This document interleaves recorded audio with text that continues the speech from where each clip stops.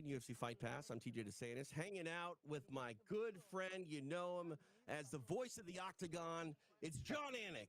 Hey, John. Hi, John. We love you, John. No, it's not John. This is Jason. Jason, what up, man? How are you? TJ DeSantis, always a pleasure to be with you. Man, we have so much to get to, and it's good. We have a lot of hours to get to it. We got some prelims. I mean, how about this watch along? We got some prelims leading up to the main event. I got so much to say. Really don't even know where to begin. Man, that sleeve is impressive, though. If we're looking at the Octagon right Absolutely. now. Yeah, So, how you doing, TJ? You got the Ray Longo shirt I dripping. do. Anik and Florian podcast gear available now at johnanik.com, anikflorianpodcast.com. I don't even know where you buy these things. Yeah, you're right. JohnAnik.com. You There we got go. it. Yeah, we're picking up a fight midway through as we see Vucenic taking on. I don't know how to say this last name. I think Buffer actually did it perfectly, but it sounded like he mumbled a lot. Kuda Taladze. How do you say that? Kuta Taladze sounds good. Didn't hear Buff's call, but Buffer's call wouldn't necessarily be my go-to No. if I was looking for a pronunciation. But hey, and he doesn't have my brother John there, boots on the ground to help him out. Yeah. So this fight, a close first round, or we were busy talking about some other things off camera, but I absolutely paid attention to 0 seconds, unfortunately, of the first round. I was talking to you. We were talking about the great Belal Muhammad, who I was hoping we were going to be able to catch up with tonight, but he's just loving and living an amazing life. 7 days now as the undisputed welterweight king, but we're watching Vucenic and Kuda Taladze go to work here. We're at about the 1 minute mark into round number two. Man, this is what's crazy, Jason. I remember about 20 years ago when I started a podcast, there was a conversation about trying to do what we're doing right now, like provide an alternate commentary feed for UFC pay-per-views. And yep. We decided that we would get sued if we tried to do it because no one was doing it. You have to get a license to disseminate live reaction to most sporting events. And back in 2005, pretty sure that I would have ended up in jail if we were doing what we're doing right now. Well, and TJ, haven't seen you in a while, so obviously there's some things we need to catch up on, but there's plenty of time for that in between rounds, so we'll leave it on the mixed martial arts for now. I will say, I shaved my head. I had long hair before, and I shaved my head a couple months ago, and I was sort of growing a beard out. I guess maybe trying to go after what Guram Kuta Taladze's got going on there. And my wife said to me at one point, she's like, "You're not that guy. Like you can't pull that off with the shaved head and the beard like that." Yeah. Do you think I could pull that off, TJ? So you might be able to do it and actually create it, but you can't own it. I'm sorry. Yeah, you're not that guy. Exactly. Bingo. I love you, Jason. You're a great dude. One of my favorite people in the sport. I would never be afraid of you in an alley. I might be afraid of your Bostonian accent in an alley because that's intimidating. I hear you. Well, and I was in the check cashing business, so if you owed me money, perhaps me and my team might scare you a little bit. But hey, I will say, when Colby Covington ran his mouth at my brother John Anik, you can be sure the roster came out in droves. Whether it's George Masvidal, Phil Rowe, I got some back. Yeah, I mean, I love that thought of you, mixing it up with Colby, whether it's verbally or physically. But also we're hanging in the chat too. I'll try to keep an eye on the chat. Jens is obviously not here today. This feels like we're in charge of his house, like we're house sitting, and it makes me kind of nervous. He does such a good job with the chat and sort of keeping everyone tuned in. I have really bad ADHD, Jason, and I'm liable to be like, oh, we haven't even talked about two fights that have elapsed over the last 45 minutes. But I hear you. Well, we'll keep our eyes on it. Looks like Guram got cut up a little bit, but we'll do right by Jens Pulver here. The first time I ever did one of these, I did one fight, an international fight. We came up, sat with Jens and Forrest Griffin. And I tell you, I would have preferred to stay with them on set up in the top of the building than actually go back down, sit behind John. I get back down behind John. David Goggins is in my fucking seat. Right. Excuse me. Yeah. Anyway. All right. So what do we got? You owe us $5 for that F-bomb, by the way. Yeah, that's okay. So, I'm not going to lie. Dean Thomas was my first call this week. You were my second. But Dean's obviously in Abu Dhabi. So, yeah, Dean, a higher profile. Fair. If you could have got Dean Thomas, I would have said hats off to you. We'll do our best. I feel like I kind of was like the DJ that broke the Dean Thomas proverbial band in MMA. He like called a few fights on Fight Pass with me, and then all of a sudden he's on the main pay-per-view broadcasts. I tell you what, nothing like talking to Dean, listening to Dean. And when Trevor Whitman did that Coach's Corner, I loved him. And I thought that was a tough act to follow. I've said as much to Dean, and Dean has followed that act brilliantly. Dean is so good at just being in the moment too, like his improvisational like skits and stuff. Like he's just he's made to be an entertainer and a performer, and it doesn't hurt that he knows so much about the sport of MMA. Yeah. Oh, that's a cut. That's pretty bad there. Cut on Vucenic. Where did you see what opened that? I did, and I'm gonna start paying attention to the fight. Yeah, it's like I said, I got bad ADHD.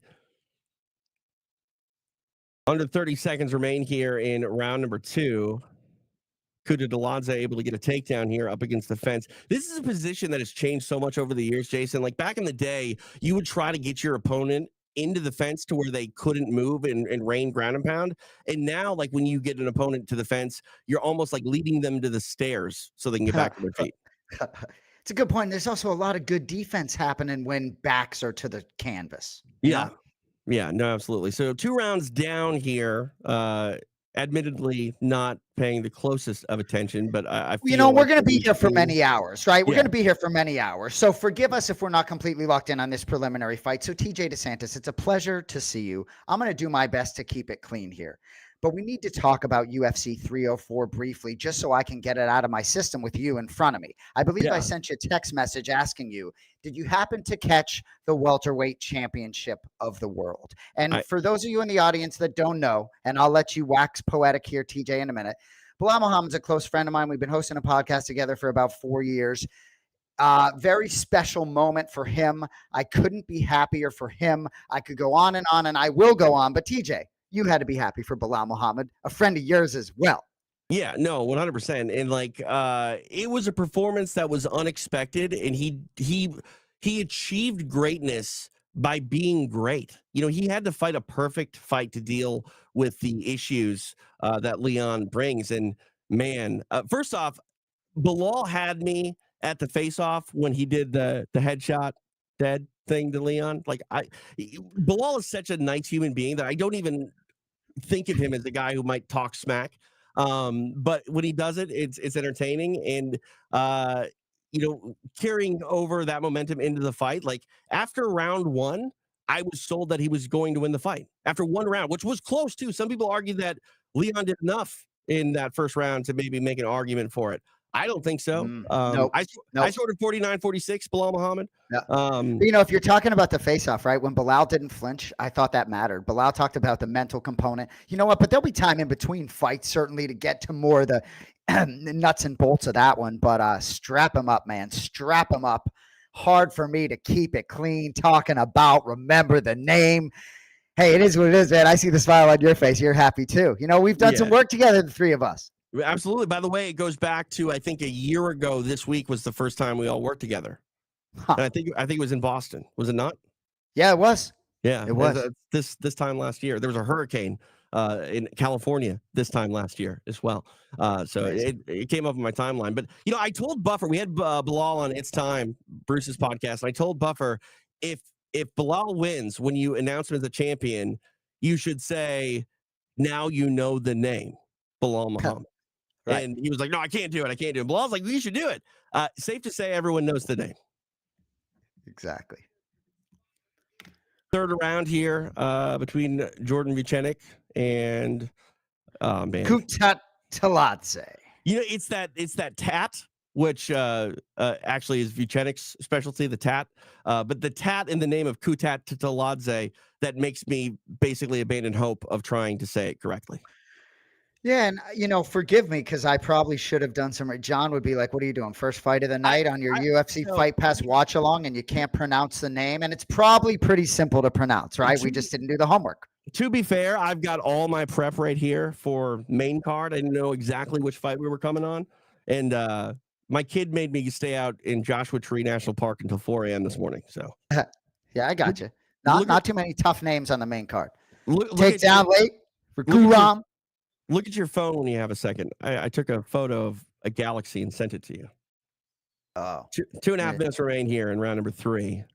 in a fight where I feel like Kuta Deladze is edging at this point.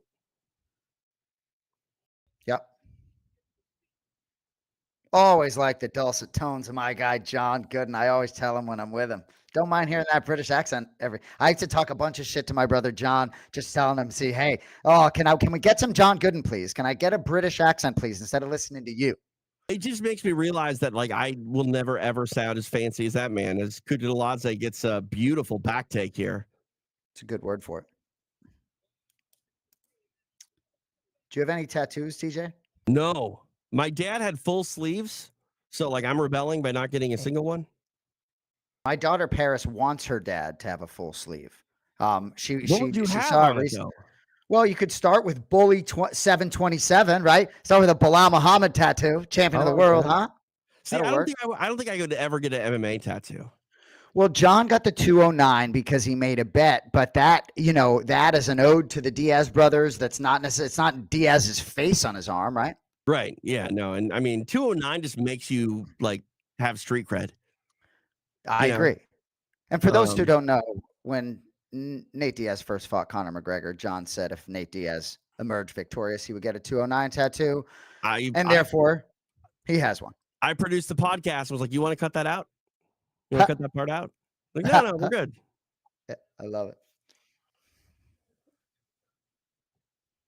If I were to get a tattoo, it would be like about like radio waves and stuff. It'd be weird. Well, but if you're getting a sleeve, right, you can do a lot of different things. You can also cover up a bad one, right? I had a tattoo artist tell me that I need to get a tattoo because my skin is so fair that the colors would just jump off the page, if you will. Very right. very Josh weird. Emmett has some Right. tattoos that jump off the page. Yeah. Hey, Sean, shout out to Sean running this whole ship. At some point, you can say, hey, guys, you want to talk about the fight? And we will lock ourselves in. We will definitely get there. We're going to be here. Riding the back here as we're in the final 10 seconds or so now. Mentioned jumping off the page. This performance here in this third round, I think it's jumping off the page. And judges probably going to award this to Kuta Deladze, who is kind of playing to the crowd a little bit as time expires, raising his hand in the air while he's still in the back and likely to earn a decision. You know what I will say, shout out Jens Pulver and Dean Thomas, frankly. We'll take the silver medal to Dean Thomas here. But for me to get to watch this with you here, right? Wife and kids leave the house. This is midday, right? TJ, really? how do you like this? How do you like this on the West Coast, 10:48 a.m.? I'm 1:48 now. And so for me, if I'm being honest, I don't necessarily have the luxury to be able to sit and watch all of these preliminary bouts. Yeah. You can be sure maybe the main card would have been appointment television, but this juxtaposed to last week, UFC 304, 5:30 in the morning. I mean, it didn't matter what time that was, you can be sure, but that was an interesting experience. I love early sports on the weekend. I don't really love the fact that my favorite baseball team plays at 5:07 p.m. every single weeknight on the West Coast because they're in the Central Time Zone. But I will say, when I first moved here, Jason, and saw college football start at 9 a.m. Pacific, I realized that this was the greatest sports city in the world because you can do it all day long. It's so significant. I love UFC before I've had lunch. If we're getting into an MMA card before I've eaten lunch, it's going to be a good day. No doubt. Mainly because I can go to bed at 8:30 that night. There we go. Kuta Deladze getting his hand raised. In West Coast sports, right? It's like the NFL. The last game, ends 8:00 at night. You can still go out to dinner. Don't even get me started. Hey, Fight Pass. I told you I'm ready to move to Vegas. Let's go.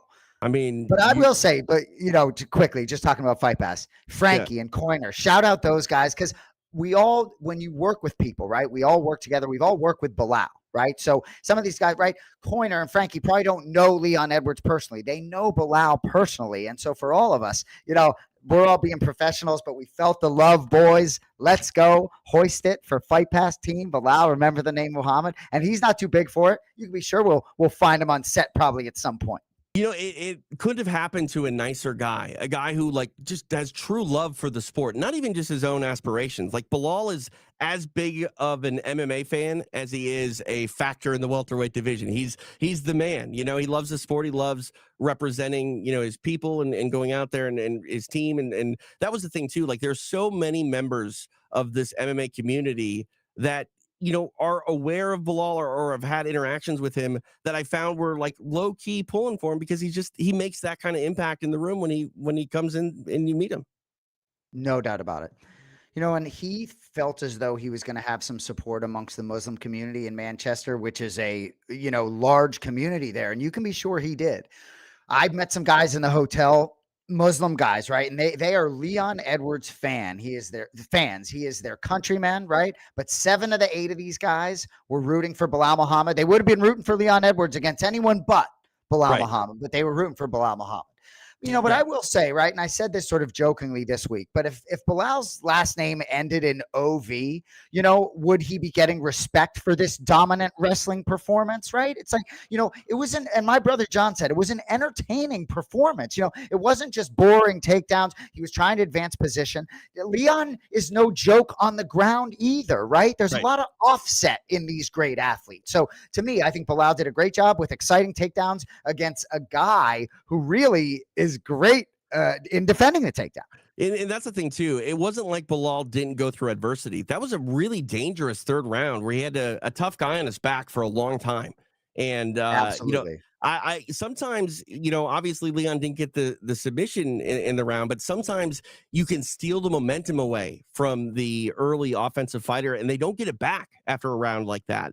But Yep. Bilal was having none of it, and that's what Yep. was great. The 5th round got a little scary. That cut was nasty, and you know it would have been really interesting if that cut had happened in the 2nd round to see, you know, what would have happened. But man, Bilal with the mat return on the dome, that was amazing.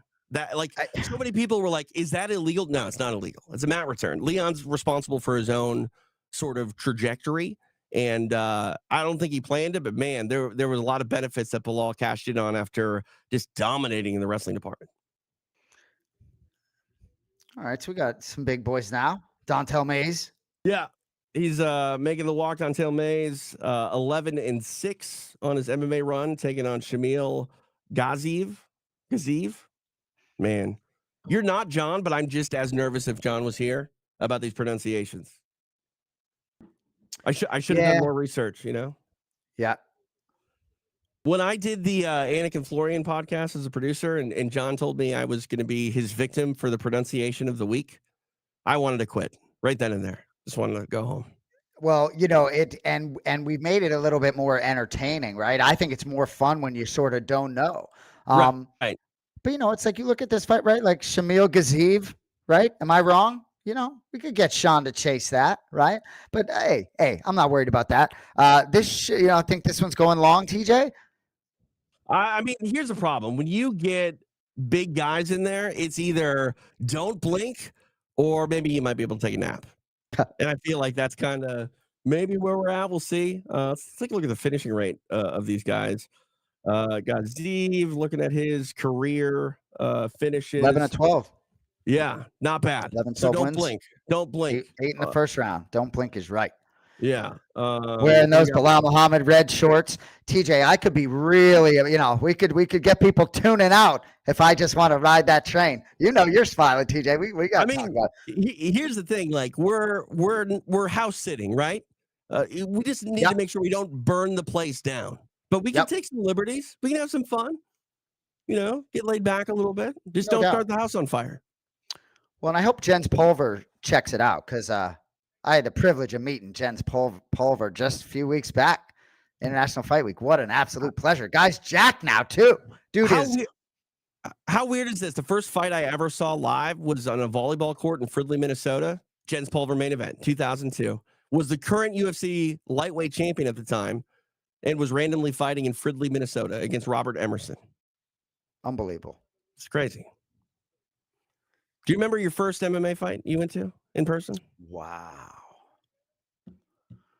It's probably in the backyard before the UFC was even like created. With you know what, TJ? You know what I think it was? What was it?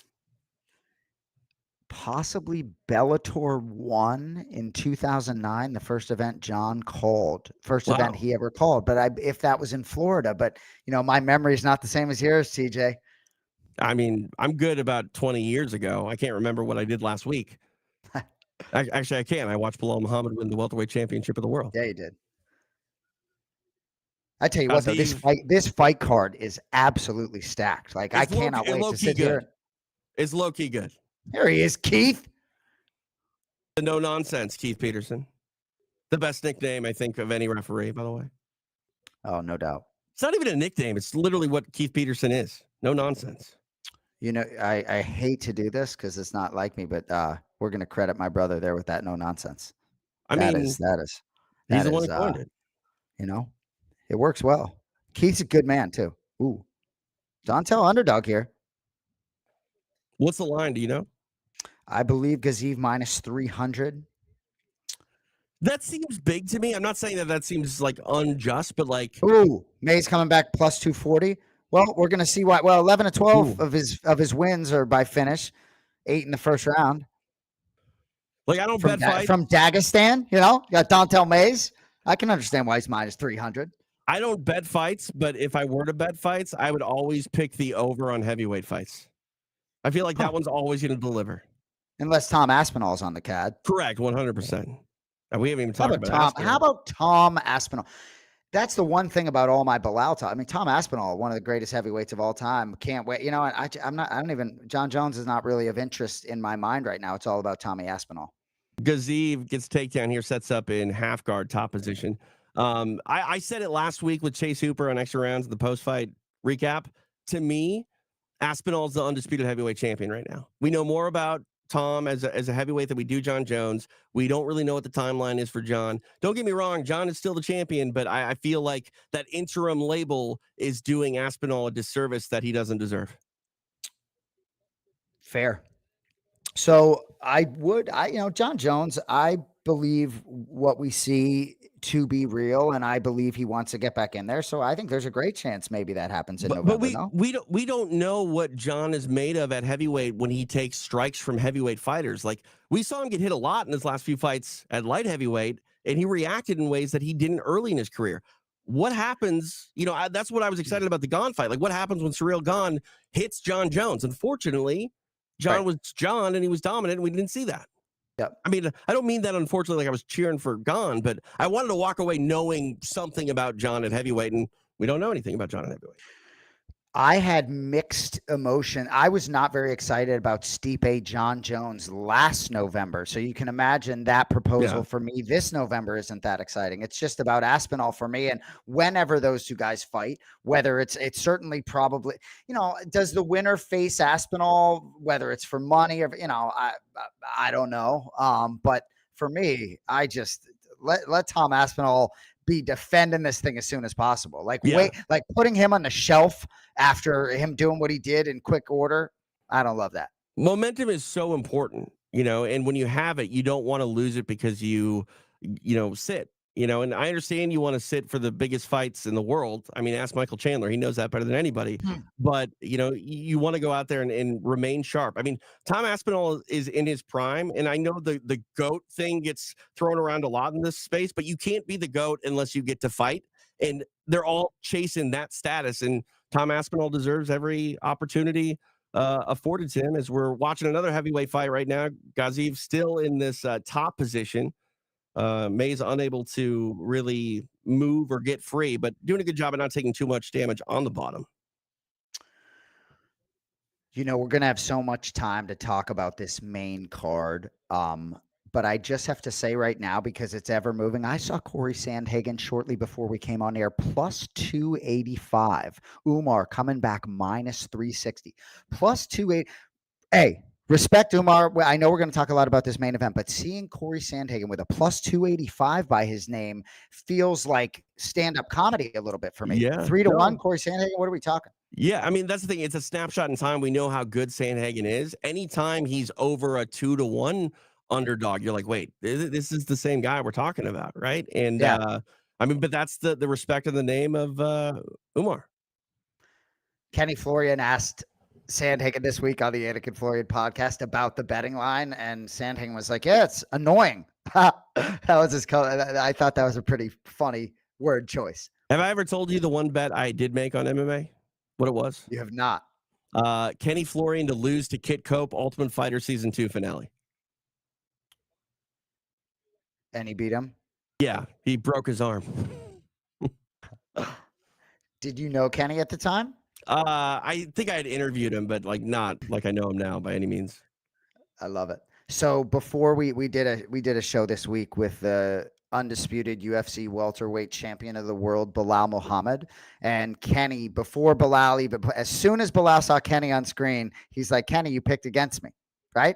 And it's like Kenny spent time with Belal. Like, Kenny, do you know Leon? Just pick Belal for the heck of it. Right. Yeah. I mean, when in Rome, right? Yeah, exactly.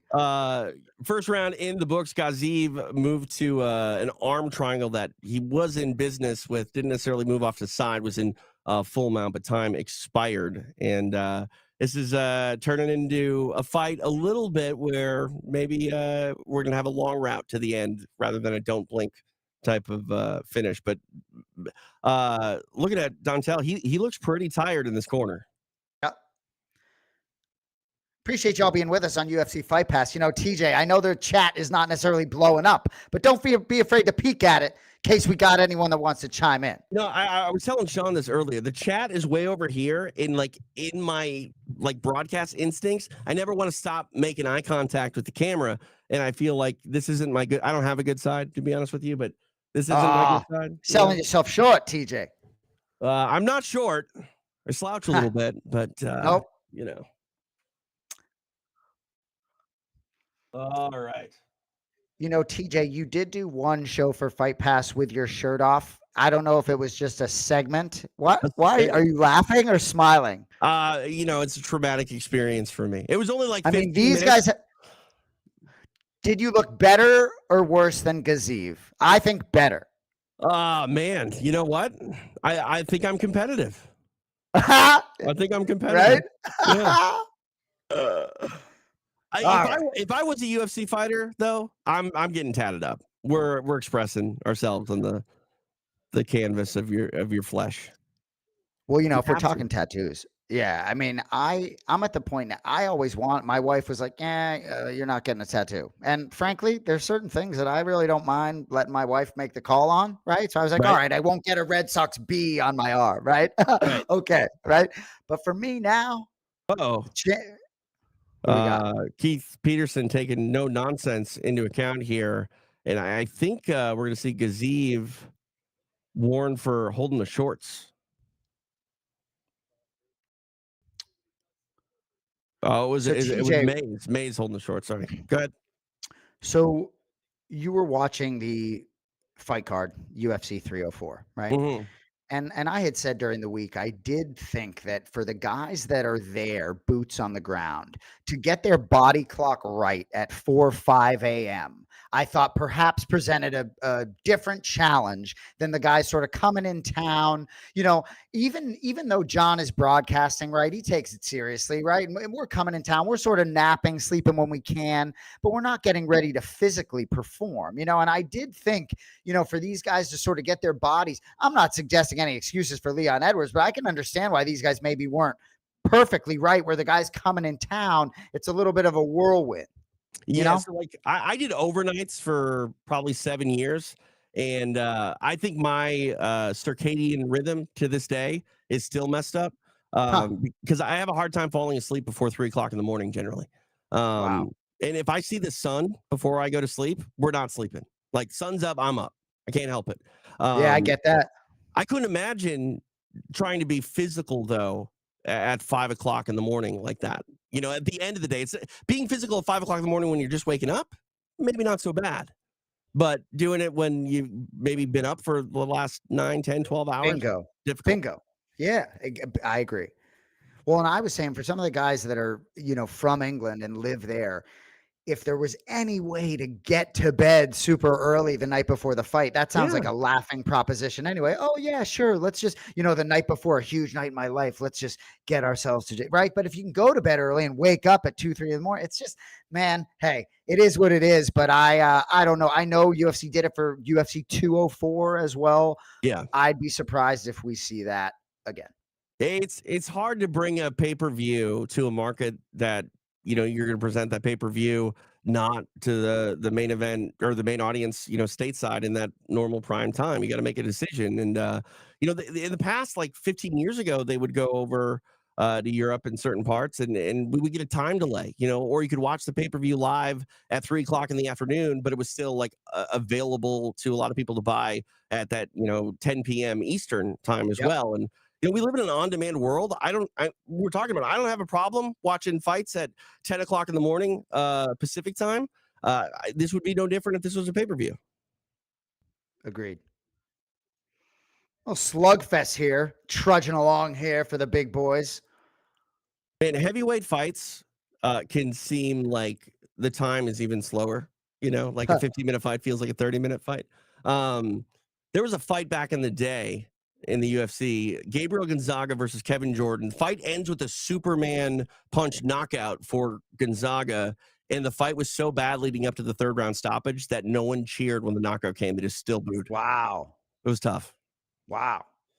This one not that boring, but it is Gaziv kind of, trotting along and dominating a grinding sort of affair.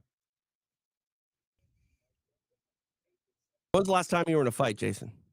Physical? Yeah. Oh, I'm just like Justin Gaethje. We've never been in a street fight. I like it. Just like Gaethje. I But like it. like I said, if you owe someone money that I know and someone wants me to get that money, Right. then it's a different conversation. I'm not even trying to sound tough. I just find a way to get that money. May I say, when you and John throw some verbal jabs at one another on the podcast, I get physically uncomfortable. You know It's what? you You guys got a are big so heart. You got a big heart. You're so aggressive towards one another. So, do you believe that to be absolutely just ruthless, organic? I mean, we're messing around. Like I find it Right. very fun. I find he's trying to make me. He's trying to make me laugh a lot of it. Like Yeah. where there's just no room to breathe. So For me, here's there's the no thing. but I'll really say real quick, and it goes both ways. Like when he's reading a spot and he messes up, as Right. soon as he finishes the spot, it's like, mess that up. I know you're a great orator. Again, I can't drop it. I'm trying not to drop F-bombs here because it could get out of control. Go ahead. Well, what I was going to say is, first off, I can't read, your what is real and what isn't, like what actually strikes a nerve and what doesn't, because only you guys truly know that. But I will say the East Coast accent makes everything sound 30 to 40% more aggressive than it actually is. Because like I worked with a guy from New Jersey, and I remember calling him, and all he was trying to do, Jason, was tell me that the trainee was almost going to go into a tunnel and I was going to lose service. And I thought he was yelling at me. He's like, I just got on the train over here. What do you want? What do you need? And I'm just like, right. I'm sorry. I'll call you later. He's like, no, tell me quick. I'm like, I can't buy. Yeah, exactly. It's because like I'm Midwestern, so we're passively aggressive and also incredibly nervous and always think we're at fault for something. Yeah, well, hey, you're not that. Look, there are plenty of people on Twitter that are like, "Man, John hates Jason," and that's. But you see, for me, that's what I'm after. I love the negative comments. Frankly, I love it. I don't even seek comments. I never used to read any comments. My mom used to tell me, "Oh, you see what they're saying about John?" I literally never saw anything. And then I started doing this business, right? And I was like, wow, these negative comments are literally the funniest things I've ever seen. So now I actually seek out the negative commentary. But no, John and I are good, man. Don't worry about that. Just try and enjoy the laugh. Just pretend you're in the room. But no, well, we're messing around. If I was in the room, it would take me about 10 minutes before I go, are you guys okay? Yeah. But some of it is, he definitely wants to physically accost me at times. Yeah, I mean, you said you've never been in a street fight. Is that just because like you don't engage with John when he maybe starts throwing? You just well, he wouldn't throw at me, but yeah, he's been in some fights. He's a different cat. You guys have never punched each other in the face? No, no. Like, Wow. it's we have a younger brother, about 3 years younger than us. We used to fight with him. No, John and I like never fought growing up with one another. Oh, No way. Always like the same thing. Always been one another's favorite person. If you want to know the truth, that's just how it goes. So any of that you see, TJ, you got nothing to worry all about. right. You can be Good. sure. Good. You can be sure. Third round underway, So about a much to the minute in. point. So much to the point where he frankly wanted me to come do this in his studio and wanted to pop on for a fight. So I anyway, love it. I love it. I mean, you're twins after all. You basically the same person. exactly. There you I mean, go. I've already seen in the chat multiple times people have called you John. So I Uh, never, I didn't think that would shouldn't be be the wearing the issue. hat. You know? Yeah, Yeah. well, if I take the hat off, they'll know. That's all right. When are you going to rap that song I wrote? That's the question. I'm so glad you brought it up. For those of you who don't know, International Fight Week, thank you to UFC Fight Pass. They sent me around pretending to be John in the crowd. TJ, before they even did this, I think it was before that they did this, or no, it was that TJ just saw what it was like. Because I go around and It people was at the it, UFC Fan Expo, it was overwhelming this year, by the way. it hit different this year, if you Yeah. will, right? Yeah. But I look a lot more like John since I cut my hair and sound like him, and so TJ as my friend. That's why he doesn't like John hating on me on the show because TJ's my boy. But TJ saw sort of people confusing me, and so TJ wrote the most unbelievable rap, the most unbelievable lyrics. And I'm glad I get to tell you this to your face. I think I sent it to you. My daughters can flow that almost all of it. They played it ad nauseum for a week. But TJ, it's unbelievable. Lyrics are unbelievable. John likes it. He said he talked about it. TJ wrote this unbelievable track that we probably will be able to play because we're going to be with you for the next 4 or 5 hours, called Remember My Name. And the fact that it was called Remember My Name and it was about people confusing me for John, but Belal Muhammad's also my boy, remember the name. So it all tied together well. 2 minutes left. Yeah, Go ahead. it's amazing that came out as well as it did. Because I don't think I'm capable of being that good with music ever again. I tell you 'Cause what, some of those lyrics, I'll pull it up at some downtime, but my favorite lyric was about driving a car. Right, I got staying in your own lane. yeah, You got your own lane or something like that. Yeah, yeah. yeah. Well, I'm hooking up my phone to the roadcaster here, so maybe after I this love it. fight we can It's get on it. sensationalized. My daughters see John on TV and different things like that, and so those lyrics, right, for my daughters really sort of hit home, rapping about their dad. Yeah. Appreciate you, TJ. All I right, so mean, we it got was two my more pleasure. prelims after this. Muhammad Yahya, Kai Fernandez, probably butchered that name. And then we got that Menafield Mirzakhanov, which I'm excited about that.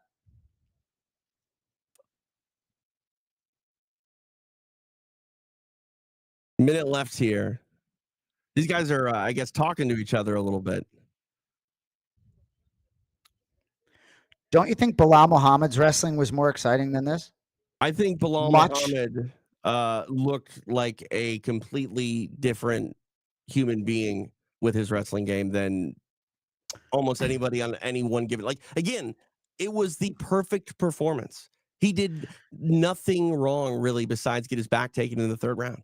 Yeah, and he'll say he ranked it a 7 for he was really upset about that third round. But I tell you, man, it's put some respect now on the 11 fight unbeaten streak. Yeah, yeah. It's just unbelievable. Well, It's unbelievable. He had to have it. He had to here's have the it. thing. I know he's not happy about that third round, but I like dominant performances to come with some adversity because then Agreed. you can't say, oh, Leon wasn't able to get going. No, Leon was able to get going, and then Bilal made adjustments and shut it down. Bingo.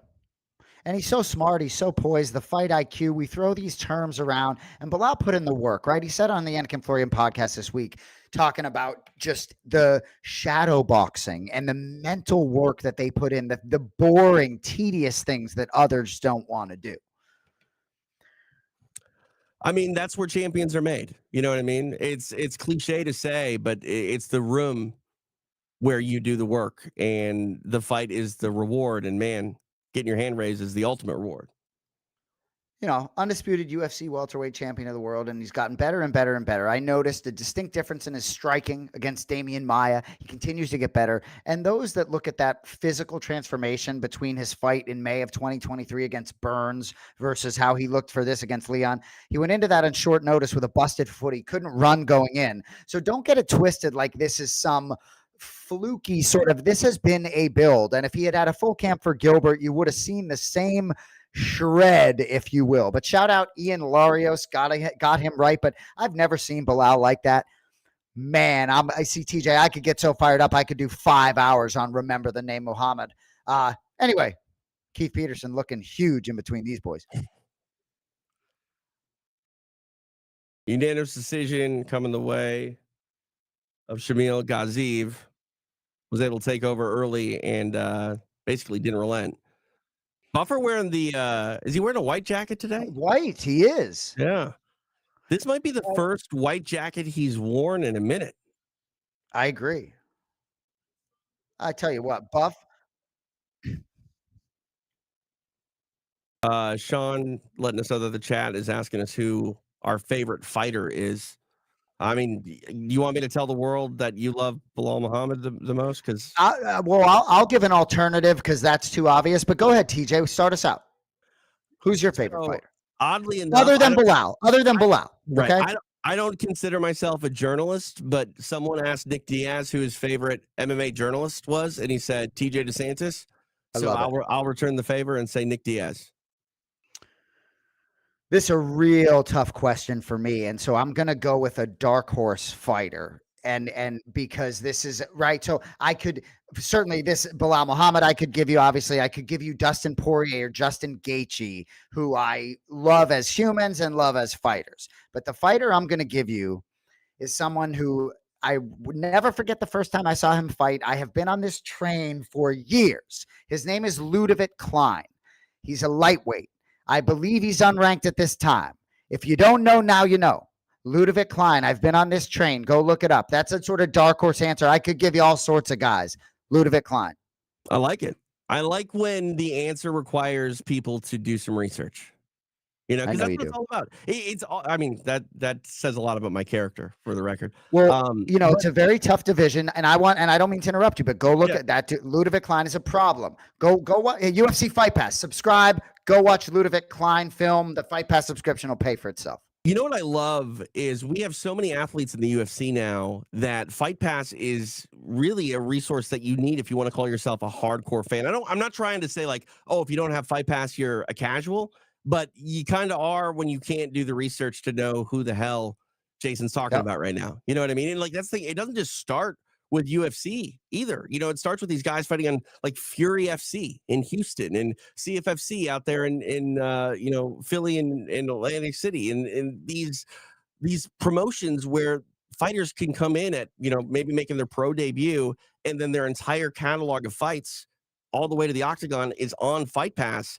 It's just something special to be able to watch the journey. And I pride myself on kind of, knowing something a little quicker than your average guy. It is fun to know when someone's coming in to make their UFC debut that they're about to take the world over, Oh, so well put. And the resource for my brother, John, to go look at some of these old fights. I mean, and I'll tell you what, I love nothing more than watching these guys lose a fight and then see what they do after a loss, right? Go look at Belal Muhammad's loss to Jeff Neal.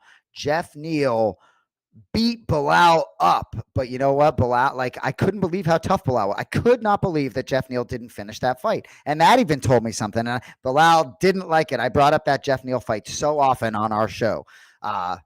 Anyway, so what do we got here? Well, just real quick on that last thought about Jeff Neal, like you are truly better for your losses in the sport than you are your wins. And while you might bring that up, like that might still be a motivator for Belal as he moves forward in his career. No doubt. Muhammad Belal avenged the Luque knockout. By the way, Vicente Luque is the man. Got to see him at Kill Cliff a couple weeks ago. Dude's the man.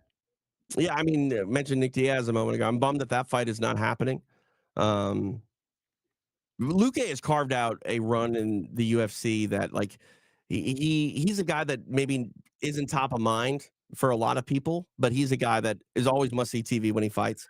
And another just good guy. Like that's the hardest part about doing what we do, Jason, is not forging a friendship where you don't necessarily are biased one way or another for a guy, but like you genuinely don't want to see some of these people lose because you know how hard it is to lose in the sport, and you just don't want to see a guy go through that. Yeah. All right, let's look up some stats here on Yaya real quick as we are still cruising along in our prelims. Jens Pulver, busy this week, so you're stuck with me, TJ DeSantis. Sorry. Jason Anik here as well. We've got a lightweight fight here. Muhammad Yahya, 12 wins, 4 losses, taking on, man, help me with this one. How do you say that first name? Well, I didn't. Hold on, let's hear it. I mean, I'm going to just say Kai Fernandez. Someone. I mean, I could look that up. I should have looked that. There's Hey, a I'll weird be locked. above the E. I don't know. I promise you that I'll be locked in. Next fight and on, baby. That featured prelim and on, I'll be locked in. But what I can tell you is that Fernandez is minus 380 now, was minus 360 earlier, so some money still coming in. Yaya, the dog. There's Brucey. I will say this about the bettors that are, sharps on these prelims. There's no way they're doing that without UFC Fight Pass. Oh, no way. No way. I'm telling you, it's all about the film study, right? I've done so much film study with Dominic Cruz and John in the room, and the more you can watch, that's what it's all about. And there's a different preparation for the play-by-play guy versus these color analysts or these fighters analyzing the action. But the more film you watch, the better. I mean, I can't tell you enough. I mean, John and I watched a lot of Belal Muhammad film leading up to 304, almost as like, fun and business. But it really is, and these fighters, I mean, Belal eats film, eats fighting, lives, breathes, yeah, he's from Chicago. He likes the Bears and the Bulls. No. He likes watching fighting, watches all of it. I've been doing these marathons on Monday on the UFC Fight Pass YouTube channel. And, a lot of people don't really watch a lot of fights back to back to back of one guy. And I think that the marathons that we've been doing, it's been enlightening to me because like last week we did Dan Henderson, one of the greatest of all time, doesn't get enough credit for what he's done in the sport. Watching his run through Strikeforce in the UFC, he throws shoulder strikes on the ground inside the guard in almost every fight. I don't ever remember him doing it at all in his career. And it's a staple of his arsenal in almost every fight. It's crazy. It's crazy what essentially your brain filters out. Because I mean, when Connor hit that shoulder shrug against, I think it was Cowboy. Yeah. Yep. People were like, this is the first time we've ever seen this be effective. And it's like, that's just not true. You couldn't give me enough money to take a lead leg kick like that. Not happening. It's so interesting, right? And I think this is probably a good thing to bring up on Fight Pass. Maybe not, but you know what? Ben Davis, who's done some things on Fight Pass, Ben Davis, broadcaster, when he got his leg heel hooked, he did some amateur fight, right? And he made this sound. He was like, right? And it's like that. If someone kicked my leg, right? To your point, that's what my reaction would be. If my younger brother said to me yesterday, he's like, if you gave me a Charlie horse with your elbow, can you imagine my reaction? So he's got a different level, and you almost never see it on any of their faces either. You can't afford to stop defending yourself, and like that's the thing. Like when I, kick my shin across the coffee table and curl up into the fetal position on the floor, I have no pride. You know what I mean? So I don't care. I'm just going to lean into it. Hopefully, my wife will feel sorry for me and give me an ice pack. But like, it's amazing what these guys just walk through. They walk nice through right by Fernandez. Ooh, I mean, dude, no. So he's checking that kick, but you can't tell me that checking that is a victory. It's gross. It hurts. Belal Muhammad says that it talks about it being mental. These leg kicks and the physical pain from it. I mean, I trust him, but you see some of these legs get chewed up. You can understand why they can't stand on him. I mean, Prohaska couldn't fight on his leg. Yeah. Well, I mean, a lot of it is mental. We were talking about Dan Henderson a moment ago. I remember watching Dan Henderson. That's another hard kick. Dan Henderson can hardly walk as a human being, and then he goes into the Strikeforce cage and knocks out Fei Zhao and wins their light heavyweight championship. It's like, dude, you can't even move your neck, but you just knocked out this massive Brazilian, and it's just amazing to me. Yaya's in big trouble. Yeah, that leg has been compromised to say the least.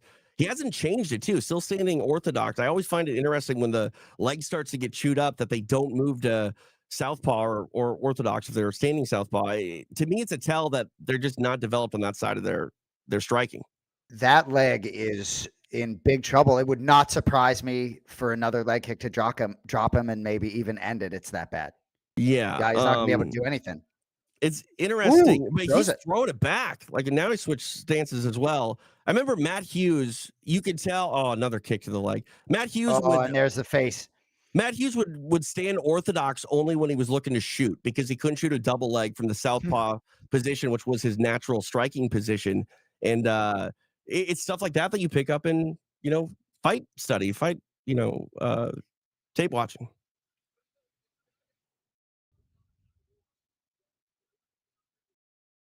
What's the worst injury you've ever had?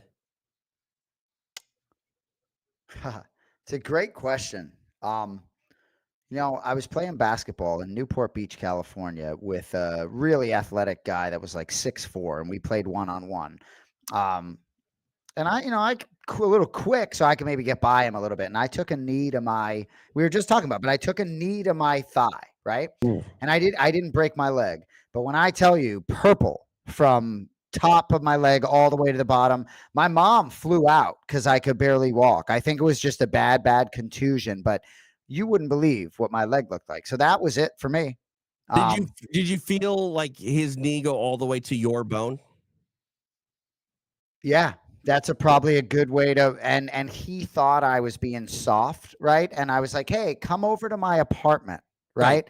And I showed him my leg, and he felt like so bad. But I will say, John and I, 4 years old, my brother John Anik, were moving a TV on top of a stand. TV falls off the stand, cracks John's femur bone in half. This is 1982. He's in traction in the hospital with his leg with a pin through his knee for 6 weeks. So that's his worst. Wow. What do you got, TJ? I my first MMA practice, believe it or not, I trained. I tore my ACL. No way. Oh! Yaya dropped. It was a punch that did it, not the kick. Now he's turtling up here. Final 15 seconds. Can he hold on to see the end of the round? No, he cannot. Mark Goddard gets in.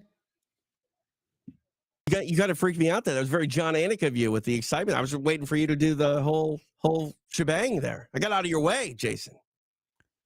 If you want to know the truth, my dumbass disrespecting Fernandez and not knowing how to pronounce his name, but I tell you what, this roster is so deep, right? I'm sure John. Do you know this? Do you know this cat, TJ? Before tonight? Okay. No. And I'm sure I've seen him fight. Like, it's impossible for me to remember everything. I don't have a very good memory, but like, this is a combination. This is a statement here. Is we're watching the replay. 155 pounds is the most savage division in all of mixed martial arts. You have the power of middleweights, you have the speed of flyweights, and you have technique for days because you can't afford to not be on point in every single skill set. We have the best strikers at 55. We have the best wrestlers at 55. I think 155 pounds has always been and always will be the best division in mixed martial arts. Perfectly put.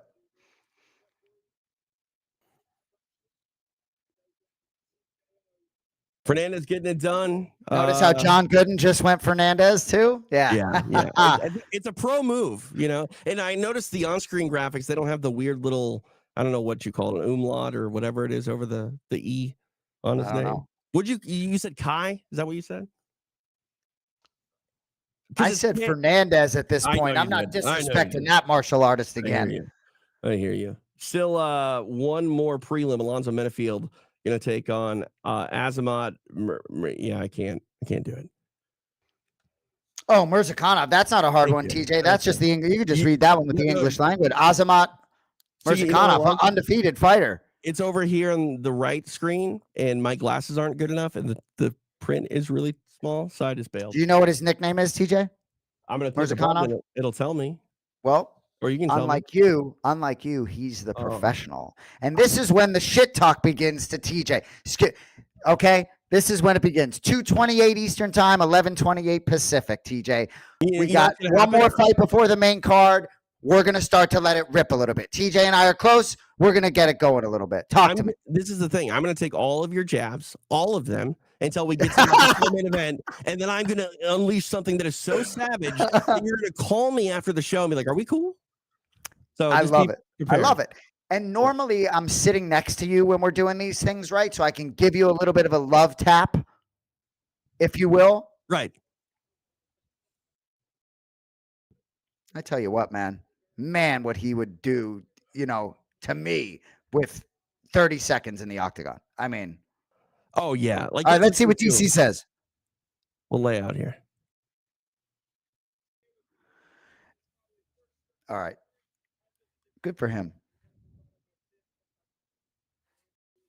Once DC comes on at the end, we'll hear DC's pronunciation and we'll go with that. I tell you what though, those leg kicks, I don't even want to make this argument because I sound like a novice, but there have been people that are like, "Man, I wish those calf kicks weren't a part of the game, if you will, because they do transform certain fights." To me, Yeah. I mean, look at his leg there. Looks like he's got But- two. I mean, But go that's ahead. like saying, "Oh, are we just going to get rid of everything that's too effective?" Like, Right. So what are? Yeah, yeah. Sorry for interrupting. So what are the No, new you're good. rules? 12-6 elbow, So legal 12 to November 1st. 12 to 6 elbow has never really been a thing. So John McCarthy has always described it like, you know how a human being can't draw a perfect circle? It's virtually impossible to do without like freehand draw a perfect circle. There's always going to be some variation in your degree of rotation that makes it not a perfect circle. That's the same thing with a 12 to 6 elbow. A 12 to 6 elbow needs to be vertically from the floor to the ceiling with absolutely no arc. There's no way to throw a powerful elbow with absolutely no arc. It comes from somewhere. If it starts here, it's not a 12 to 6 elbow. It's a whatever is over here to 6 elbow. And Gotcha. so basically getting rid of it is just stopping, what Steve Mazzagatti did in the only loss of John Jones' career. Intervening for a rule that doesn't really exist that caused a disqualification when the fight was over before John even started throwing the quote unquote illegal elbows from out. So Let's hear it. Kawe. Fernandez. See, fudge me. Kawe Fernandez. That's a badass name. I like Kawe Fernandez. So much respect. I will say real quickly, we're talking about UFC Fight Pass. I did some work for APFC, Anthony Pettis Fighting Championship. The best nickname that I have ever heard for a fighter.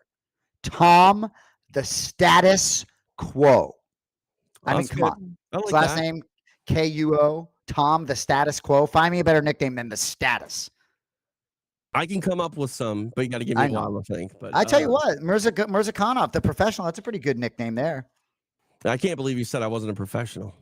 I'm trying to poke the bear a little bit. I mean, because I'm looking to have fun myself here, right? Right. Which I knew. I mean, I knew what I was signing up for. I would sign up for 6 hours with you because I know that I can poke the bear, and I know the bear likes getting a little poke. It's fun about long, whether it's a car ride or whether it's a marathon or a walk along like this. I like hours 4, 5, and 6 because that's when it's essentially you're loosened up enough to where it's the equivalent of having a few drinks. Which, by the way, when you were going around telling people at the Fan Expo that you were in fact John Anik, how drunk were you? We got that howler head flown earlier that day. I'm glad you asked. Right. So John said to me, he said you sounded less like me because you were drunk. Yeah. Right. Now, yes, we did have the Howlerhead Flowing, sponsored by Howlerhead that day, right? And so one of the, I show up on the set 9:30 a.m. Would you like a shot? Yes, right? Belal and I host a show, Remember the Show, on the Anik and Florian podcast. And before I ever started, John was like, hey, you want to loosen up your first ever show. I didn't know as much nearly about MMA at the time. Yeah, so yes, we took a shot. Shout out Heidi Androl, like the green. Yeah, so we took a shot, and then we played this spin the wheel game, and one of the categories was host takes a shot. And I'm sitting there hosting with Chase Hooper. As soon as Chase sees this, he wants none of this. I wasn't sure he was of drinking age, even though I know my boy Chase is of drinking age. But, I mean, so he wanted none of that. And I was like, I'll take one for the team. It landed a few times. So, yes, I was feeling ripe and nice when we went out into the crowd. All right, Zoe. Now we get some meat on the bone now, TJ. Man, he is a different kind of specimen. You know what I mean? Like, this is a guy that, I don't care what it is. Alonzo Menifield's going to be the favorite for me in any sporting competition just by looks alone. Like it's bocce ball, it's horseshoes, it's fighting. I don't know. I'm impressed with the man's ability, and he looks the part. Dude, I am with you. I get it, man. You know, I Um, was at this event with I look at Khalil Roundtree Jr. I feel similarly about, and I yeah, was with him recently before his fight with Jamal Hill went away. And Jamal Hill is big and tall, and Khalil is wide. I thought that was going to be a fascinating matchup. But yeah, this dude's scary, but about a 2-1 underdog last I checked against the undefeated Mirzakhanov. Menafield lost last time out, knocked out by Carlos Olberg 12 seconds in. That was in May.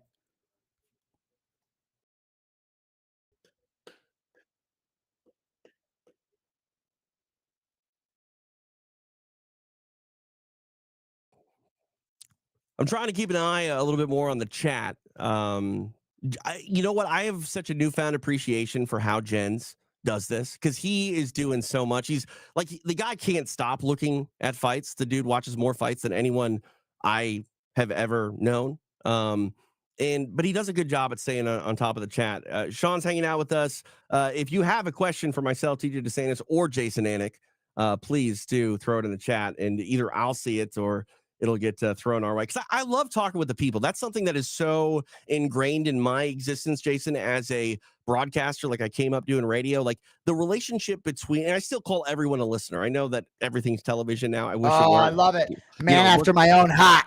like look at me. I should never be in front of a camera.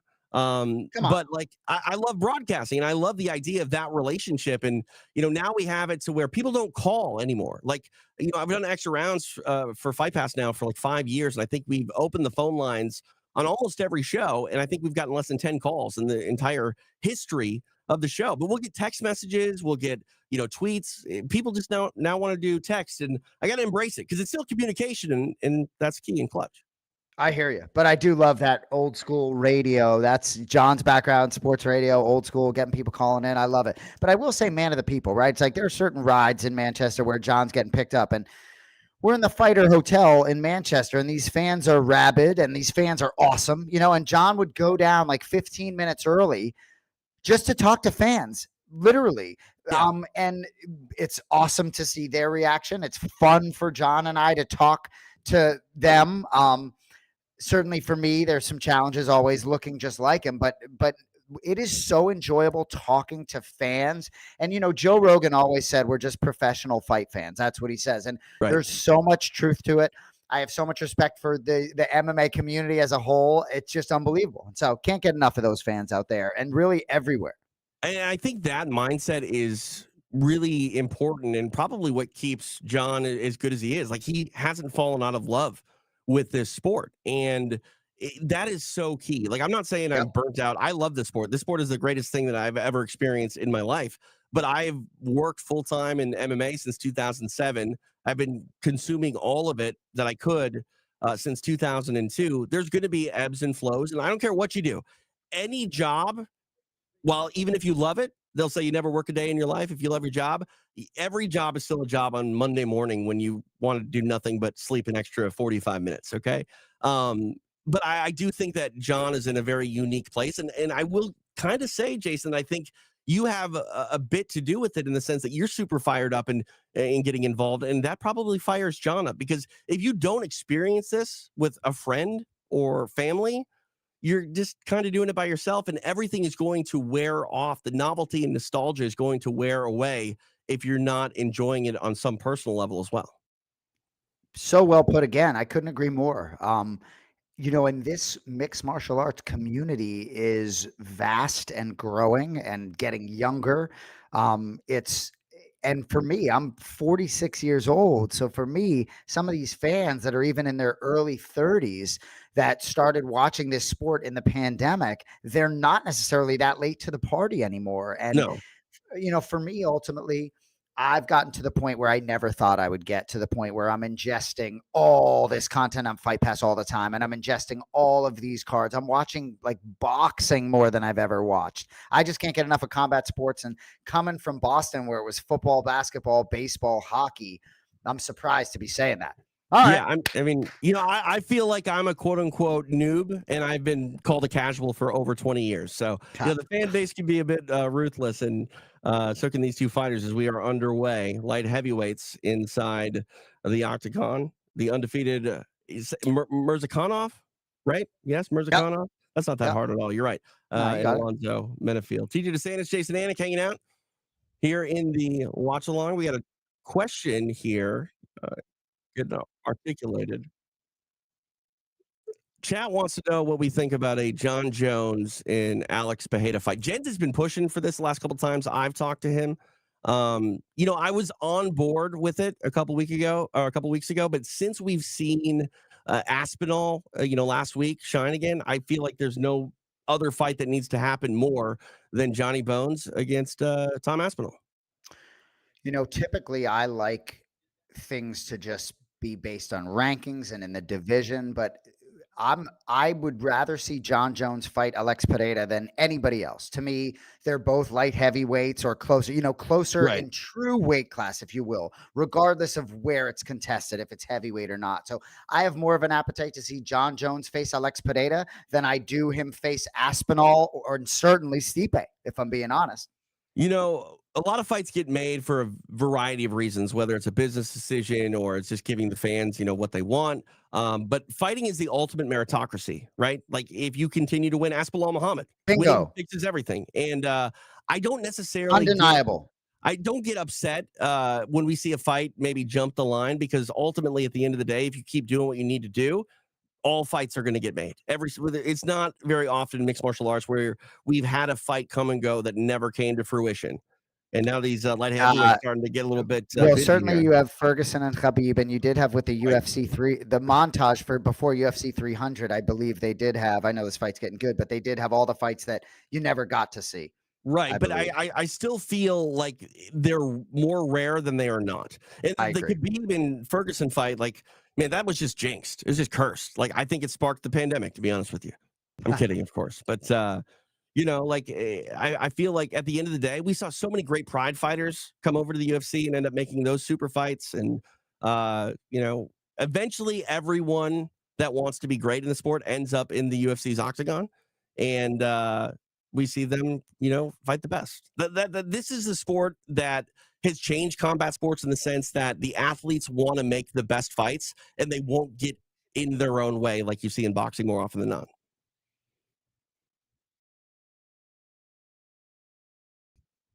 I hate the question that Sean just asked us. He asked us to say what we think about Jake Paul versus Alex Pereira. Obviously, Jake Paul FaceTimed Pereira in the ring and said, "Will Dana let you out?" Like, dude, Jake Paul doesn't want any of that smoke. He doesn't want any of it, and I don't even want to entertain the idea of it. Yeah, I mean, my first reaction here in that name was adverse as well, but frankly, to have someone that size, no, no, no. I'm happy to answer it. I'd be thrilled to have Pereira be the mixed martial artist that gets to go in there and box Jake Paul. I mean, Mike Perry just wasn't big enough, fast enough, strong enough. Even though he was certainly tough enough, you can be sure. I still can't believe he lasted as long as he did. But no, I'd love to see someone big, but I'm not. I'm not in just Mike Perry, Jake Paul was the first one I watched because I love me some Mike Perry as a human being, as a fighter. So that was the reason I watched. But I do respect Jake Paul in the sense that he's trying to work at his craft and he's certainly getting in there and winning. So whatever. But yeah, let I, Poatan get at him. you know what I'd like to see? I'd like to see Jake Paul box Pereira, and Alex is only allowed to kick. He'd still knock him out.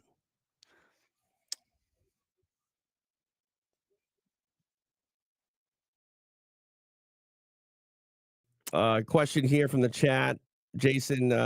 How did you and John become so both simultaneously in love with combat sports? Obviously, he showed up in the UFC, and he said he had a twin for the longest time. I thought he was lying, and then one day you showed up in Anaheim, and I was like, oh crap, he really does. Yeah, I mean, we definitely developed our passion at very different times. He did a boxing radio show back in the day, and so he was big time into boxing. We used to go to all of those events and cover those events and couldn't get enough of it. And then he started to sort of watch MMA, and he would answer it better than me. But I think he went to an amateur MMA event, or he went and saw an MMA event live, and immediately he was like, "Oh God, this is unbelievable! It's much better than boxing. I can't get enough of this," and almost became a junkie like all of you in that moment.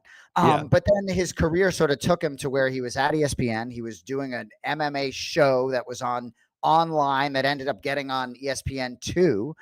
And then the UFC was expanded. He did Bellator's first card, but he always wanted to do live events. And so ultimately for him, it was sort of a little bit of a niche opportunity presented himself as the UFC was ever growing. And he certainly always had very high aspirations once he got in there. For me, I have always followed John's career and watched him and judged him and criticized his performances and made sure he didn't say anything dumb, which he's been saying dumb stuff every month for his whole career. You all just don't really know about it. But anyway, just watching him. But ultimately, my passion for the UFC has been going for probably 10, 12 years. Once John started working for the big show, I watched a lot more of the secondary cards closely, in addition to the sort of pay-per-views, and John and I would watch the pay-per-views together, so ultimately by the time he was sitting next to Joe, I was already all in. But yeah, I can't get enough. It's unbelievable. And we are enjoying every minute of the ride and not taking it for granted. You can be sure. Round two underway here. I was really locked into this fight until Sean mentioned the name Jake Paul, and then I just stopped paying attention because I just saw red and got angry. How'd you score the first round, Jason? Did you have a scorecard off the top of your Pretty mind? close. Maybe Aaron Bronstetter, my guy, they'll pop up one of his tweets and I'll just go with his scorecards. I should be watching it a little closer. I don't always watch these things to score. I probably 10-9 Mirzakhanov. I think he, had some control there. It was probably a more dominant round than I. Ooh, nice quick jab. You just let out one of my secrets. When I am not paying attention, I just wait for those scores and tweets to pop up on the screen, and then I just regurgitate them to everyone in the room with me and act like I'm tuned in. Scoring in MMA, I mean, I don't love that's the rabbit hole I like going down the least, right? Mm, Even when there's mention of round one, Leon Belal Muhammad, I might put my headset down on my desk if we're going to start to have a conversation about Leon Edwards winning round one against Belal Muhammad. right. You know what I mean? I would just say, all right, the extent of that conversation is go back and watch round one. So anyway, I think Mirzakhanov got it. Menifield hanging tough though against an undefeated guy. I love talking about judging. I could talk about judging for as long as you could talk about Belal Muhammad winning the welterweight championship.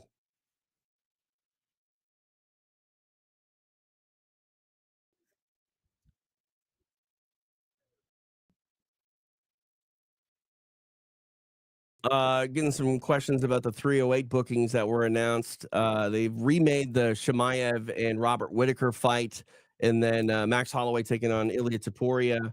The UFC just continues to make these blockbuster fights and these absolute huge friggin' cards somehow actually have a right to say maybe this next one is the biggest of the year, despite this being a banger of a year each and every year. Your thoughts on those bookings? Ilya Taporia, Max Holloway has so much juice for me. Ilya Taporia to me is so fascinating on so many levels. You can talk about recency with Belal Muhammad doing what he said he was going to do. Topuria did what he said he was going to do. How calm Topuria was looking for his shot. I think a lot of people think Max has an advantage there. I think Topuria is a sniper. That matchup, I can't get behind it enough. And Khamzat Chimaev moves the needle for me more than anyone in the promotion. And I respect Robert Whitaker probably more than I respect anyone in the promotion. Is that one Perth? Is that 308 in Perth? I think so, right? If my brother's itinerary was only slightly affordable, I wouldn't love to go to that. I don't, maybe if he's working for NFL or one of these other where you got this TV stuff, but that's expensive. Oh, it's Abu Dhabi. Maybe I'll go to Abu Dhabi. Hey, all right. Perth is just not doable. This knockout might be doable here for Mirzakhanov, and it's a wrap. It is done. Alonzo Menifield knocked out. Beautiful stuff turned in as Mirzakhanov stays undefeated. I was just thinking in my head, Jason, about that Abu Dhabi card. I'm willing to put in some extra time, maybe some extra rounds, if you will. I like it. Let's go. A couple extra shots on the ground to the dome of Alonzo Yeah. Menafield. This guy's the real deal. Yeah, we're gonna take a look at the replay here, and Menifield's still on all fours as he's recovering. That was a You know, barrage. again, the Ultimate Fighting Championship. I know I sound like a homer. I understand they cut my brother's checks, but this guy's for the 14th ranked light heavyweight in the world. And you don't think he gives problems to everybody above him? Oh I yeah, no. mean, So, I mean, light heavyweight is like this. I think heavyweight is yeah. really like this. But there are guys that top 20 to top 5 that any of those guys can beat anybody on any given night. And Murskanov is proving to be one of those dudes where it doesn't matter what the number is next to his name. Just know that he's capable of turning out the lights of anyone standing in his way. How's Alonzo doing in there?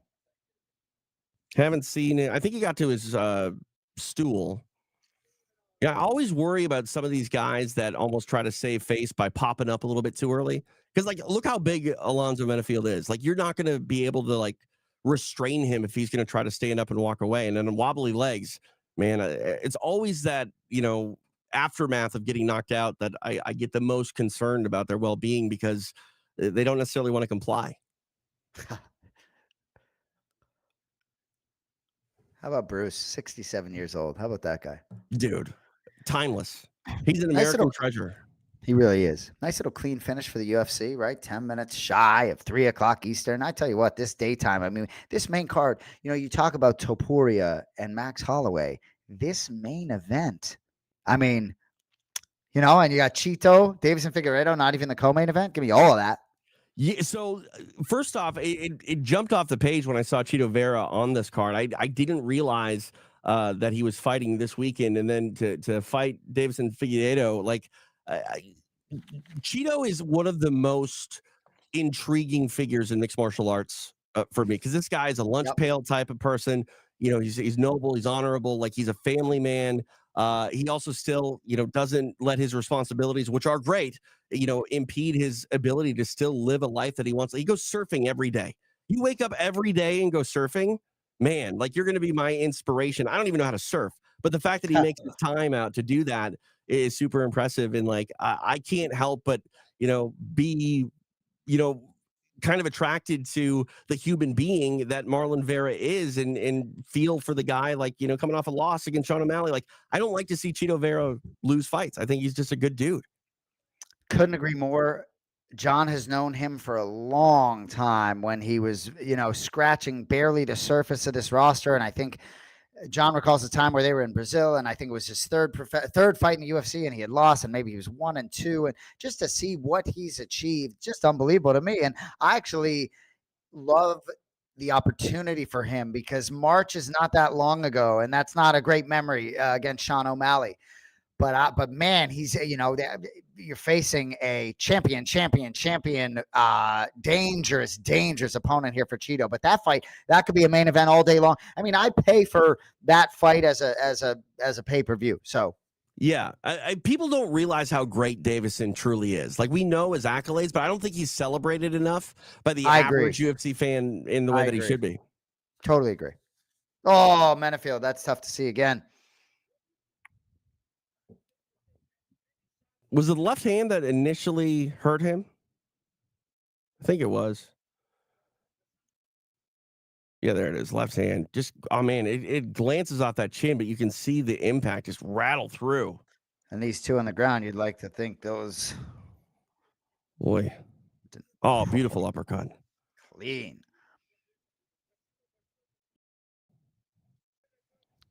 You ever been knocked unconscious? No. John's had a couple concussions. I have not. I got drilled in the head with a baseball bat, but I don't think I've ever been separated from consciousness. So we'll take it.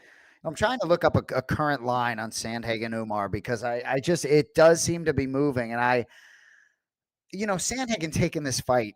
Nobody wants to fight Umar, number 10 ranked bantamweight. Corey, sort of, you can be sure, on the verge. I mean, this is a title eliminator in every sense of it. And I have so much respect for Sandhagen taking this fight. And what's that? Plus 245? 285. Going down, though, so trending downward. So interesting.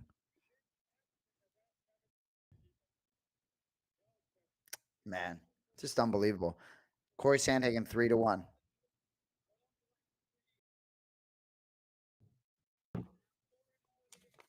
Post-fight interview just wrapping up, and we are about to get ready for our main card.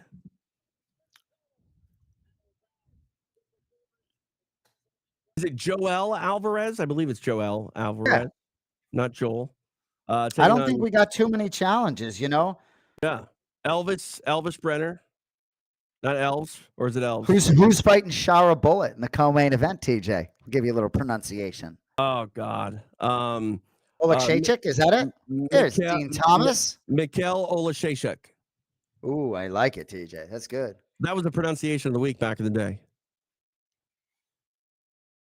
Getting a shot at the desk guy, here. Dean Thomas. Well, you can't bring Dean Thomas in here for a little tickle, boys. Come on now. I mean, Dean owns that spotlight so well. Dude, I love it.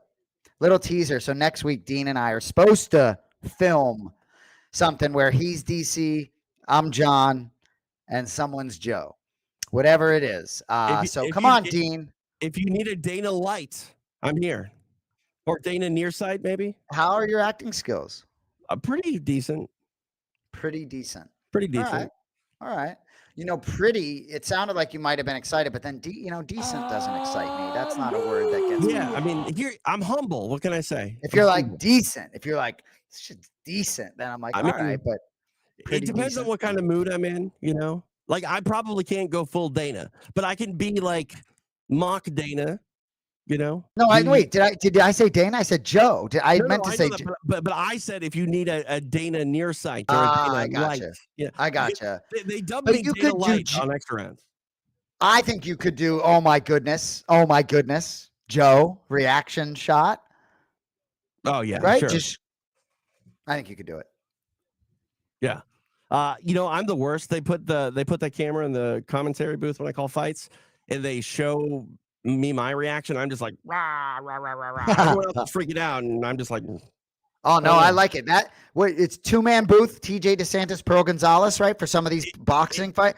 Oh, I can help it. Yeah, I don't like all of it. I don't like the 3-man. I like that. Too much. Oh, you don't? I don't like the 3-man booth. No. I like to make the color commentator the star of the show, and it's a lot easier to do that when I can actually drive, because when you're the play-by-play guy and you got 2 analysts, you're basically just trying to hit those live reads and go, oh, what a knockout. Can't wait to see this guy in the future. And then you just like lay out again because they're you're right. But believe me, you can be sure my brother shares a lot of your sentiments.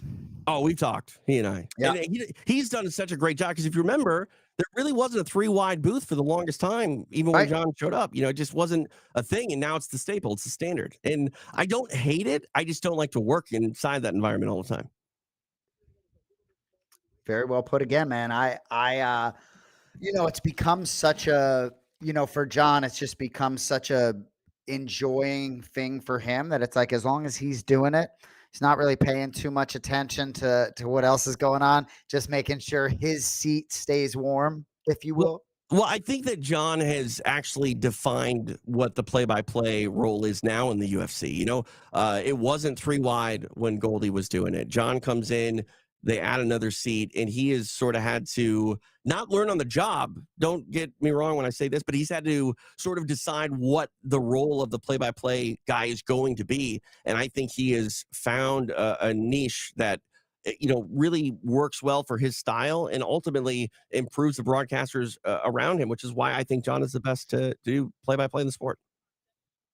Well, it's nice of you to say, and I do think the sort of background for us watching sports and watching broadcasters as we grew up wanting to get in sports radio, I think John's sort of background in hardcore American sports, I think, has helped sort of present the UFC in a little bit more of a digestible form for an American sports audience, which translates well overseas as well, because we know what we're doing in America, So I think some of just the natural upbringing for us. My mom watched all 82 games of the Boston. So she's 72 years old, watched all 82 games of the Boston Celtics regular season in South Florida, gets a package or whatever she needs to do to be able to watch all of those. So cut from a cloth in terms of the sports sort of love. I think that's part of it. But yeah, I mean, he's focused on sort of the journalistic side of it, writing the show, making sure everything's clean, making sure he does, there's definitely work, and he takes pride in it. Yeah, no, 100%. And I think that is something that people don't realize. The amount of things that you might think are insignificant on a show have to be so planned out and so perfected to come off as so nonchalant and so casual that you don't notice them. And like that's the thing. I remember working with someone that said, it might have been John actually, who said, we make good television for TV people to notice. You know what I mean? Because the average person's not going to notice. We live in a YouTube world where audio doesn't even work half the time on these stupid videos. My kid watches stuff on the iPad and the audio is so loud it's distorting. And I'm like freaking out, going, I can't handle this crappy audio. And these kids Right. don't know any better. They're Right. just happy with whatever, you know? When's Jake Paul going to show up on my feed? Right. So, so I will say to you in terms of the main event, because I do believe in your astute MMA mind, right? I can talk all I want about Corey Sandhagen being plus 285, plus 290. I think I just saw it, right? But let me ask you, right? How do you handicap? I'm not asking necessarily to make a pick, but how do you handicap this main event, TJ? To me, I understand why Sandhagen is the underdog. I think stylistically, there are a lot of paths to victory for Nurmagomedov in ways that Corey might find himself really frustrated. The deeper this fight goes, he might find himself even more frustrated. But with that said, I like Corey and lean towards Corey because he's the much more proven commodity over time. He's been a factor and a staple of this division for how long? He might be the underdog, but I know it's not a title fight, but you almost have a challenger that needs to take it away from him on the B side. He might be favored to do so, but it's still a lot harder to do in actuality than it is on paper. It's Corey Sandhagen. I've talked to him on and off camera, and I don't think there's a fighter in the UFC that I am more interested to listen to speak. I think he has a tremendous sense of self. When he lost to Aljamain Sterling, I don't think he liked how mentally he sort of approached even like the walkout, right? And a lot of these guys are very different, right? Belal Muhammad was super relaxed. Brian Petrie on the Anik and Florian podcast this week was talking about, Belal was like shaking his hips, dancing in the inspection zone, right? And so some guys, I think, and a lot of guys benefit from being very, very relaxed. Sandhagen, I think, felt he needed to be more fired up and more jacked up and more, so I think he's very confident in his own skill set. And I think it truly is about him. And for Corey, right, whether you're going to fight for the belt or not, like this is your title shot. When Belal Muhammad fought Gilbert Burns, he was guaranteed if he emerged victorious, he would fight for the belt. Corey Sandhagen is fighting for the belt if he wins this. So this might as well be your title fight, right? You're going to sit on the shelf and wait for the bantamweight champion. Certainly I think it's his if he wins, and I think it could be Umar's too. Umar, I think, gets another shot no matter how this fight ends. But for Corey, it does feel as though John always talks about a 2-year setback if you don't win in these title eliminators. And I really believe Corey might have to wait a year to fight for the belt, maybe not that long if he wins. But if he doesn't win, I think he's going to have to wait. Now, Umar, obviously, I could talk about him for days. It's hard for me not to focus on, like you said, the guy that's in this spot as the number 2 ranked guy. That's a 3-1 underdog right now. Yeah. I mean, that's why we fight him too. It is one thing on paper, it's another thing in actuality. And I am a big believer in big game players. And this is the biggest game of Sandhagen's career. And one that, we talk about guys getting in the upper echelon and we start to talk about, if he loses this one, gets a 2-year setback, he can't afford to really maybe lose again in his UFC run. And urgency is a hell of a motivator. And I think he definitely feels that, and we'll see what happens. But man, anytime you're standing across the octagon from someone with the surname Nurmagomedov, it's going to be a tough night. No doubt. So I'm probably the only one that can get away with like a Dateline, yes, Island, Abu Dhabi, right? Yeah, absolutely. No one else get away with that. Man, I'm excited for this fight card. Yeah, no, Tony Ferguson on this one as well. We talk about the odds, and like I know Tony is on this massive skid, the biggest skid of his entire fight campaign, and it will be the biggest skid if he wins tonight or puts up a couple of other wins. Like he won't be able to stay relevant if he goes on any sort of skid like this again in his career. And it's still weird though for me to look at Tony Ferguson as this afterthought in so many ways, and also just sort of be like, is he tarnishing his legacy at this point? I'm not a believer in tarnishing your legacy. A lot of people point to BJ Penn as being one of the greatest of all time, and then just going out there for far too long and hurting the way that people remember him. Yeah, casual fans that didn't see him in his prime, they're going to remember the wrong parts about BJ Penn. But when you are the best in the world for a prolonged period of time, I don't care what you do in the future. No one can take that period of time away from you. I still think today that prime BJ Penn beats Khabib Nurmagomedov. He does. You're not going to tell me any different. I'd love to debate with you, but like my point is despite Tony Ferguson being on the skid, I still think that he's capable of flipping a switch and just doing something crazy. He might get dropped and hurt and almost finished before he does it, but Tony Ferguson, I can't stop falling in love with the idea of seeing the man compete. One, two, three, four, five, six. So he's lost 7 in a row, right? Right. It's like Dustin Poirier, you can tell, wants to go out on a win, right? Robbie Lawler, the way he ended his career, I could not have been more happy to see Robbie Lawler finish that fight against Nico Price and end his career like that. But it's just not always doable. And for me, like first, like what's even the upside for Chiesa here? This one's like for me, like almost blinders. Like it's like it's almost like what am I Uh, rooting for here on either side? Go ahead.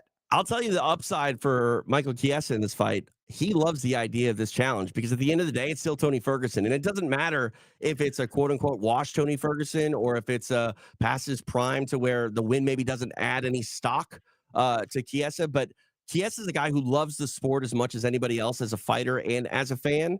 And I think he's super motivated for this opportunity.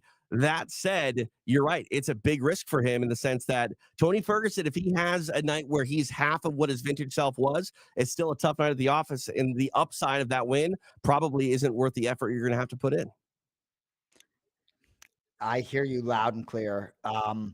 Yeah, I just think it's diminishing returns on the scalp of Tony Ferguson in 2024 on your resume, especially when he's not ranked, you're not ranked.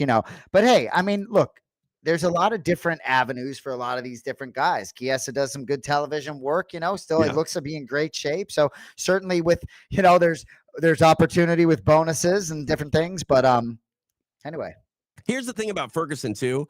This guy is a born fighter. I don't know what the other side of a fight career looks for Tony Ferguson. And while Chiesa, you mentioned, has got other opportunities, I do feel like we're going to see a much different Tony Ferguson. He talked about going back to sparring. He hasn't sparred in a long time. I get worried about the amount of rounds anybody's putting in the gym this late in their career because that's where the real damage in combat sports comes is in the room. But he has tried to change things up to get back to the Tony of old, but we'll see if he can. I'm gonna be honest with you here, and I know we're sitting here, but see, I'm not really looking forward to like Tony Ferguson doesn't move the needle for me anymore. Almost don't want to see him fight. And I guess when I'm thinking about what a result is, like maybe Tony gets a split decision win or something so he can stop, right? So I like Michael Chiesa. I consider him a friend. So Sure. I don't know Tony, so I'd be rooting for Mike. Uh, But I so want Tony to win so he doesn't fight again. Go ahead. I'm definitely much closer to Chiesa than I am Ferguson, but like I truly I don't want to see people lose. I don't care who wins. That's the long and short of it. And a guy like Chiesa too, like he's so established. He's one of my favorites to watch of all time. Like I don't know, he can afford to lose. Tony can't afford to lose, but if he wants to keep going, he's going to have to get a win. I don't know even if a win for Ferguson is enough. It's probably got to be a win of prominence. He's got to have style points on it. I worry about that factor for Tony too. And that's my biggest concern for Tony is when the final bell rings and your career's over, what's that world look like? All All right, right. Joel Alvarez, Elvis Brenner, main card opener for good reason. It is crazy to think that 15 years ago, you couldn't even watch prelims. They were just dark. Every time we get to this main event, like I think about all the great action or the main card, I think about all the great action we've seen on the prelims, and that just wasn't available to fans. I remember buying DVDs, Jason, just so I could see prelims from 6 months ago.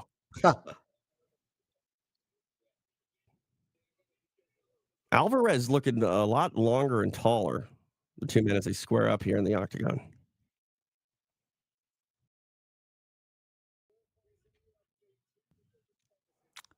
DC took the words out of your mouth. So Alvarez minus 148, Brenner plus 124.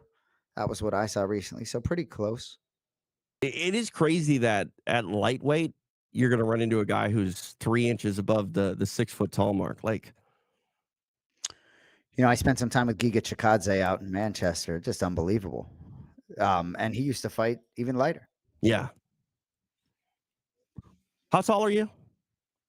My best day I'm 5'9", but 5'8", more like, you know, taller than Rogan, I mean, not saying much. but he would mess me up, you could be sure. Absolutely. Height does not win fights, ladies and gentlemen. Joe's the best though. I will say the twin thing, nobody freaked out more for longer than Joe So he didn't with know that whole then. thing. No. So I He didn't know. knew. He didn't know when he met me, and he was not comfortable for the Mm, first couple minutes. really?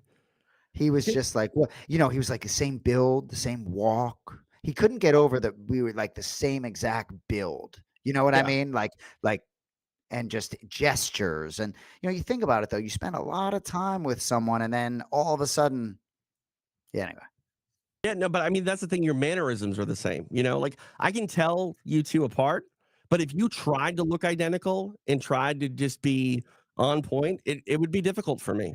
Wrapping up a guillotine here, standing is Alvarez, but I don't.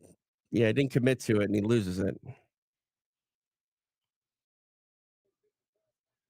We talk about height in fights. It does actually win fights. You can utilize your reach and striking, but I do find no it doubt. interesting when the size difference in the height department can be a factor in the submission game as well as the Hmm. grappling game. Like if you are the taller man and you know how to utilize that in the clinch, you can be incredibly dangerous in MMA. Yep. Have you trained at all, Jason? No. Good man. Far You too many know, I people want I to get mean, involved. it's like John did a little jujitsu here and there. I wouldn't mind. I'd be much more interested in doing some boxing training, but I'm an old man. I'm trying to stay in shape, This, playing yeah. sports, whatever. Had a flurry of strikes for Alvarez, and Brenner initiates the clinch, trying to get a takedown. Whizzer,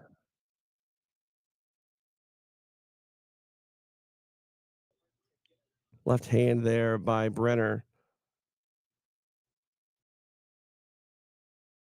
Left hand to the body there by Alvarez. Felt that. I like Alvarez's targeting here. He's going all over the place. Now he kicks that lead leg of Brenner. Brenner just overmatched and clearly compromised. I think that body shot caught him on the left side good. I think he's in trouble. Look at the back here now. See, if I'm Alvarez, I break and keep exchanging. He's Oh, walking him beautiful. down. See, this is where knees would be amazing. Turtle position here on the floor. Can't knee to the head of the down opponent. Thanks a lot, Gan McGee. No one understands what I'm talking about, but that's okay. Darce coming. I may be wrong. I mean, that's the thing too. If he gets a submission, it's all set up by what happened on the feet. Yep. And I love when a striker will strike his way to a submission on the floor.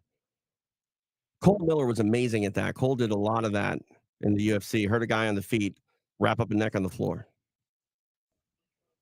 Short time. So he's working this Darce. Looks like time's going to expire. Brenner able to survive a very tough round. One that if I was scoring, Jason, I might lean right in an 8 next to the name. I hear you. Brenner. It's a good point there. I still think for Alvarez, he has such an advantage on the feet. Try and keep it there and finish it early second round. Walking him down and just has such control over the distance. When you talk about, I think about the bantamweight championship coming up with Merab and Sean O'Malley and trying to I don't bet on MMA, but trying to sort of envision how that fight is going to play out. And what I always say about these fights is I talk to fighters that love Merab and I talk to fighters that love Sean. The distance is what I think about a lot, and the ability. If I'm Merab, I'm watching a lot of Belal Muhammad tape against Leon Edwards before that fight. Yeah. But I think Alvarez has a clear advantage to keep the distance and put him away. Yeah, I just think if you have an opportunity to wrap up a neck and you believe in your submission game, what's the worst that's going to happen? It was a very dominant punctuation to a dominant round, but you are right. Maybe if he keeps it, on the feet and backs up, maybe we're talking about him getting a knockout.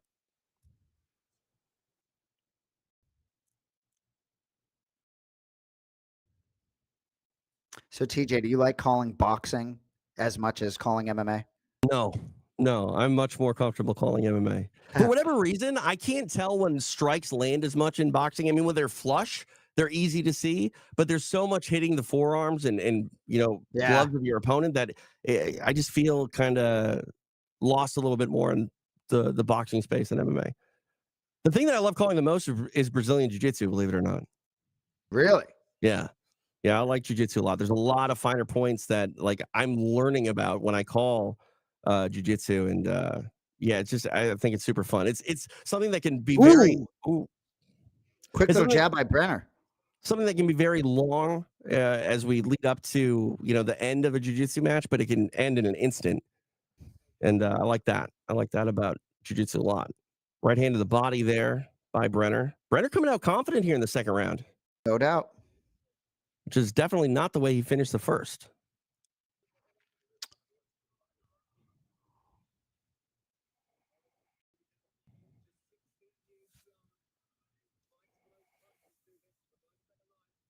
I just don't know how you almost get stopped on the feet in the first round and then come out confident that it's just not going to happen again. That's the mindset of a fighter. You have to almost be delusional to fire yourself back up to enter a dangerous scenario.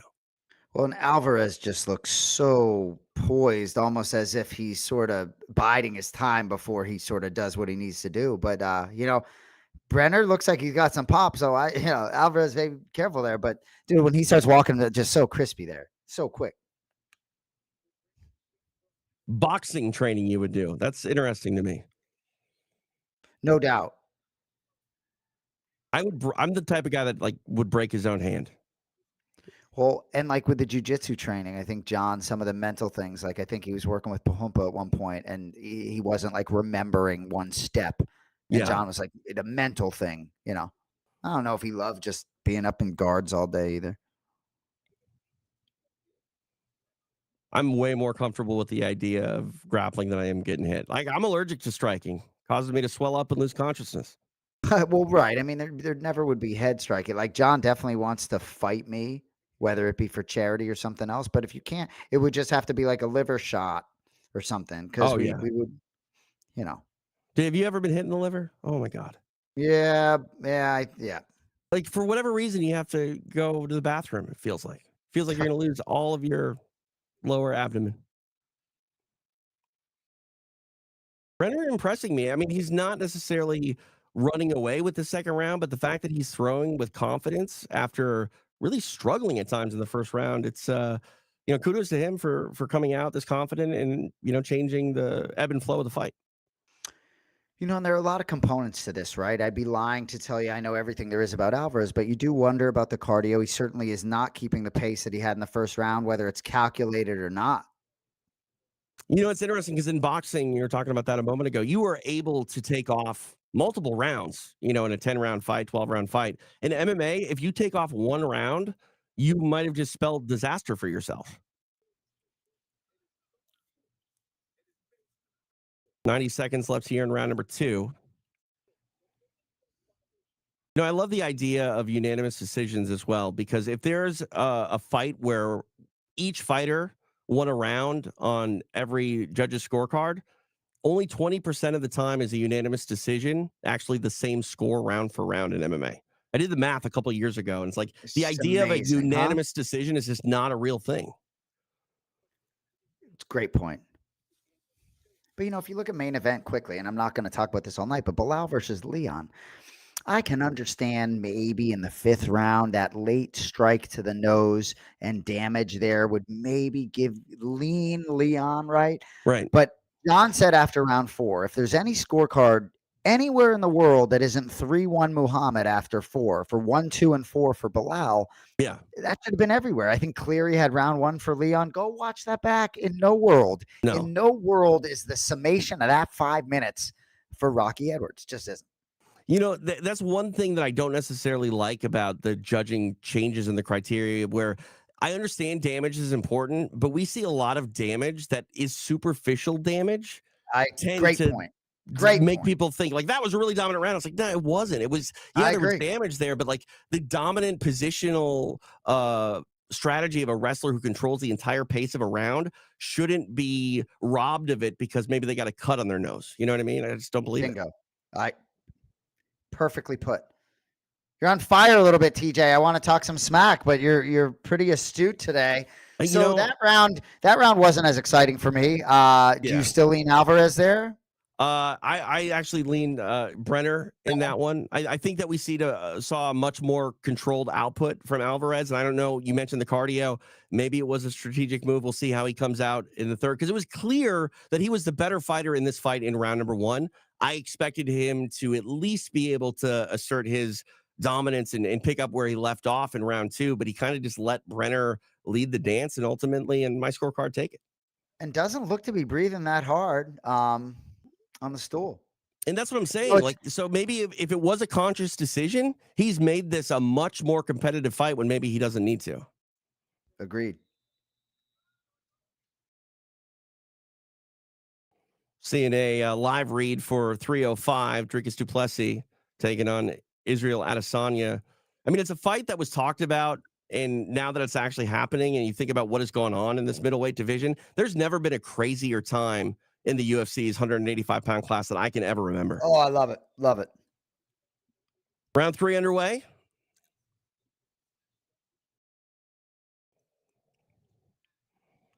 Wow. Alvarez has only hit the third round. This would be the third time in 24 fights, as you see on your screen. So Yeah, well, I'm and that's interesting. And clearly in round two, he didn't have as much juice. yeah, and So maybe Brenner, certainly an opportunity. maybe there was something that happened on the feet that maybe he hurt a hand, maybe hurt a leg. I don't know. Maybe that Hmm. explains why he went for the choke to end that first round. The output wasn't what it was for him in the second round. And you mentioned, they talk about him not going into the deep waters very often in his career. I wonder if something isn't bothering him because he's marching forward here, but he's not really throwing in volume. That was a nice little right hand off the kick.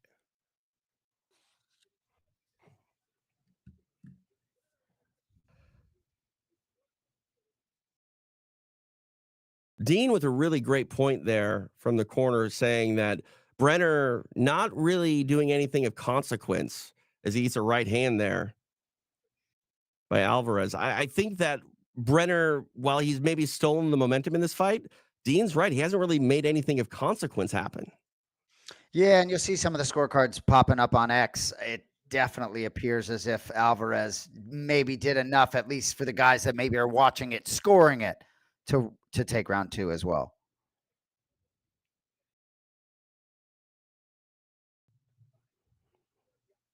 Ooh, Spinning back all fist didn't right. have much on it, Like but seeing him going for it. yeah. Have you seen the spinning back fist that put out Matt Serra by Shoney Carter? It was the first spinning back fist knockout in UFC history. It's an old one. Doesn't ring a huge bell, if I'm being honest. Oh, you got to watch it because I don't think we've ever seen another spinning back fist knockout quite like that one, and it was the first one we ever saw. And we didn't have another Oh, spinning head kick. I think that he felt something there. He looked a little wobbly, but maybe just a little fatigued. So we're seeing the output of Alvarez pick up here in the third, but he's not landing with the impact that he did in the first. Uh, maybe he's already up 2 rounds and this is a done deal. But I think your point about an injury or something, he certainly looks to have taken something on the inside of that left knee, but I think your point is well taken because he doesn't necessarily look to be breathing heavy, but the output's just nowhere near where he looked like he wanted to finish the fight in the first round. yeah. And that is one thing that, we talk about the differences of boxing and MMA. Like the more effective you are with strikes in MMA, the more I get nervous that maybe you end up breaking a hand, maybe you end up tweaking a knee. It's a very tough sport to fight Muay Thai in and continue to land with impact and not end up hurting yourself along the way. Beautiful left hand. Oh my goodness. Yeah, he's in serious trouble here. Now Alvarez coming alive with the plum here, spamming that right knee like it's a video game. Now he's measuring his output here. Brenner in a ton of trouble. 100 seconds left in the fight. Referee could be justified into See, and stopping again, this one. grabbing him. See, if I'm Alvarez, Yeah. I break it and try and get that 50 G's. He's trying to finish it with the That knees, and should then he do it. turtles, That and should it's do it. done. Wow, nicely done. I was worried about the ability of Alvarez to put it away after we saw a much more laid back round number two, and man, he poured it on. And I think it was all was it a head kick that initially hurt him in this round, and then it slowly Yeah. built from there? Look to wobble him. Good work. Joel Alvarez.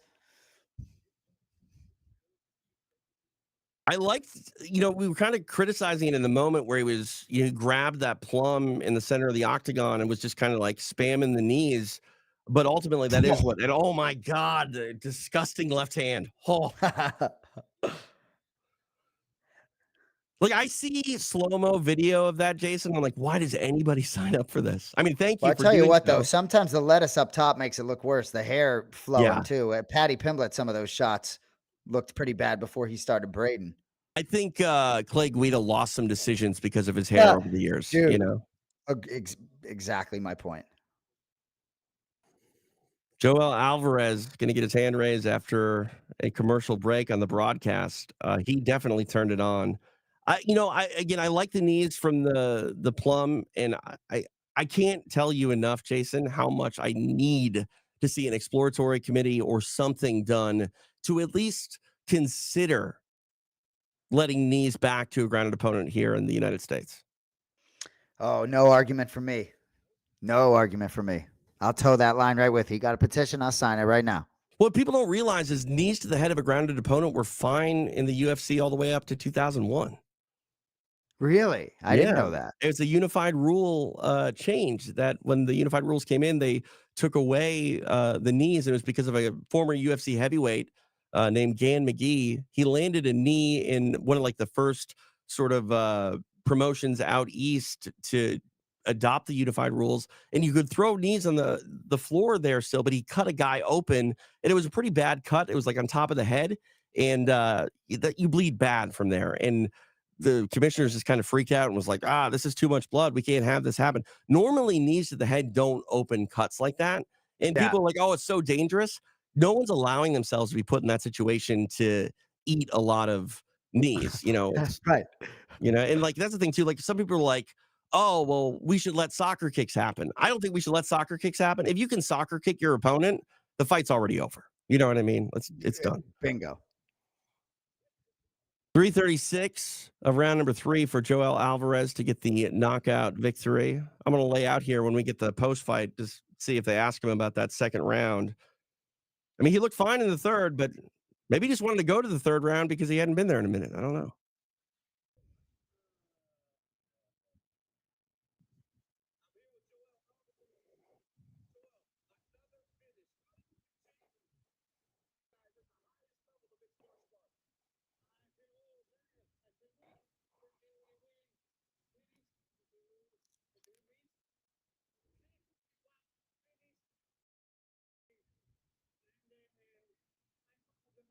Alvarez saying he's one of the more dangerous fighters in this division, as that stoppage proved that. Yeah, I mean, he looks good. Certainly that frame at 155 looks to be problematic.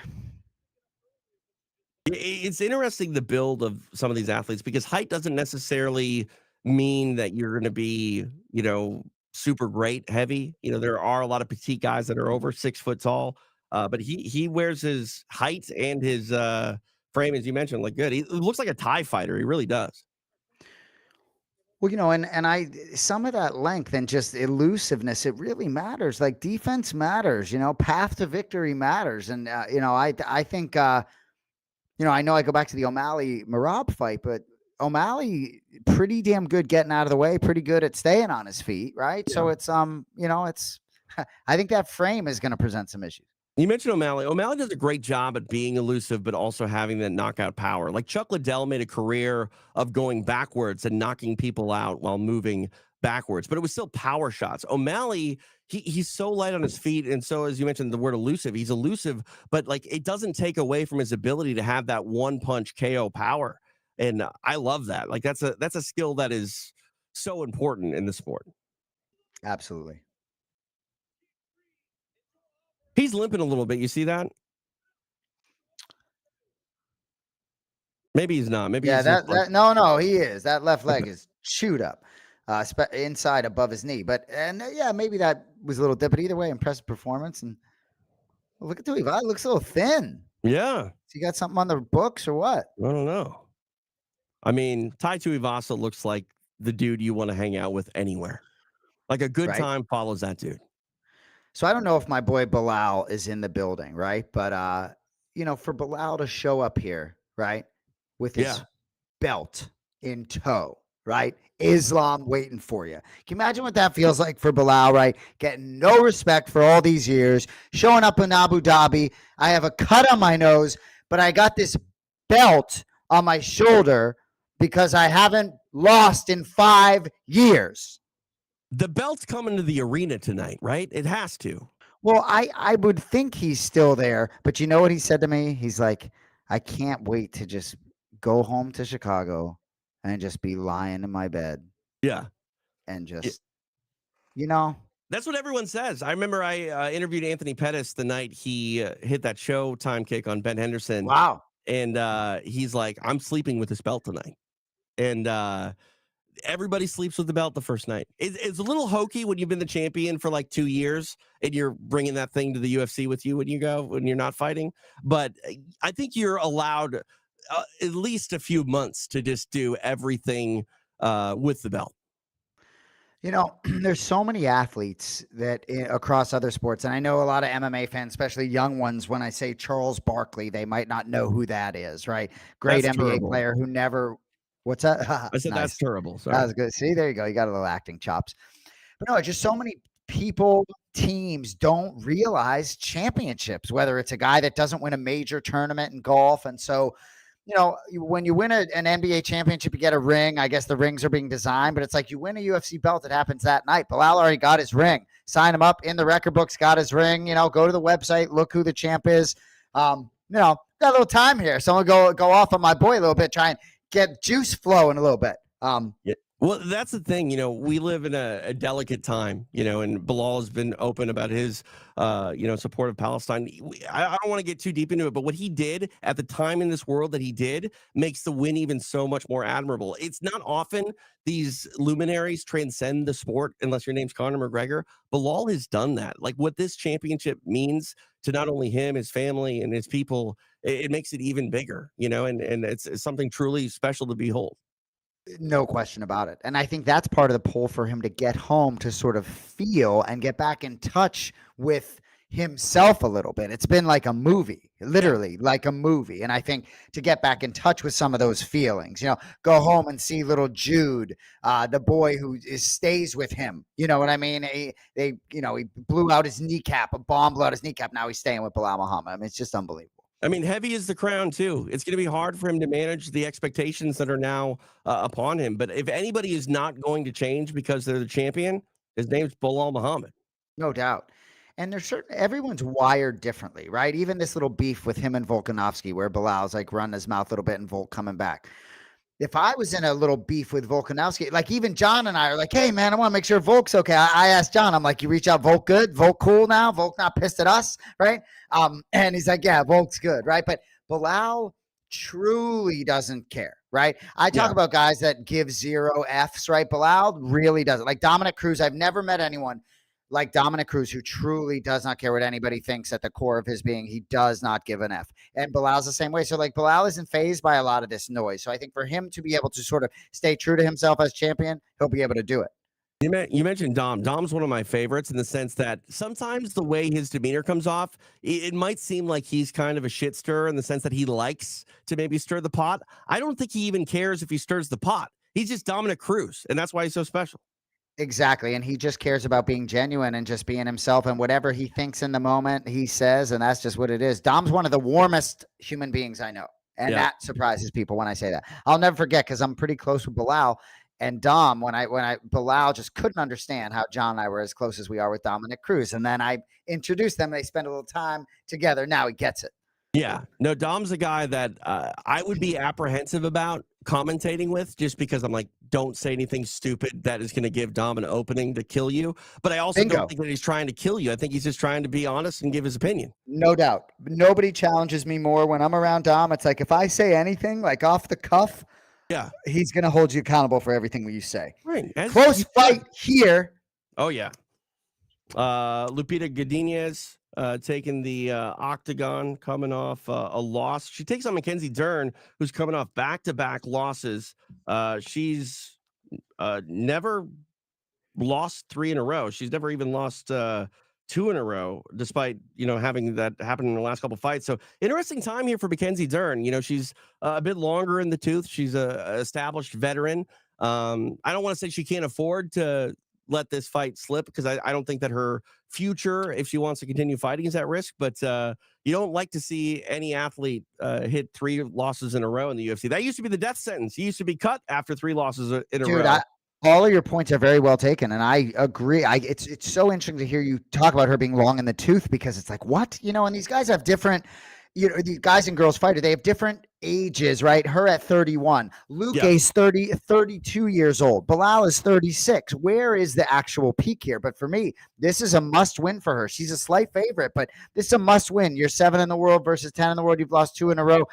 You talk about a 2-year setback. I mean, I believe in her. I think she's back with Perillo now. Yeah, you see him there. I mean, I think that's significant. That's certainly the area of most question. I always root for her.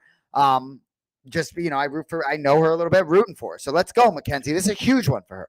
Women in combat sports is always interesting and inspiring in a lot of ways to me as well, because especially a woman who in the midst of her career will become a mother, because a mother is the center of a child's universe, and you have to be incredibly selfish to be a fighter at the highest level. And I give so much credit to Mackenzie, who not only became a mother in the middle of her career, she also got better in a lot of ways, physically, mentally. But if she's going to make the run to what a lot of people expected her to do when she first got into mixed martial arts, the time to do that, it's not just now, it was yesterday. She can't afford to take any steps back. Yep. So off the top of my head, Buffer wearing a white jacket tonight, I think it's only the second time he might have done it in his UFC run. Well, he would know, you can be sure. Oh, yeah. The other one happened in San Juan, Puerto Rico, and he still has it hanging in his closet. I got all the Buffer stats for you. I like it. So Lupe, no joke, right? She had won 4 straight prior to losing unanimous decision to Jandiroba, who we know is legit. That was back in March. Kenny Florian definitely is on Godinez in this fight here. Close on paper. Yeah, and she's just a tough fighter who likes to bite down on the mouthpiece and go to work. That's one thing Mackenzie Dern can't afford to let happen in this fight, is let Loopy sort of decide what this fight looks like. And sometimes Mackenzie gets wild with her strikes, and I think it's because she doesn't really care if a scramble gets induced, because even if she gives up her back in a scramble, odds are she's going to be able to work her way out of it and get into a top position. I remember calling her one and only Invicta fight, and she was throwing caution to the wind so much that she was turning 180 degrees away from her opponent on her windmill punches, and she never was forced to suffer from it because she's such an elite level grappler. If she gets wild and crazy with Godinez, it's not going to be a good night for her. There's red.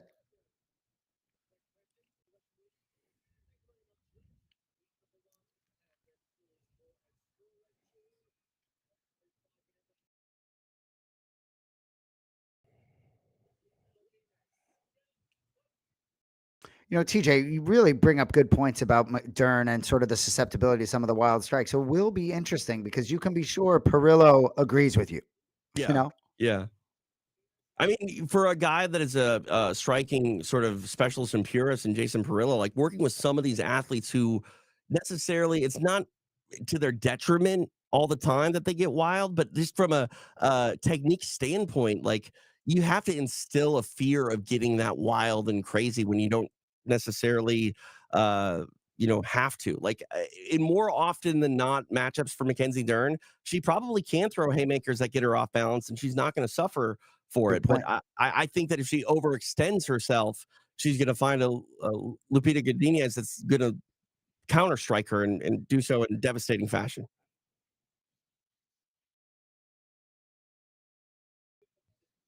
It is always interesting too when you see a grappler come in and they just kind of get away from their grappling chops. We've seen it with like Yeah. Johnny Hendricks, who got a lot of knockouts in his UFC run. He just Right. abandoned his collegiate All American status of wrestling in the octagon for Right. whatever reason. When I think about him, it's about him throwing bombs. Gardenia's getting it down. Yeah, and you saw the hips move of Dern and threaten with a armbar attempt. It went inverted, but now back to her feet.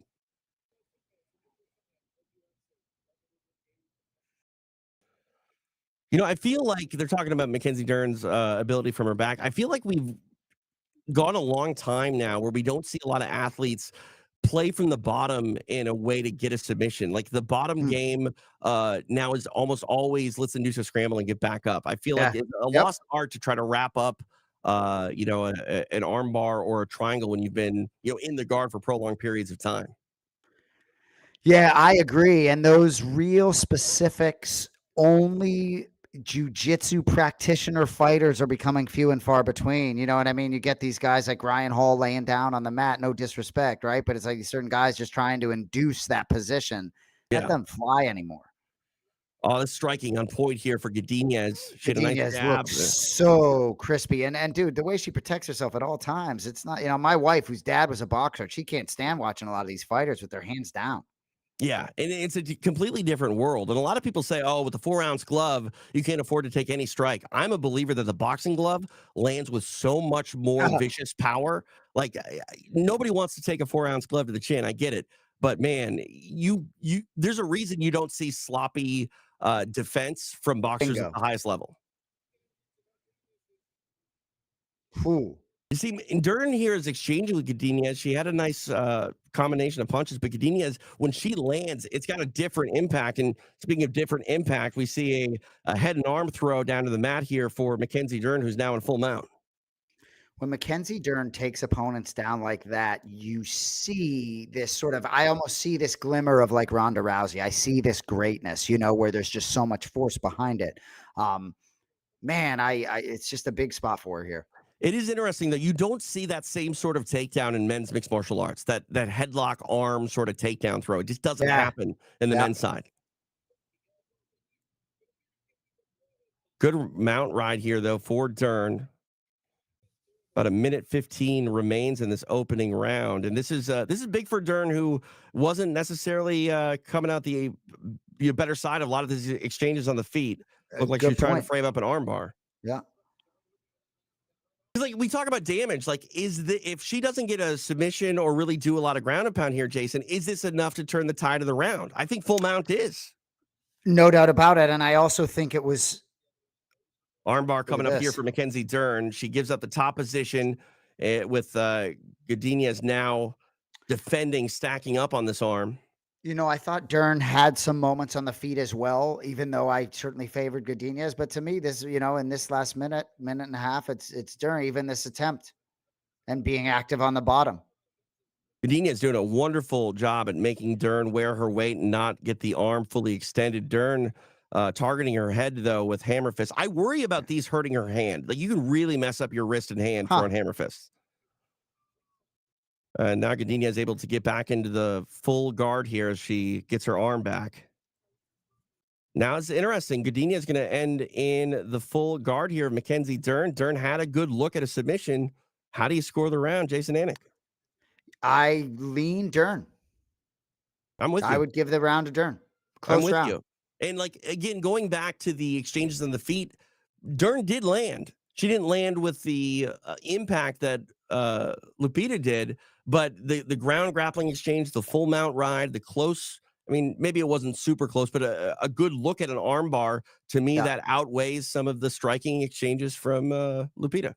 I'll be interested to see a replay there if it was that. I think Loopy got an elbow in there sort of late, which if the judges caught it, that strike might have done something. But it might have been blocked or it might have missed. But yeah, you see Dern a little banged up over there. Yeah, I mean, and that's Come what I was on, talking DC, about. get that telestrator going. Go I ahead. mean, I love DC on the telestrator, by the way. The most underutilized resource, I think, in MMA. Come on, I'm with you. But this is the type of fight that I was saying. Like Mackenzie Dern, she's going to come out worse for the wear if she decides to, exchange in a boxing match. A shot of the octagon. The I was gonna octagon say has I like become a that. piece of technology over the years. It used to just be like a cage, and now it's got flashing lights and Dude, where do you see clocks the on it. sphere? Where do you see the sphere? Oh, You ever dude, I been in can't there? wait. I've never been in. It looks amazing, though. Round two underway.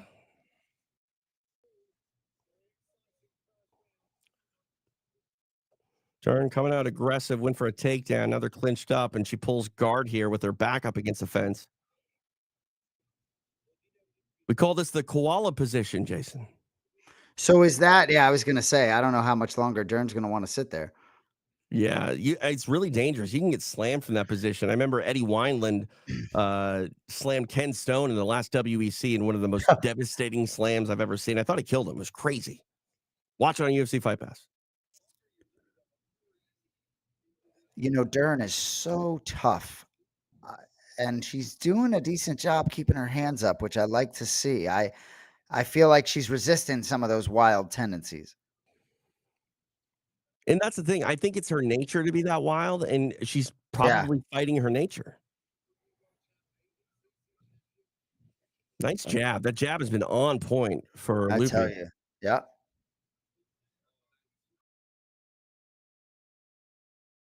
And they say like you need to throw volume in MMA, and I agree. Volume is always good, but there is not a more effective strike than just the simple straight jab. If you have a good one, man, it can be the center point of an effective offense. Ask the welterweight champion. Speaking of welterweight champions, ask Jab St. Pierre. He was amazing with it. Yep.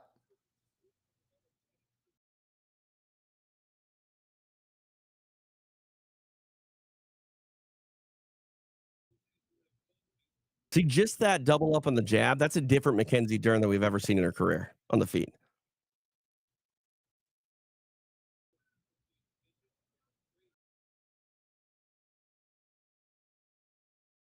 Pause the jab and then comes up with a right head kick blocked by Lupita. Good fight so far. You know, Lupe's doing a good job defending herself. Mackenzie's definitely put some power her way. Coming up on the halfway point here of round number two. Interesting round. Both women have thrown with some volume here. Both have landed a lot, though, still to fight for. And now we're going to see a takedown attempt off of a kick from Godinez, but she's able to shut it down.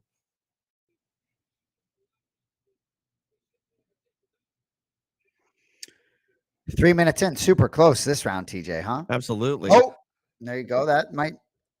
You saw Dern go for a kick to the lead leg and eat kind of a pushing right hand that sent her to the mat for a brief moment. She pops right back up. Oh, nice right hand with some power there from Mackenzie Dern.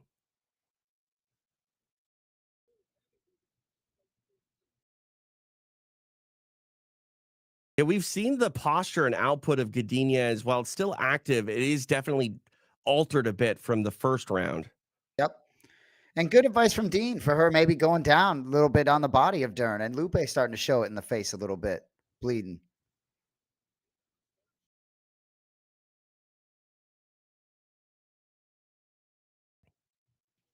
You know, TJ, you talk about damage, and you look at a round like this, which just eye test for me super close, and I see the visual of Godinez leaking out the nose, right? I mean, Yeah, that's the difference for me with a minute left. for me, it's still in my nature to disregard all superficial damage, whether it's a Yep, cut. me too. I I get just it. To me, I like impact. And impact Yeah, is different than damage. And I think impact, the damage we don't necessarily see. And I I agree. weigh that to be more valuable than because, like, dude, there are certain Russian fighters that just seem to bleed when they're hitting pads. You know what I mean? They open up so quickly. They're lighter, fairer skin. They tend to show bruises. I don't ever want to give a round to somebody because they had a bruise or they got a bruise on their opponent. Yep. Takedown attempt here by Godinez as we're at the 30-second mark. Not able to secure it. Now she's got a arm triangle standing up against the fence. I would be blown away if she was able to actually get somewhere with this sort of unorthodox arm triangle standing. She's done a great job of sort of maintaining it despite like the size and height difference here. It's not easy to do this against an opponent who's taller. Well, and even without finishing that really could have gotten her the round with just the Absolutely. attempt. I So mean, and that's the one thing one too. one Like, for me. there's some value in my eyes from like an artistic standpoint when you see a fighter who is not the quote unquote grappler of the two and in not a very effective submission attempt, but still a submission attempt nonetheless. Like the fact that she did that against Mackenzie Dern kind of speaks to me a little bit more. There was talks for a while about adjusting the scoring criteria to be uh, considering of defense, like how defensive and how effective were you with your defense? And ultimately, I think they threw it away with the idea that like we don't want to encourage passivity Hmm. and reward a fight based on defense rather than active offense. But I like the idea of a fighter maybe making a statement by stepping outside of their bubble and around and doing what they need to do to sort of turn the idea of what the fight should look like upside down.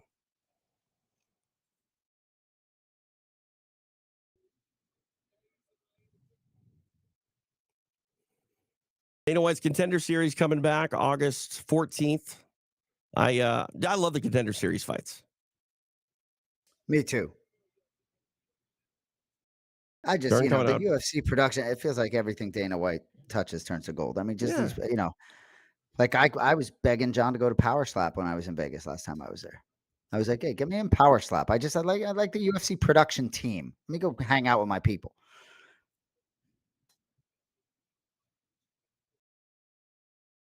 A lot on the line here in this third and final round as the women are 30 seconds into it and contend to exchange on the feet.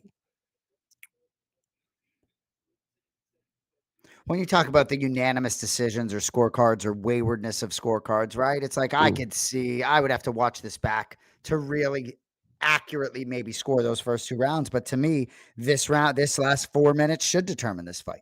Yeah, sometimes I wonder if the judges need to be secluded. I worry that the crowd sometimes plays an impact on their what they weigh, what they see. Because if there's a clear fan favorite, every slightly effective bit of offense they throw is going to be cheered. Where when they eat something, they don't get the same reaction from the crowd. Oh, nice uppercut on the inside there by Mackenzie Dern. I've always kind of been in favor of the judges being secluded in a room with a television because Yep. that's the other thing too. They don't get the same view, right? Like not all of these commissions give them monitors, and like I like the idea of all three judges scoring the fight based on the same sort of camera angles and information. Big takedown here for Mackenzie Dern, who moves to side. 3 minutes 20 seconds left in the fight.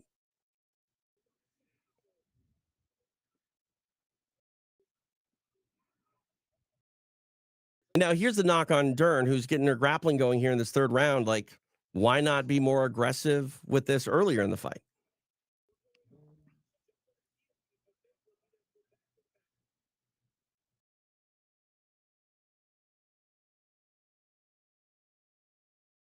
Dern standing now, working a guillotine with her back up to the fence.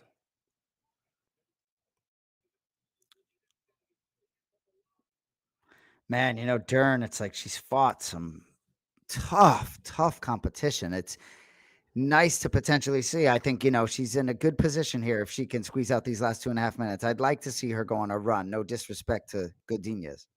I think we're going to see Godinez really turn up the volume here as we head down the stretch.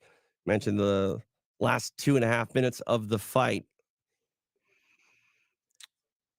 And that's the thing, too. Godinez can't afford to get too aggressive if Dern is starting to be more grappling minded because she could leave herself open for takedowns. And we're potentially one Dern takedown away from a decision going her way. Yep. Tell you what, there are the times. I mean, some for the striking. Yeah. Dern is coming alive here with some volume on the feet as well.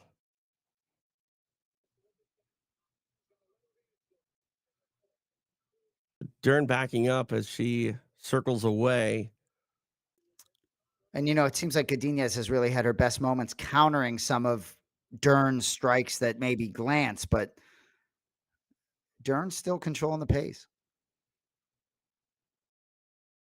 I don't think you can be confident if you're Mackenzie Dern in this fight right now, but I do believe that the momentum's on her side, and I think she realizes that to a certain extent. Yep.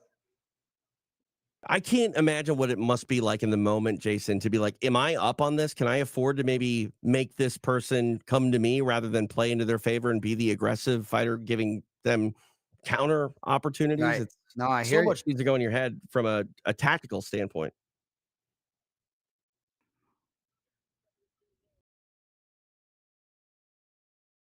We mentioned Jason Perillo, like a valuable or a good cornerman is invaluable in this sport. But just to be able to articulate the information and to know how your athlete receives it when things are being crazy, like you got to be a psychologist in there in the corner. They just popped up some significant strike numbers, razor close. I always worry that the judges are going to look up at a monitor and see that. Well, yeah, I mean If they have a but you know, monitor if cage side, it's not on those monitors, but it's always on the feed in the arena in the corners. right. But you know, if you're looking at that stat that pops up and it's 22-17, Godinez and significant strikes this round, that's not going to Right. move much. But I tell you, this fight is razor thin. Who do you got, TJ? I feel like it's Mackenzie Dern's fight, but Godinez was Close. pushing forward in the latter part of the third. Great fight. Any of the rounds really clear for you? I'm not No. clear necessarily. I mean, I'd go probably 1 and 3 for Dern. Yeah. Um, but glad I'm not scoring it. Yeah, absolutely. And so Shudo used to have a class system where if you were a certain ranked athlete or like a long tenured fighter, you would be like an A class Shudo. C class Shudo was amateur. B class Shudo fought different rounds. A class, you basically fought their championship time limit every time. I feel like we're at a point now where we're in the UFC where someone who is as uh, accomplished and well known as Mackenzie Dern, what we know her skill set is, like maybe she should be afforded the opportunity to fight a 5-round fight. I mean, I understand that maybe the stakes aren't always there when you lost your last two and you're trying to Yeah, stay within the promotion, but I like the idea of more 5-round I non-title agree. fights. You know, she fought 5-round unanimous decision, lost to Marina Rodriguez. That was in 2021. But yeah, I certainly and no, you know what? She has fought 5 rounds. You Mm, know, 5-round majority decision to Yan Xiaonan in 2022 and won 5 rounds over Angela Hill. So yeah, I feel like some of I these like her style in long 5 rounds. I agree. yeah, long tenured fighters, there's enough main events that, maybe consideration for, hey, how many rounds do you want to fight should be at least I offered to agree. them.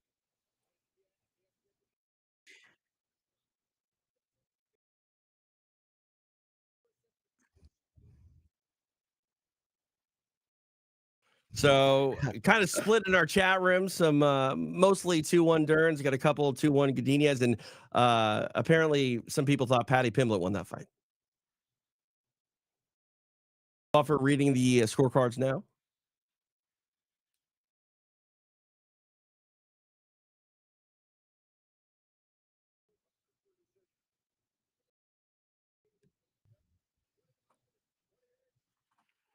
29-28 across the board for Mackenzie Dern, unanimous decision.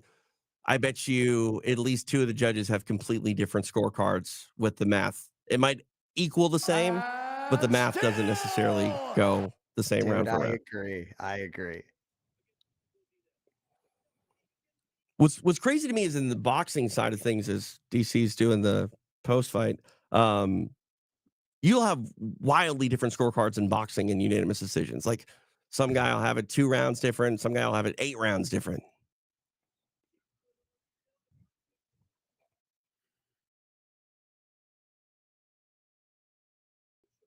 Yeah, her stand-up did look good tonight. It did. And what's interesting, and I am not a mixed martial artist, well documented, but when you talked about her striking a little bit and some of the wild, and also talking about that being her nature, right? It's like you want to be able to unleash the beast, but not put yourself in these spots where you're getting clipped, especially by higher level strikers with respect than her opponent tonight. Yeah. But the wildness, I mean, she's got bombs. She's got Well, guns. on the lower level, Jason, I think that Mackenzie Dern's wildness actually plays to her favor. But at the higher level, the Bingo. open, opportunities that she gives her opponent, she can't afford to let them capitalize on. But there are going to be certain stylistic fights for Mackenzie Dern where that wildness is going to play to her advantage. But I'm sure Perillo's like, let's just get rid of the wildness and get sharp.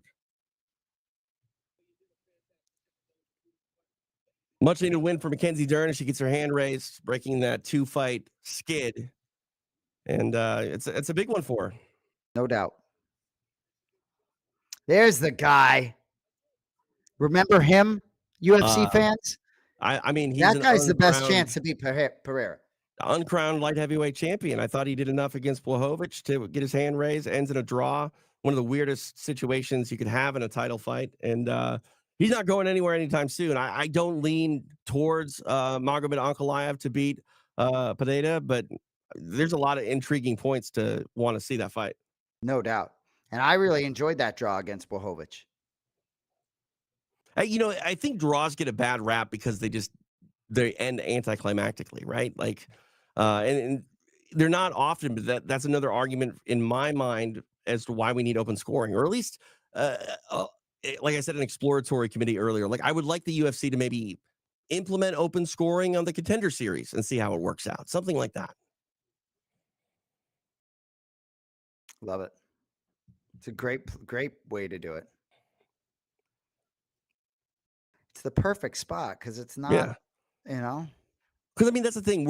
Mixed martial arts to me is always research and development for fighting as a whole and combat sports as a whole. Let's utilize the platforms that we have at our disposal to still continue to make this the best sport it can be. And I'm not even saying that open scoring solves any problems. I just would love to see the questions of it, looked Yeah, at. me too.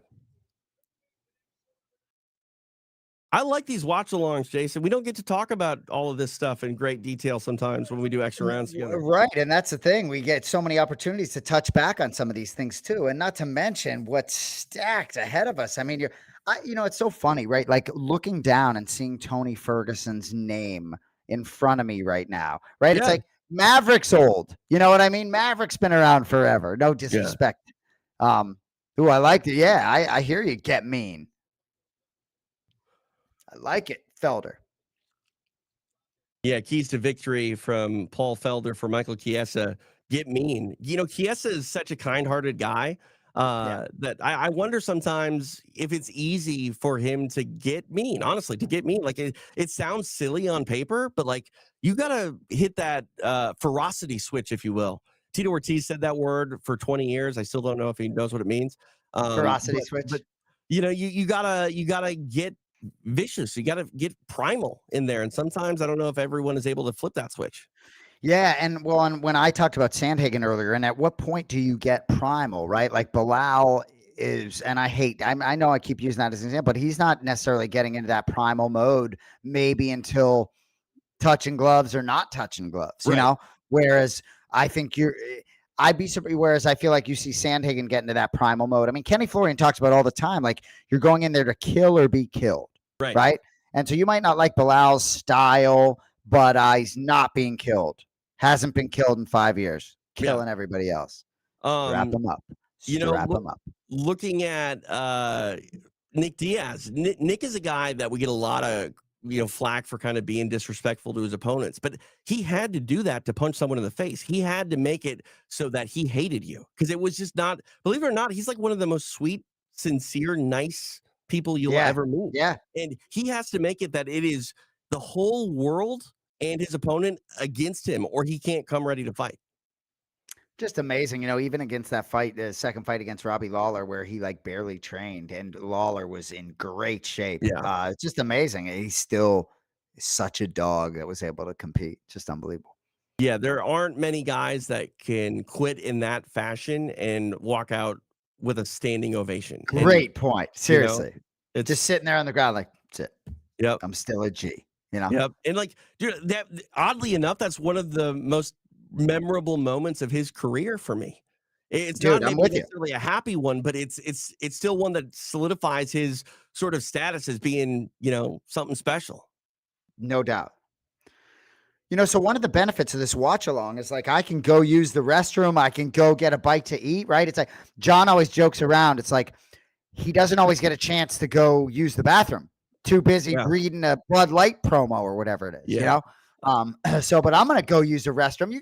These guys are about to make their walk, but you've done a lot of shows on your own, if I'm not mistaken, where you running it for 1-2 minutes is like taking candy from a baby, is it not? My biggest strength in this chair is saying a lot while saying nothing at all. So I I'm love gonna it. do that when Give I me go a to the minute. bathroom. I'll be back. You're good.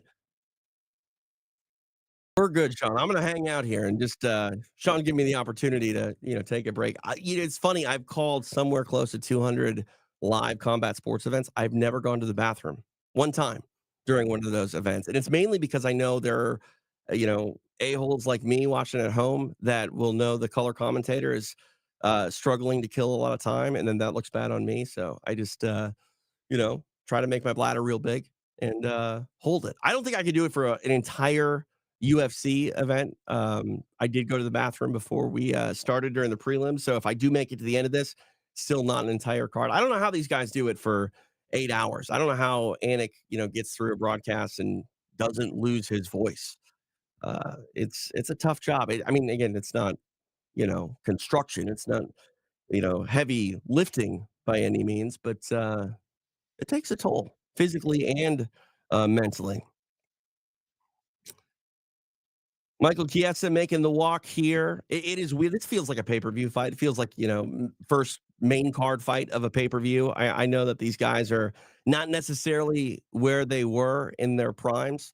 It is 2024, but there's certain fighters that when they fight, I understand that Tony Ferguson's not, the El Kakui of old, but I'm still going to get excited when he makes his walk. I'm going to still get excited every single time Michael Chiesa makes that walk. And the walk is happening here at just past 5 minutes after 1 o'clock on a Saturday afternoon here in Southern California, and I'm here for it. I love it. There's no better fight day than UFC fight day when I get to go home and have dinner with my family and watch something else at 8, 9 o'clock at night.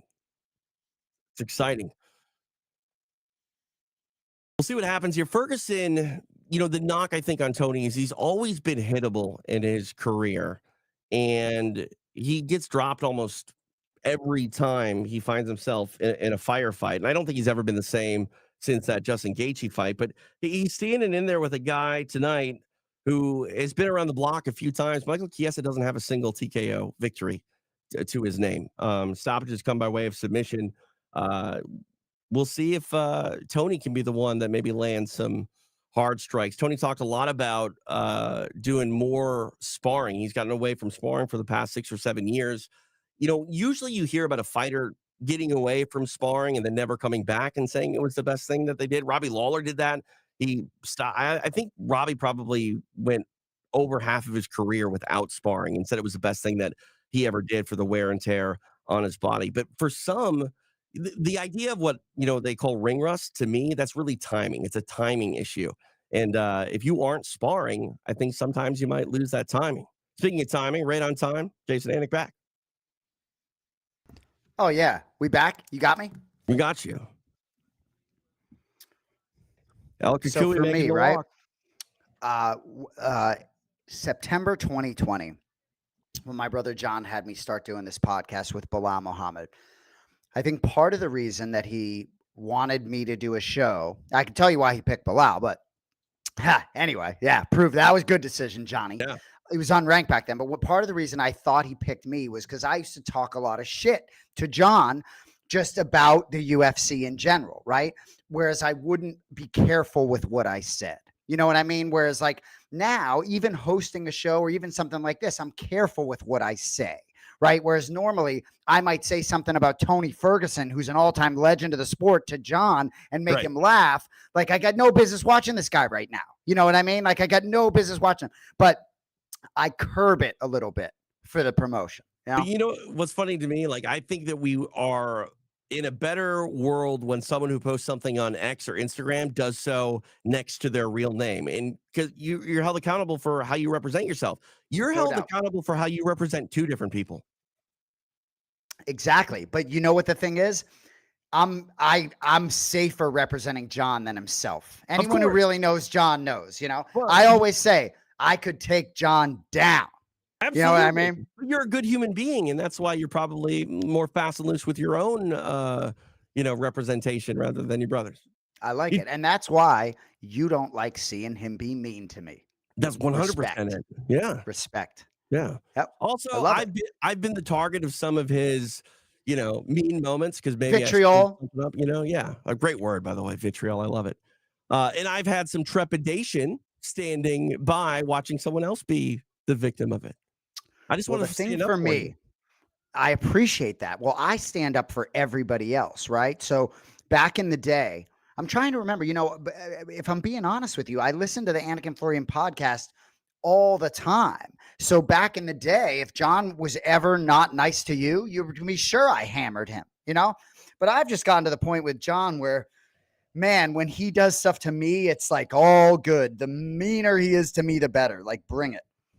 All right, here we go. Not saying John in particular, but let's just say I think I've become a better on-air talent by being on the wrong side of those, discussions as a producer. I I'm love it. less maintenance. Well, it is interesting when John and I do a football show called Anik Squared, and every time he criticizes me when we get off the air, I'm like, oh yeah, like what a great point. Like, Right. man, I wish that had been in my head earlier. Or, sometimes it'll just be the word, I'll be like, how many times you say, See, I think is a natural vocal tendency, and maybe it's just because I don't think I can curb it, but I think is important sometimes. I hear you. And you could talk about, and things like that. All right, here we go. Yeah, we are underway here. Michael Chiesa, Tony Ferguson.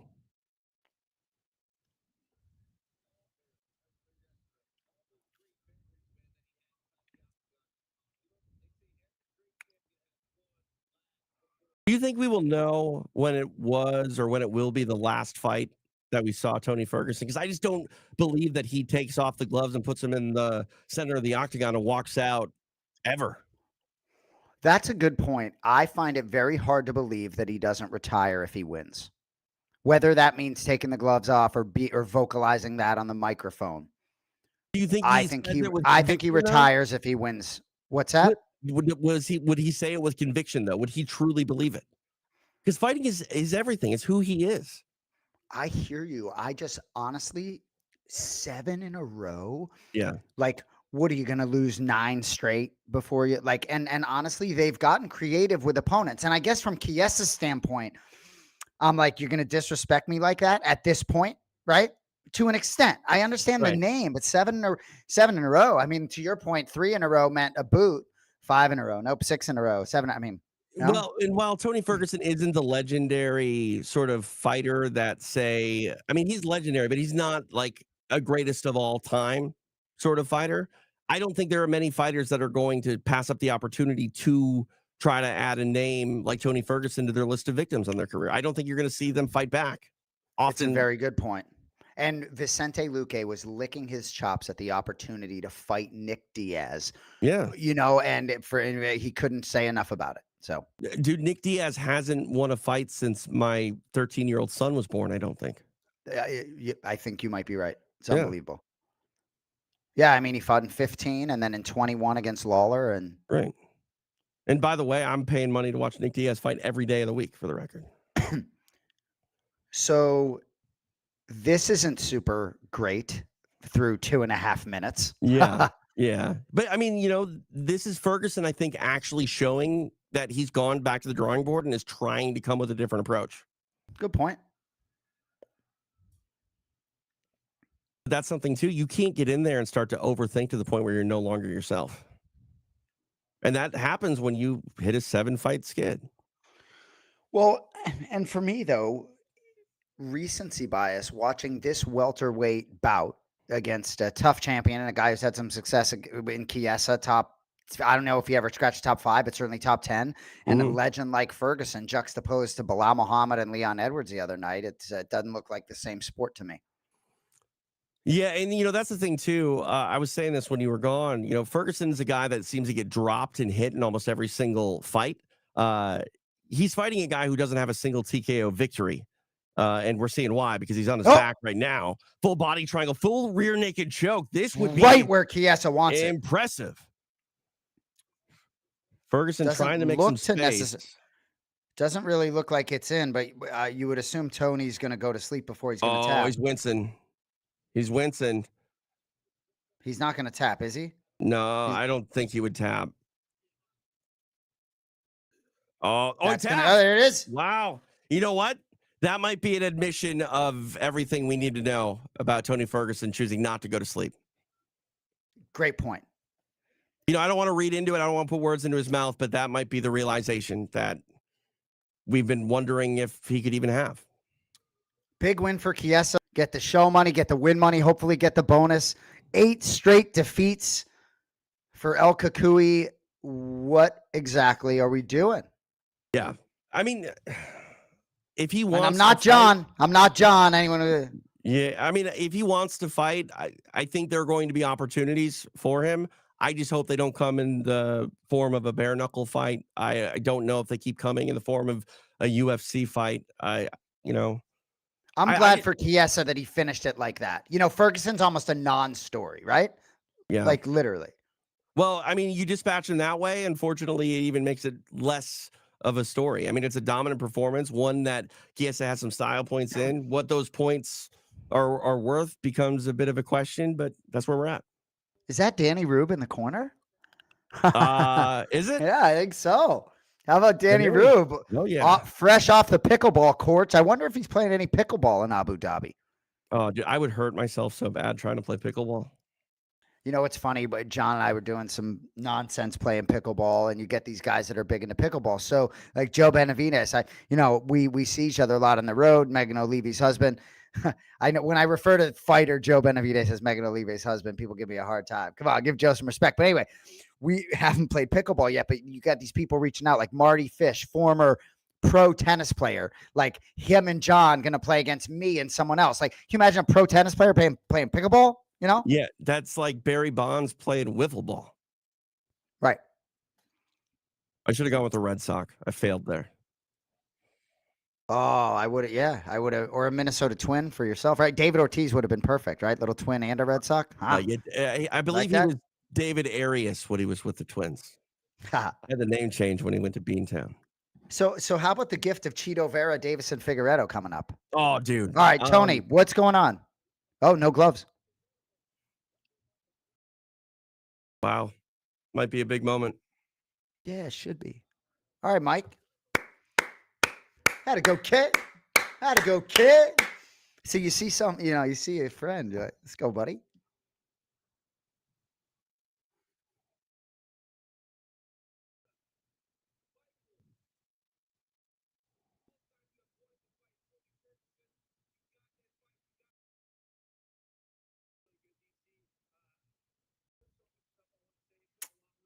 Yeah, so about to lay out here said that it was a long time coming for him to get this win, and tonight the mic belongs to Tony Ferguson. So we anticipate a retirement announcement here from Tony Ferguson, who's now with DC.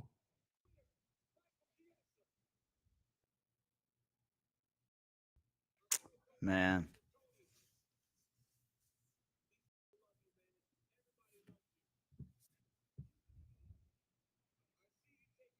DC asked if that's it for Tony Ferguson. Tony looking around, listening to the crowd cheer his name before he responds. I love it. All the goosebumps right now, Jason.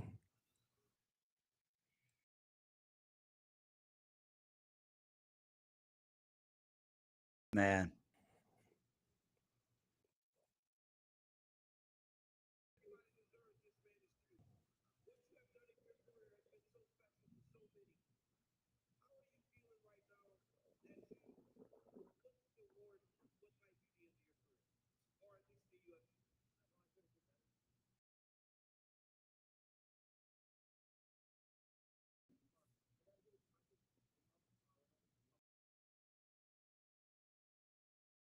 Hmm.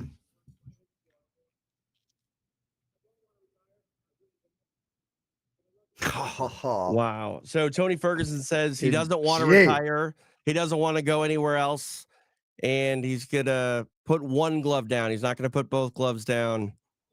What that necessarily means, we'll have to wait and see. But again, I just don't see, and I think we're seeing it now, Jason. I don't see a world where Tony Ferguson doesn't pursue fighting as he hugs DC.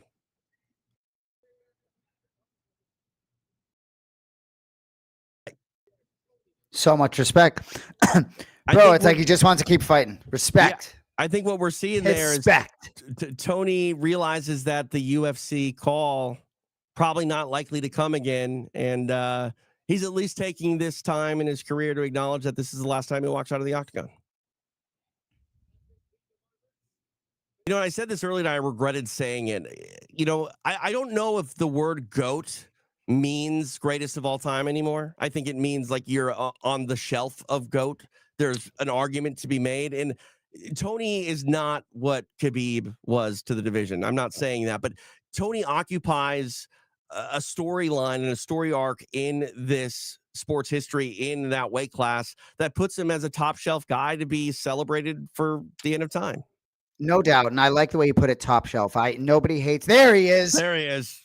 Belal Muhammad. Remember the name. Belal Muhammad. Strap him up. Strap him up. All right. Who was that guy with the shades? Sorry, go ahead, TJ. I mean, he had a C next to his name. That looked fancy. I noticed that too. Does anybody pull off the sunglasses better than Belal Muhammad in MMA? I don't think so. Especially indoors. Do you notice how I'm speechless? Oh, I mean, are you trying to say something by not saying something? You know, you guys tell me this is PG-13. Okay? Oh, so you tell me it's PG-13. Should we get the kids out the room right now? And well, no, the emotions of Belal Muhammad. I mean, you get the beat button ready. I know we got a Drickus Duplessis feature coming on here. But seeing my boy, you know, with all the hate and everybody disrespect and remember the name. And, you know, Coiner and Frankie and all you Fight Pass people. Belal, remember the name Muhammad in the building with the belt. Put that C by his name. Let's go. All right, TJ, you can talk about this feature, you broadcasting professional. I mean, I thought you were going to give me a let's go. I was ready with the button. You had the beep. Well, I abstained because I felt as though I could get it out without disrespecting the kids. You know what? Sean gave you like the warning, like, hey, don't get crazy. And it's prevented you from even getting mildly excited. And he said PG-13 and I just took it G. You know what I mean? You are G, as is Belal Muhammad. Yeah. He wants one. Give him a Boston F-bomb right now. It'll come. Oh, we got so much more time. It'll come. All right. Oh, it'll come. If you guys are asking me at some point to blow up Belal and release my language, I will fucking release my language at the appropriate time. Okay. Nice. Beat button wasn't ready there, TJ. We and the TJ doesn't stand for anything. It's just TJ, right? No, I stand for a lot of things like the national anthem, old ladies who want to sit down on the bus. Yeah, I'll stand. But my point is T and J don't have things, right? No. I think so if they did, I'd be, if you were like Thomas Jefferson, I would be exploiting that like you wouldn't believe. Yeah, no, my name technically isn't a name at all. And it's a pain in the ass to get a passport and a driver's license, let me tell you. Yeah. Appreciate y'all being with us, UFC Fight Pass, those that are with us. And Sean spelled S-H-A-W-N. That matters, Sean. I know. We appreciate you. What's that? That's the only way in your book to spell it? Yeah. The other one is seeing. Just saying. How about Tony Ferguson being like, I'm dropping one glove because I'm not fucking retiring. You know what I mean? Like I'm fighting again because I like it and I'm going to do what I want to do. Which is so Tony Ferguson. We talk about sunglasses inside. I interviewed Tony before a UFC fight. It's the first time I ever met the man. And I was like, we're not on the air yet. You don't have to put on the glasses. Like, we're just talking. And he's like, what do you mean? I'm like, I haven't hit record yet. So like, we're just being us. He's like, yeah, I'm always me. I'm like, I'm terrified. That's a t-shirt. I'm always me. Yeah. I'm writing that down. That's Tony Ferguson. I'm Yeah, always me. I'm That's always me. that's like Dustin Poirier. You're like, Dustin, you're the man, Joe. And Dustin's like, I'm just a man, Joe. Okay. I'm just a man, Joe. You're the fucking man. Okay. It's amazing how the most innocuous one-liners become just lore. You know what I mean? Just Yeah. forever the greatest statements. Less is more, people. Less is more. Wide shot here inside the arena as we are awaiting our next fight. Marlon Cheeto Vera taking on Davison Figueiredo. Man, again, this is going to be a phenomenal fight. I'm curious to see how we see the return of Cheeto after a really tough fight back in March. Generally, I would say that enough time has passed that he's going to come back, but mentally, you come off the biggest fight of your career, it doesn't go your way. You got a former champion standing in front of you. This is a tough task for one Marlon Cheeto Vera. I agree. And if I'm being honest, I'm more interested in it from Davison Figueiredo's standpoint, having 1-2 straight coming up here and what he accomplished in his career already, to me, just holds so much weight. With the utmost respect to Cheeto. Not sure necessarily he was deserving of that opportunity ahead of Merab at the time that it came against Sean O'Malley. And if you watch the first fight, that what happened in the second fight, it was pretty clear. I know O'Malley got injured in the first fight. So for me, I love Cheeto as a human being, but I see a much more clear championship trajectory for Davison Figueiredo. So I tend to be looking at that side of it. And we're looking at a guy in Figueiredo that, he was always going to be a factor every time he could make the weight at 125. At 35, he might just, continue the rise and just go on a run and end up doing things that no one really forecasted. We're going to find out. And Cheeto's going to be a good litmus test for what Figueiredo is going to look like against the top shelf, the 35 pounders. Yeah, I mean, I was certainly I didn't bet the fight, but I thought Rob Font would present some physical problems to Figueiredo, which he did not. And Cody Garbrandt at UFC 300 looked good, looked primed, looked ready, and came over to the side of the cage after that. Was just like basically just like, But dude's better. those are both fights, though, that in hindsight, you kind of go, oh, of course they were going to go that way. I really feel that. I mean, no disrespect to them, but like it made sense the way they unfolded. I don't know how this fight against Cheeto looks. I really don't. The size to me I'm curious where the size comes in. I think that Cheeto might not be as touchable, you know?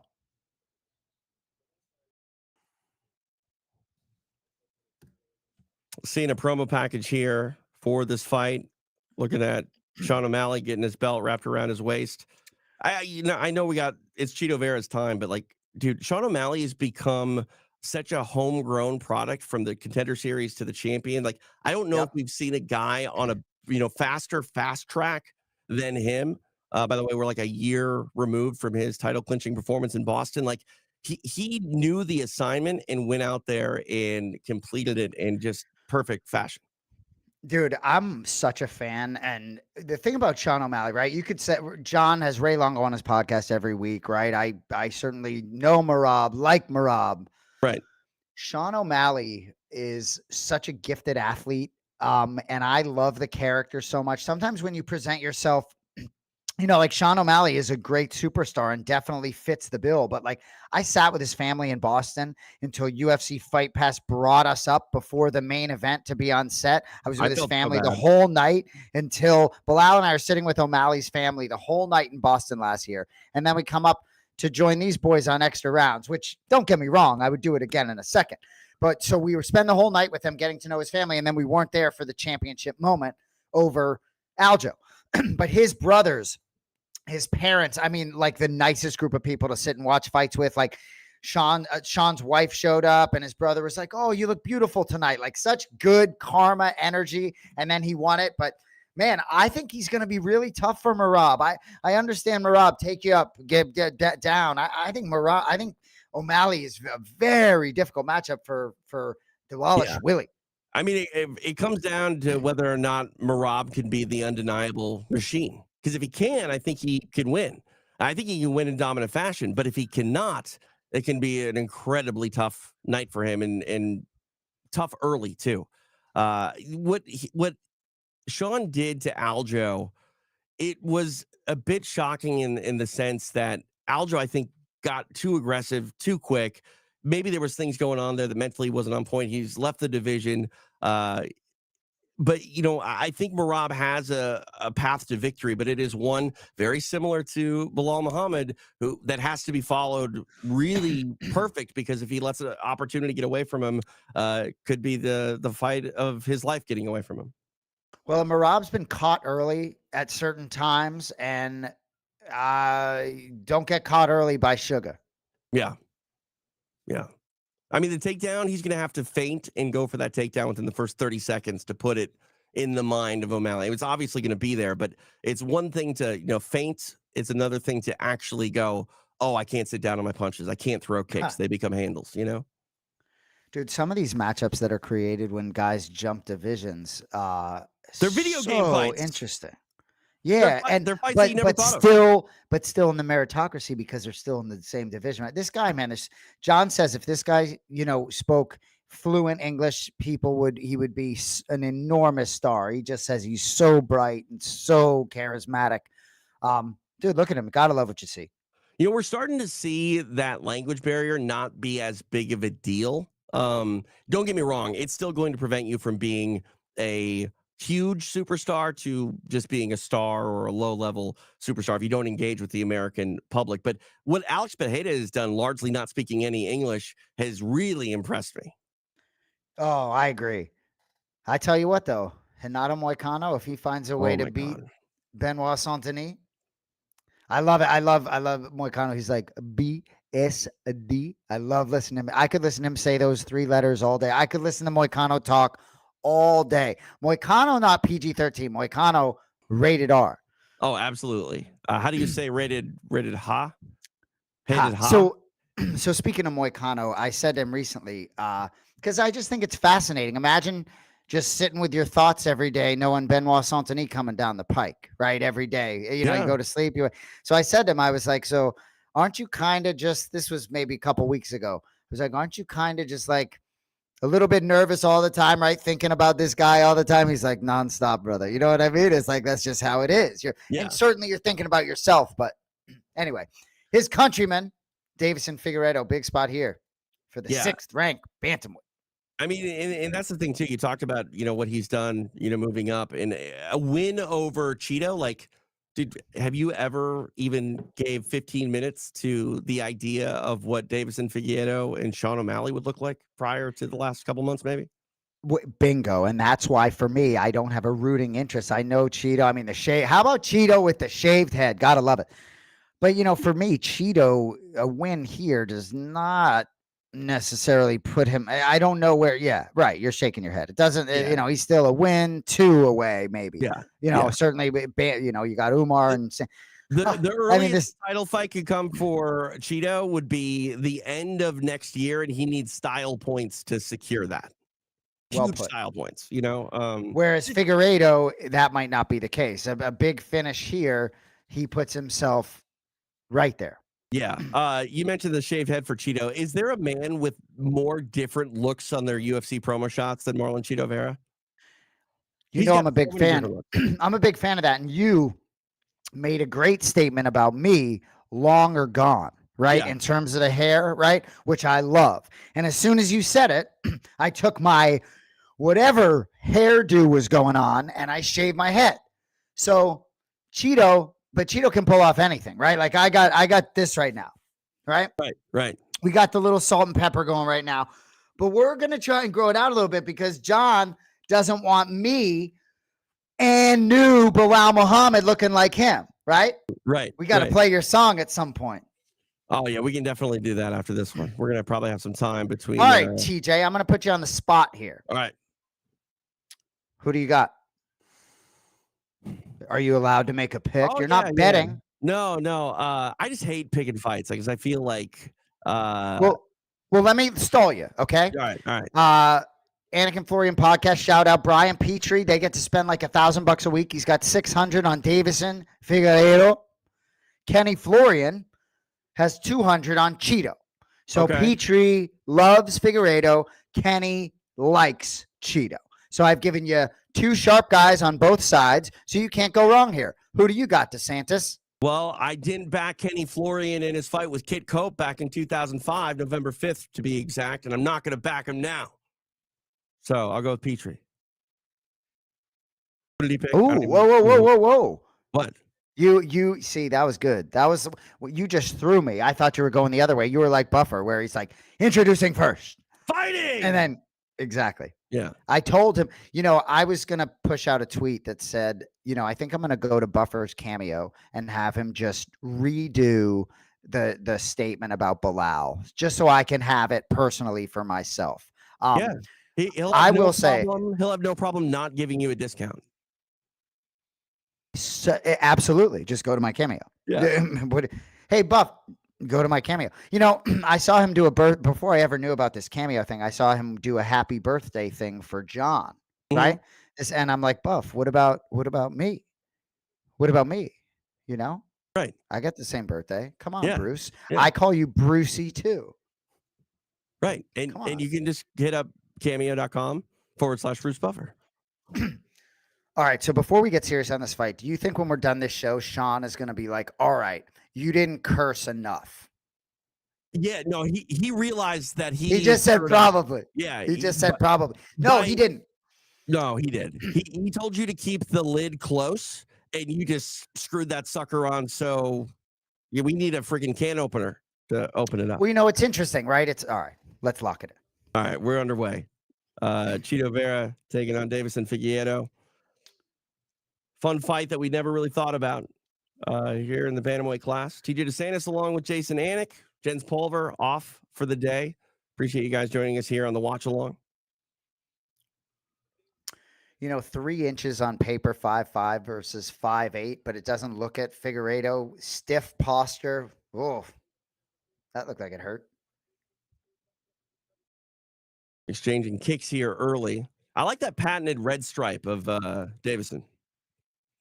I like a good look that you can consistently keep throughout your career. I like a good walkout song that never goes away.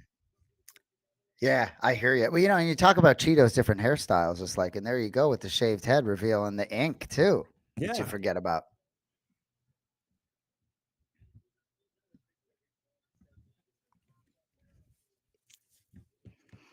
Just passed about a minute of elapsed time. Go ahead. Sorry, no, you brought up Mackenzie Dern and talked about 5-round fights, and that's one thing I'll say when I only see 3 stripes next to the clock. The fact that this is a 3-round fight. Man, when you have guys of this caliber, it doesn't feel like enough on paper. I understand you could get a finish. Figueiredo gets a takedown. 3.5 minutes remain here. He's in top half, trying to clear the guard. Cheeto able to put him back into a closed guard.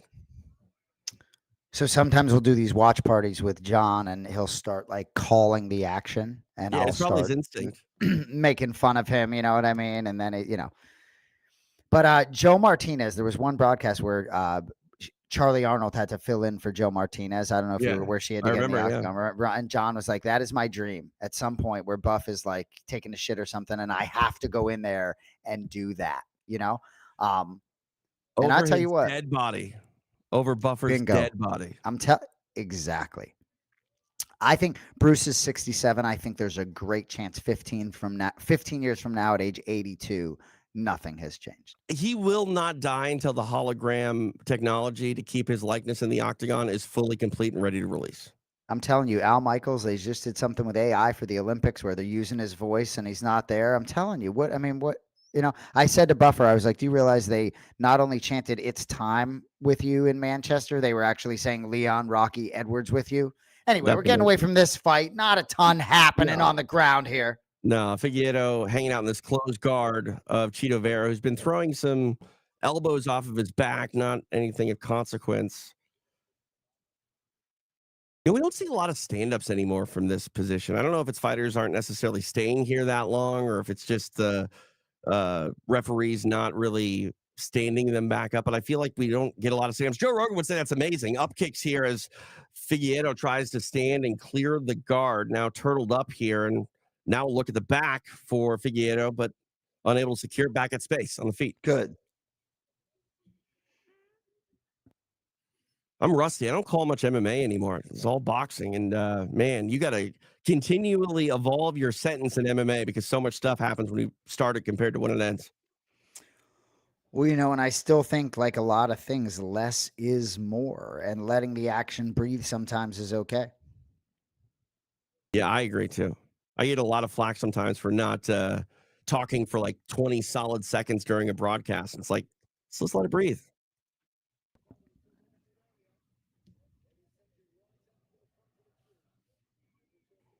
1 minute remains here in this opening round. Kick to the lead leg of Cheeto by Davison.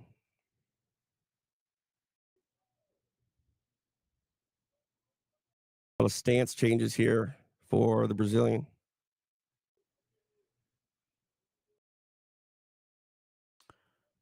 4.5 minutes.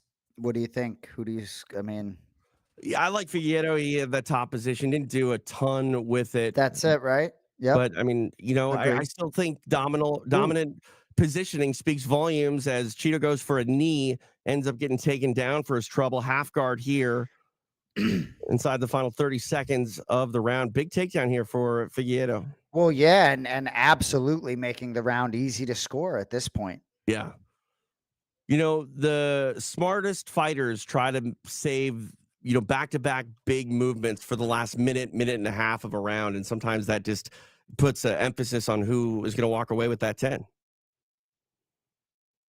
It was stomped to the body by Davison that Cheeto's kind of complaining about maybe after the bell, or maybe he caught him low. I can't exactly see what the complaint was, whether it was because it was late or if maybe that stomp caught him below the belt.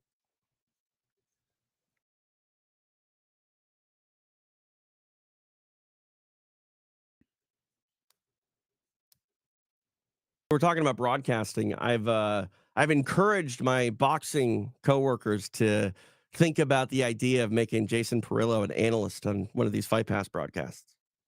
I probably shouldn't Great say that idea. out loud here, but I love Jason Perillo as a personality. When Bisping gets the win over Rockhold and he just poses to the camera, I loved it. No, I hear you, and he's good. Sounds good on a microphone. I do think sometimes at high level MMA they offset each other a little bit, and it's I think these guys it's good matchmaking. I gonna be interested to see how it plays out. Yeah. We were talking about favorite fighters. One of my favorite fights to ever have made is two guys that are state level wrestlers in the Midwest who can't strike because they can't take each other down, and it's the sloppiest kickboxing bout you'll ever see, and it's high level entertainment. There you go. Sometimes the sloppiest worst fights make for the best entertaining fights, and the most well matched fights sometimes make it so you need to be a student of the game to appreciate it.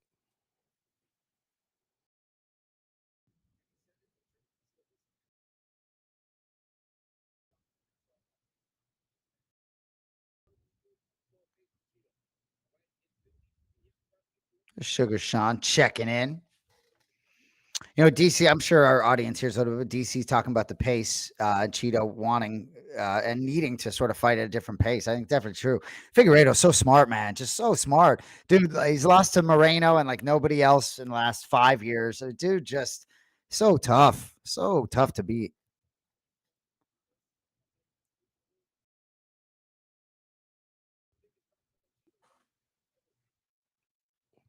Takedown attempt there for Figueiredo off of Figueiredo, kick by Cheeto. Figueiredo too fast. He's not there. Yeah.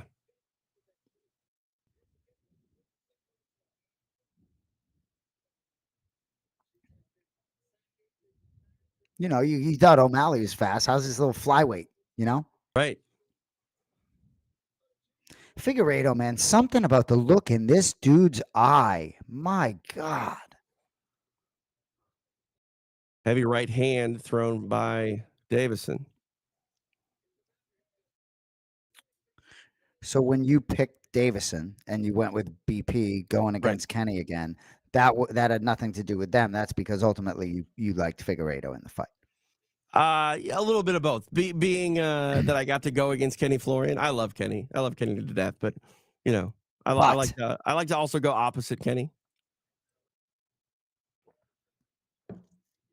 I just think it's a tough task right here for Cheeto to come off of that loss back in March, getting a really yeah, tough guy. Like it's you know, credit to him for taking the fight. It's not an easy fight.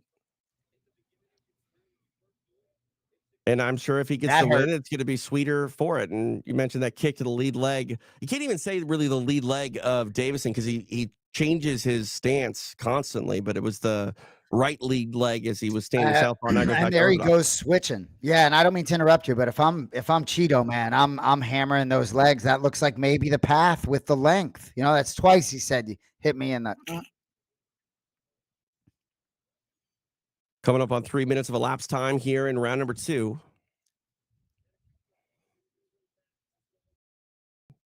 good takedown defense by Cheeto. Clearly Figueiredo's legs bothering him.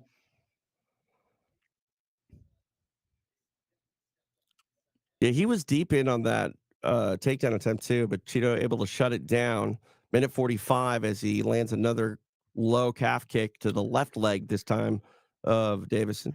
You know, TJ, generally speaking, in terms of a calf kick as a strike, right? Mhm. How do you know versus let's say a jab? You know, like we're like talk to me. This round, scoring this round, certainly some effective, one big leg kick by Cheeto, but some of the others just chipping a little bit.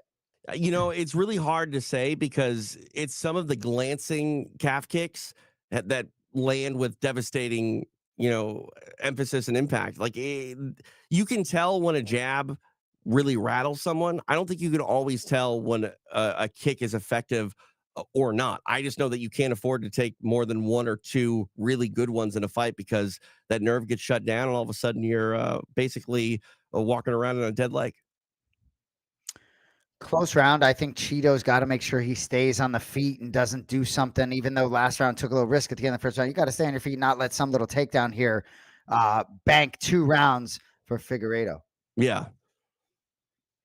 Yeah, and, you know, it's not supposed to be weighted this way, but if you want to break it down, the last minute of a round, everything carries so much more value when it comes to efficiency. And you can see Figueiredo, he's thinking takedown here with 20 seconds left. Mm-hmm. Ooh, the body there with the left hand by Cheeto.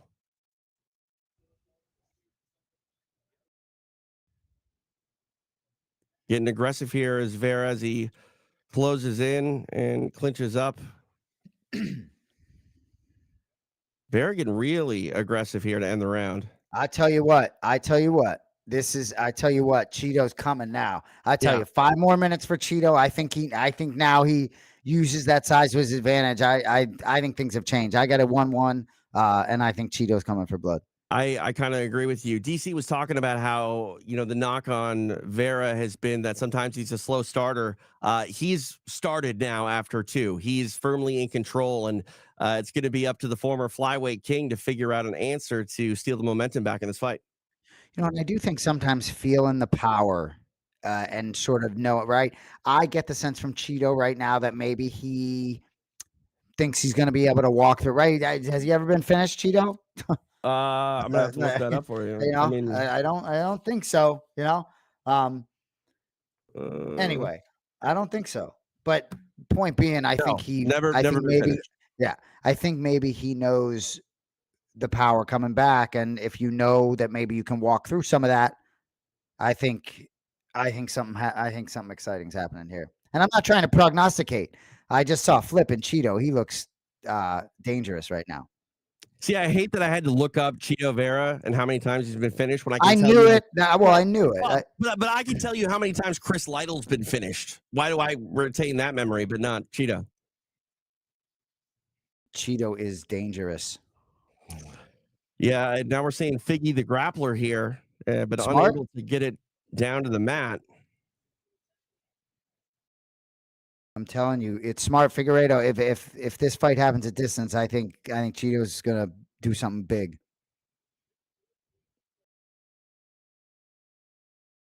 And this is a really important fight for Cheeto to sort of, if he's Yeah. able to win it in this fashion, he's able to prove that he can face adversity in a fight and turn it back around and walk away with a high level Yep. win. This is a, Yep. momentum, booster for Cheeto if he can maintain, control here in the final 4 minutes. Yep. And DC was talking about the pace, and it does seem as Cheeto, at least in this first minute, maybe has slowed a little bit compared to the end of that second round, which isn't, I don't think, the best thing for him. No, That's the fun about these watch alongs. You can run your mouth a little bit, you know? Um, I don't run at all. Period. Ever. no, I avoid it. I used to. just Man, I lift need to get. weights. I need to get back right now. Yeah, lift weights. Jesus, no. Nice little jab from Davison. Yeah, I was so confident coming into this third round for Cheeto, and now I'm losing that confidence here as we're at 3.5 left. Well, now it becomes a little bit of like a trudging chess match where it's literally a coin flip. And it makes you wonder again, why aren't these guys fighting 5 rounds? This should be a five. This should have been a 5-round co-main event. Yeah. But ooh, I like the idea of co-main events being 5 rounds. I like the idea of I two do too. 5-round fights every single card. I agree. You know, Cheeto certainly has the gas tank you would think. I'm surprised that he's not being a little more aggressive here. Oh, he's Oh! down. Figueiredo in business. Big right hand lands Cheeto. He's back up on his feet, but that one definitely rattled him. Figueiredo just too fast. There's still room for Cheeto to try to get back in front of this one, but he's another right Oh, hand. another hard right. Now Figgy going to the body with the left hand. Tell you what, Cheeto's never been finished. That up kick. Davison definitely feeling the momentum in his corner. He's not throwing a lot of volume. One shot at a time sort of strikes here from the Brazilian. You know, Cheeto definitely compromised now, but I thought we'd see a little more aggression earlier in the round, letting Davison get real comfortable here. And that might have been, something on Cheeto's mind, hey, maybe, be a little bit passive in the first 2 to 3 minutes of this last round and then come on strong to really solidify it in the latter part of the round. But he's allowed Figueiredo to get into this fight in a big way. Davison is having more success than he's had all night.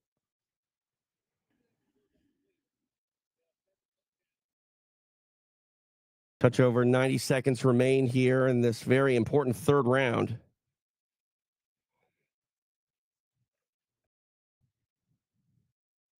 Ooh, knee to the body by Figueiredo. And because of the success, you see how Davison, faints and it gets all of the respect of Cheeto. He's overselling on all of his reactions. Ooh. Man, I wish we had 2 more rounds. Yeah, good fight. 1 minute remains.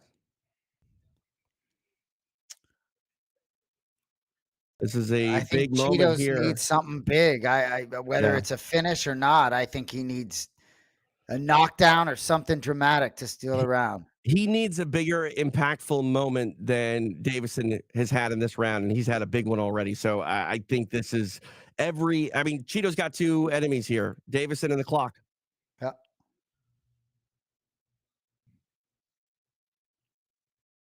Davison might just be able to do what he did right there, feint a takedown and get Cheeto to go full sprawl and watch this fight just slip away.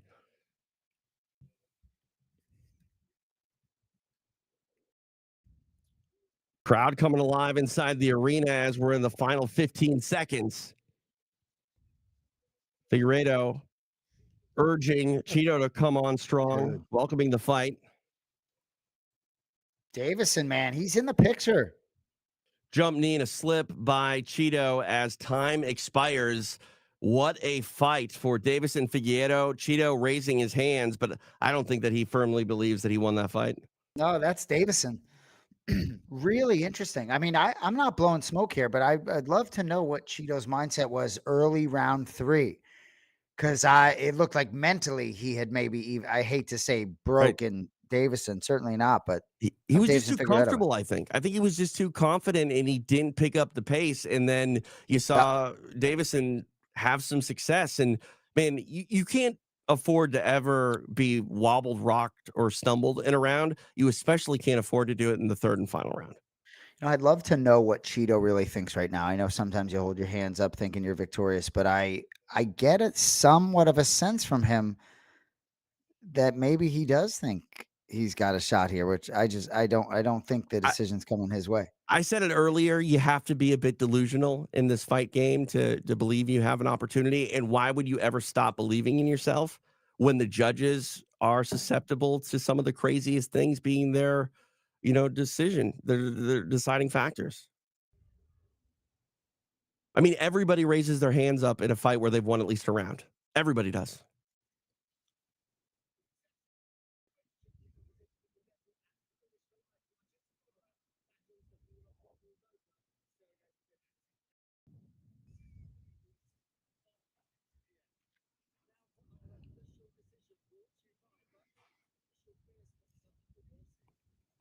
Scorecard coming.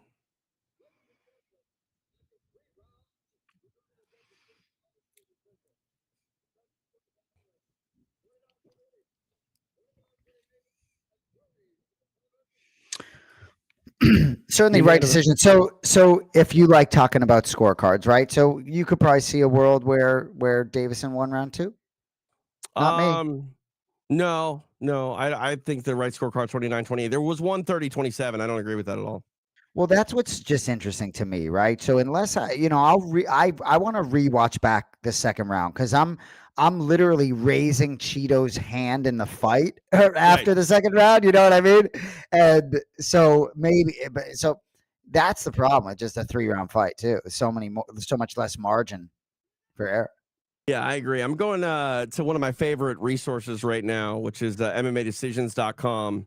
And I'm actually blown away. I'm looking at the scorecards for the Mackenzie Dern and Lupe Godinez fight. It was unanimous where all the math adds up. All three judges went 1 and 3 for Mackenzie Dern. And again, like the Good. idea that these judges see the fight the same way, a lot of times they have the same final answer, 29-28, but their math very rarely ever equals the same or looks the same on paper.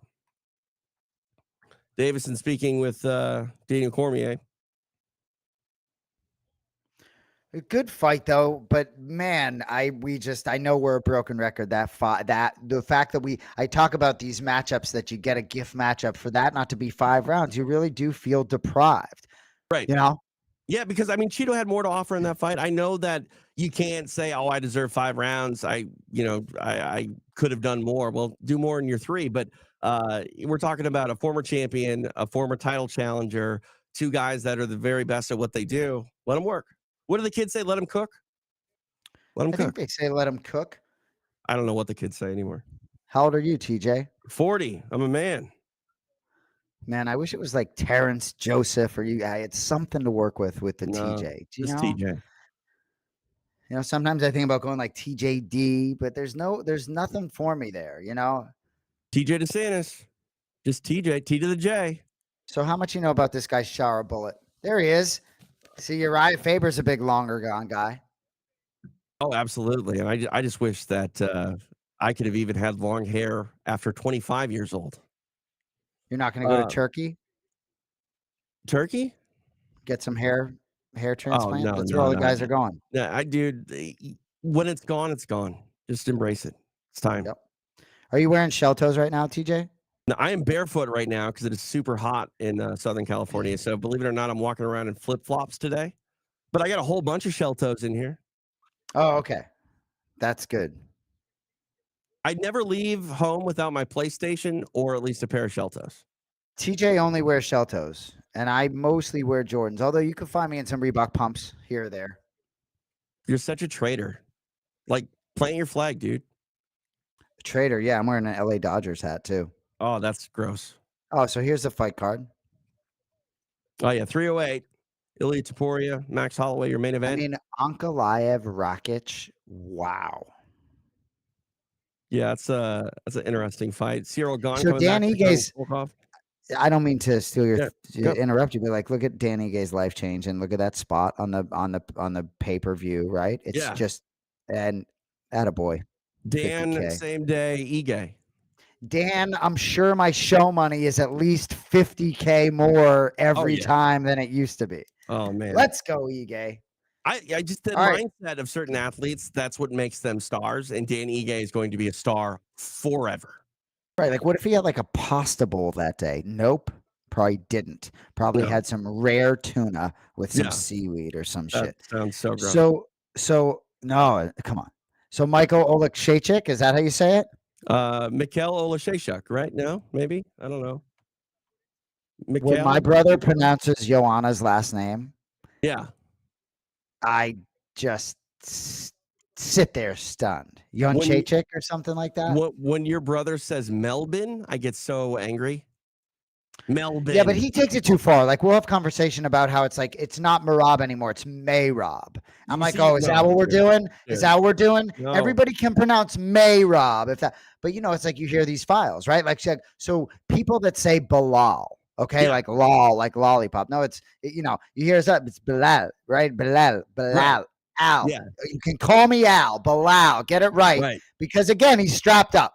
Sean, it's coming, Sean. I still got time. It's a co-main event, right? I think this should have been the third. I think we just watched the co-main event, right? So just know, Sean, it's coming. So get your beat button ready. And See, this is good. to steal a line from Robbie Lawler, when it comes hard. Bro, I tell you what. So I did this interview at Killcliff, the first sort of interview I've ever done for the UFC, but I was off camera, right? And the first guy they give me is Robbie Lawler. And they want me to just ask him about Nick Diaz leading up to this fight against Luque, right? I love that. All I want to do is talk about Robbie Lawler. I want to ask, I got a bunch of questions for him about Robbie Lawler. Didn't have that many about Nick Diaz, who hasn't fought, right? Right. And so then off air, I start talking to Robbie Lawler, and he's so damn smart and funny and entertaining to talk to. Yeah. And he reminded me so much of Dominic Cruz. You would they had certain tones about their voice that were the same, but man, some of these guys are so smart. Like, I couldn't have enjoyed talking to Robbie Lawler anymore. But in that interview, I was like, what am I supposed to ask this guy? I want to ask him about himself. Well, the thing about Robbie is if you don't talk to him about the right things, he won't talk at all. And I found that out one time. I was just trying to talk, and he clearly didn't want to talk about fighting. And I brought up Iowa football to him, and then he would not stop talking. It's like, oh, we hit a nerve. Let's go. And like you said, he is low key, super intelligent about everything he cares about. Like, to a level where it's like, oh crap, I just opened up a bottle that I don't even know if I can hang in this conversation. Dude, so his kid plays soccer. He's like, I'm obsessive now with like finding the right, like he watches film on soccer and coaching, and it's unbelievable, dude.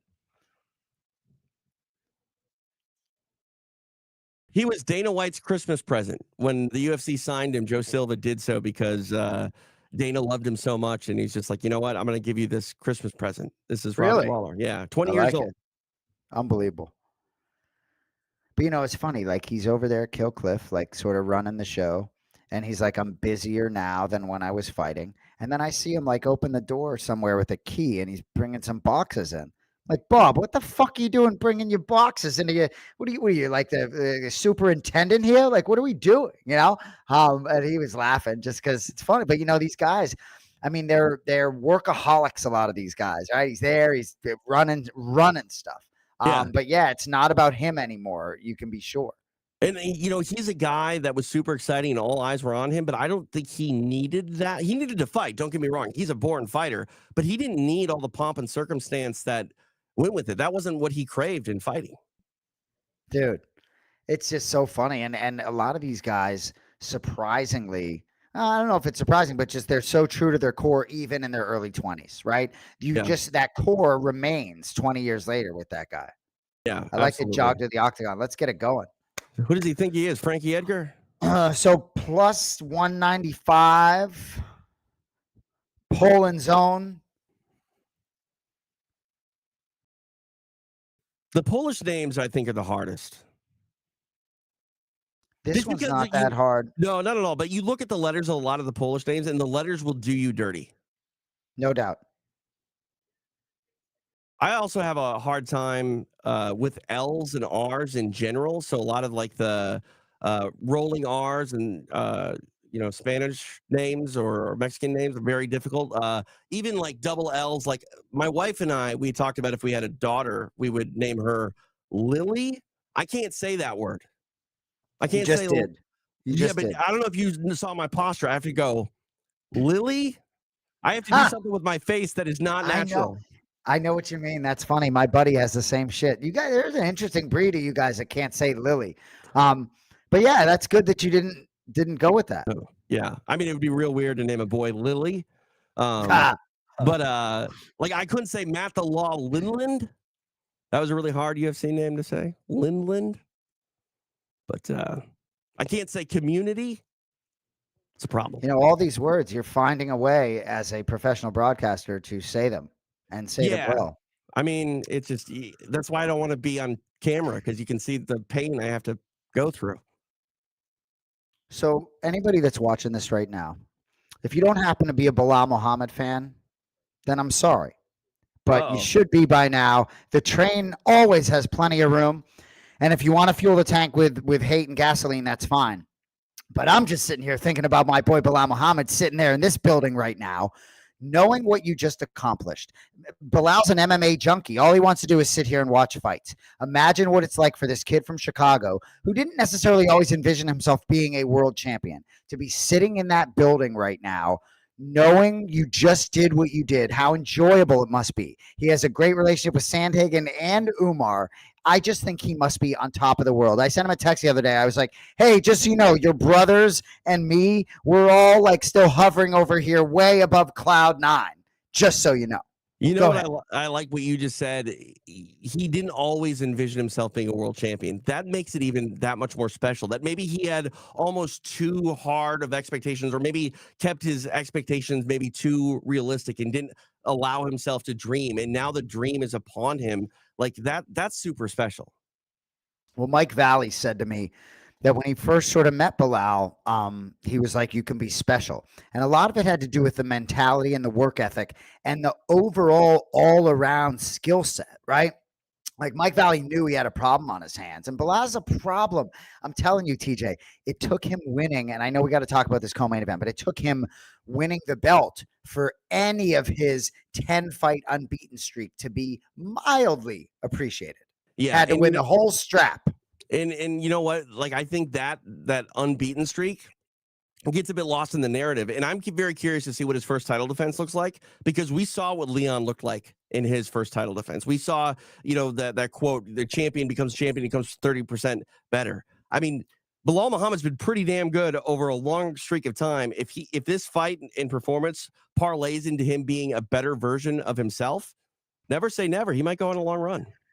And that's his point, right? And he and I, you can be sure, had conversations about the pound for pound rankings well before this. That, all right, you go 10 fight unbeaten streak, not even glimpsing the pound for pound list. Now you're champion, you're sixth. But Bilal, that would make him throw up in his mouth being sixth on the pound for pound list. He genuinely wants to be number one. And when he's running his mouth about the middleweight championship, about Dricus Duplessis, that's because Duplessis ran his mouth. Bilal just run his mouth a little bit. He's going to handle all the welterweight contenders. But what I keep saying, you can say Shavkat, tough test.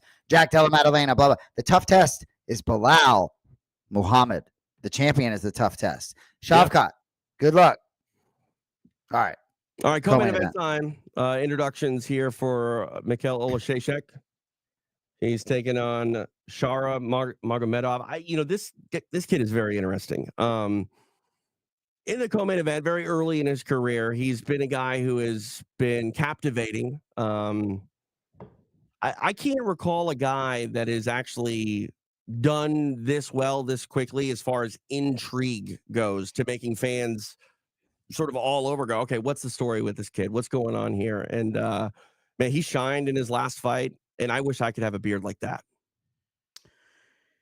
You know, this UFC, they have one of their sort of features around this octagon is they have the eyes. They just show the eyes of the fighter. And I don't know if I've seen this guy fight live, but that close up on the eyes, that would make me tap. Is he fully blind in that eye? I was going to ask you the same thing. I believe he is, and because they talked about him not being able to get a license in the states, which I mean, if he continues to win like that, that could be a problem. I mean, you think that all the biggest mainstays in the UFC will come to Vegas at some point. Um, I know a lot of fighters. I'm not going to say names, but I know a lot of fighters that fought active careers with a non-working eye, limited vision eye. Some fighters I know fought with a glass eye, and the commission didn't even know. Are you suggesting that it Oh, I get it. I get it.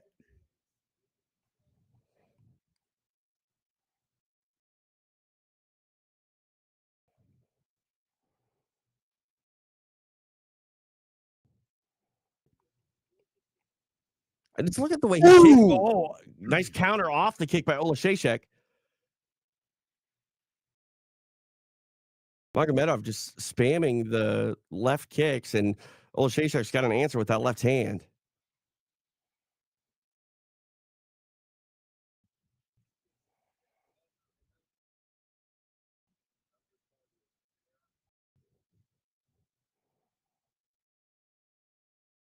Magomedov's so wild with his movement and the way he's backing up, light on his feet. Like it's got to be a tiring pace. Eats a body shot there by Olashashek. Hard to imagine this thing going all 3 rounds. It's not going Jeez. to. I mean, these kicks by Magomedov, like he's leaving himself open repeatedly for these counter left hands, and they haven't had super effective impact yet. But I think he's playing with fire just by kind of throwing these kicks nakedly. But that one got a bit wild there by Olashashek, and I think his right lead leg is starting to hurt a little bit. Yep. Took the words out of my mouth. I mean, you're playing with fire here because what you're doing with these kicks can, benefit you and work really well. But it just takes one slight mistake for your night to just go up in flames. And Magomedov looks like he's ready for a counter. Olashaychuk doing some good things, but he better be careful what's coming back to him. Yeah.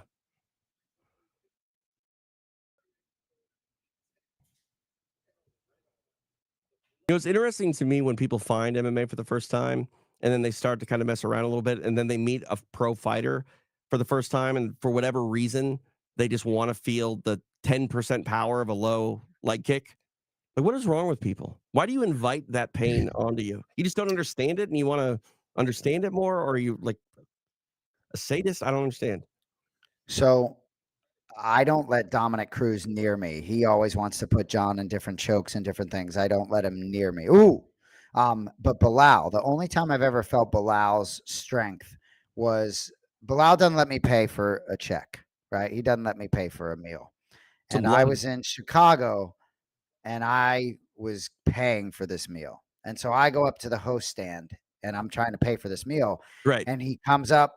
I went to the bathroom and then he saw what I was doing and he comes up and I was like, please don't touch me. I'm like, please don't hurt me. You know what I mean? Like, don't, Yeah. right. And he didn't really even do anything, but it was like he just kind of reached for something and just applied a tiny bit. And I was like, all right, yeah, like I'll just take my credit card, go back to the Right. table. Like, all right, whatever. But I don't like messing around with these guys at all. I don't want you to get underhooks on me, nothing. I Yeah, hear you. Shower's throwing some wild stuff. Yeah, the cut over the left eye area on the forehead, I believe, Whew. maybe on the side of Olashashuk. I don't know what opened it, but it's a probably he's wiped at his eye a few times, so I think it is impacting his vision a bit. Yeah. Well, maybe now they're a little more even in the vision, huh? You said it. Weird fun fact about me, Jason Anik. I can't move my eyes left or right. No peripheral vision? No, not really. I got Dwayne syndrome. I don't really know what that Really? is, but I got it. Well, you've done a really good job with your life just looking straight ahead. Yeah, merging into freeways sometimes gets a little risky, but I'm I got a sure you Tesla just got now, to so turn we're that good. head. No, I can't. I can't. I don't get enough range in my eyes. Conversation for another day. Final 20 seconds of round number one.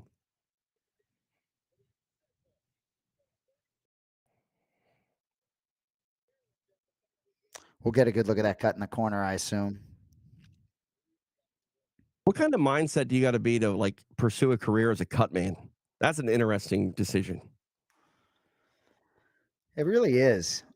What level of medical expertise? What's needed? You know? I don't know. I mean, to be a fight cut man, I don't think you really need to have any level of expertise. You just need to try to close up cuts. Are you okay with like the sight of your own blood? Yeah. I'm You know good what's with it. interesting?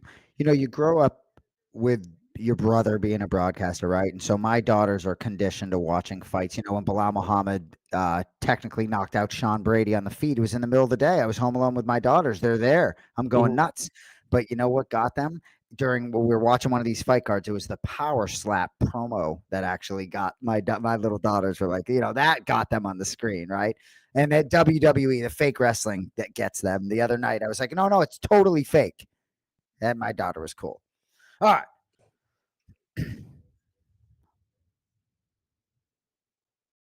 Calling fights, it's weird when you smell the blood of one of the fighters. Yeah, That's the only thing that ever gets to me. yeah, that doesn't sound too appealing. I called the Kayla Harrison fight, and she cut her opponent so bad I could smell the blood. Round 2 underway. I'm assuming that was a Magomedov first round. We'll see what the experts say, but I would lean that way. Man, He combos kicks from both sides. It's bizarre. so active. Just like those active feet.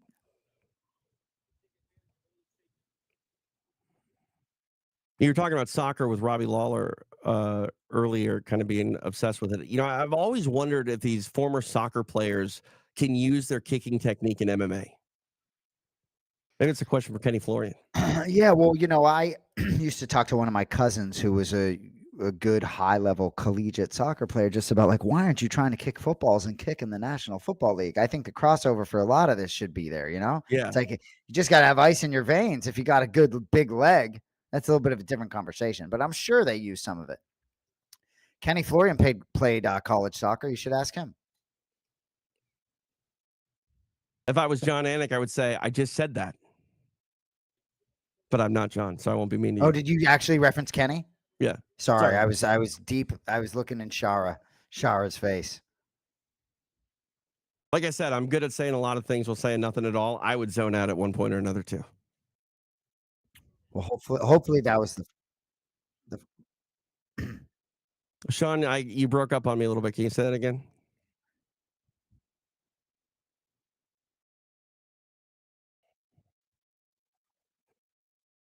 So question from Chad asking us if we would allow our children to get into MMA and combat sports. My kid loves watching jujitsu, doesn't want anything to do with it, doesn't really care about fighting. So I would definitely let my girls do it. I think, especially jujitsu or wrestling. I don't necessarily need the striking, but no, the self defense even. But no, I think there may be some of that in my daughter's future. And in terms of like, have you seen Frank Mir's kids? Have you seen Frank Mir's absolute?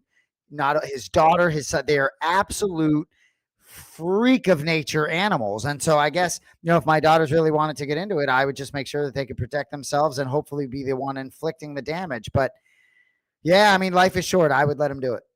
I called 2 of Bellamir's fights. MMA So fights. there you go. There you go. She's Is a she scary not woman. unbelievable? Yeah, right. Future UFC massive star. No. Yeah. Yeah. And she's Yeah. obsessed with wrestling. Like she's gonna take her wrestling career as far as she can before she ever focuses fully on MMA. And Ooh. things starting to pick up here. I'm just still impressed by Magomedov's ability to combo his kicks from both sides as he moves away. Olashashek still game coming forward, pawn with his jab, overhand left. Ooh. See these kicks, they're interesting. There's a nice left Ooh. hand quick there on the inside. The kicks, the ones that kind of get blocked by the arms, are the ones that I worry about the most because it's like that could be a broken arm. Yeah. I love the versatility of Shara's strikes, so many different angles, so many different weapons. I tell you, he's gonna be fun to watch. I'm just curious what happens when he goes up against a good wrestler who can utilize those kicks as handles. Good point.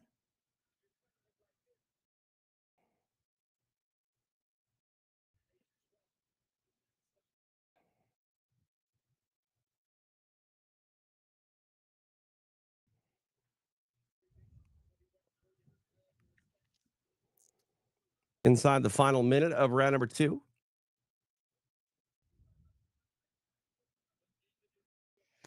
It's interesting. You talk about excitement of different fighters and, the middleweight division. There were times in the not too distant past where John was talking about Brendan Allen being, the most intriguing matchup maybe for a guy like Adesanya because he presents a different challenge. And you can have fans maybe watching a fight like this, looking at a guy like Shara Magomedov and like liking the style. But man, it's like this game, especially in the big show, you just see so often there are levels, right? There are so many of these middleweights that would expose him in so many different ways, right? TJ, no matter how exciting he may be at this stage. For sure, but there are also some fighters that you can say that about that we never get the answer really brought upon them. Like there are a lot of questions about Alex Pereira right now and what his wrestling truly is or isn't. I still think that there are fighters that are nowhere near the level of Conor McGregor and the all around mixed martial arts department. But if you put Clay Guida in there with Conor McGregor today, part of me thinks that Guida could, pardon the phrase, wrestle fuck him to a decision. I'm I hear you. serious, and like some I still don't know if we know what kind of Connor shows up when he's taking on a hard-nosed wrestler. And we saw him have trouble with Mendez early. We saw Khabib have his way with him. I mean, there were moments in that fight where Connor did get his game going, but at the end of the day, there are certain fighters that reach really high levels and sometimes championship status in this sport and never really have to answer for some pretty big holes in the grappling department. Yep. Great stuff. Styles make fights, they say, right? So, Well, and that's why a guy like O'Malley, if you take care of Sterling and then you take care of Dwalish Willie, you stack those on top of each other. That's significant. yeah. I know Cheeto in there, but like that camera too. Third round underway, our co-main event. So I know something will happen magical here, but I mean, how does Figueiredo Cheeto not get that co-main event slot? What am I missing? I'm surprised. I think it's obvious the fact that this is in Abu Dhabi. Maybe this is Yeah, an yeah, appeal to the fans, but like yeah. you can't tell me that fight doesn't hold more value than this one. And if we're talking about potentially moving, co-main events or really high profile contender fights to 5 rounds, I think you got to give Exactly. consideration to something like that. Well, and yeah, and obviously there are certain considerations, right? Cheeto, I don't know exactly how many weeks, but turning around fairly quickly. Who knows if 5 weeks was something that he was Right. seeking? Right. Yeah. I mean, there's a lot of people that don't necessarily want to fight 5 rounds. I'm saying from a fan standpoint, in the state of California, if you're not in the UFC or a big show, all MMA title fights, 3 round fights. They don't let you go 5 rounds Interesting. up and coming, which is crazy to me. But I also understand it because the money is just not necessarily there on the regional circuit to put your body at risk for 25 minutes.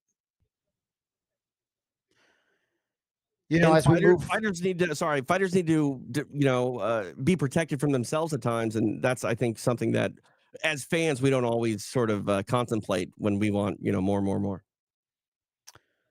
hard for me to get my mind off the bantamweights, obviously with the last fight and the fight coming. But when you think about a guy like Figueiredo and just how fast he was tonight, and you think about him matching up against a guy like O'Malley, like how would you see Figueiredo matching up against Sean O'Malley?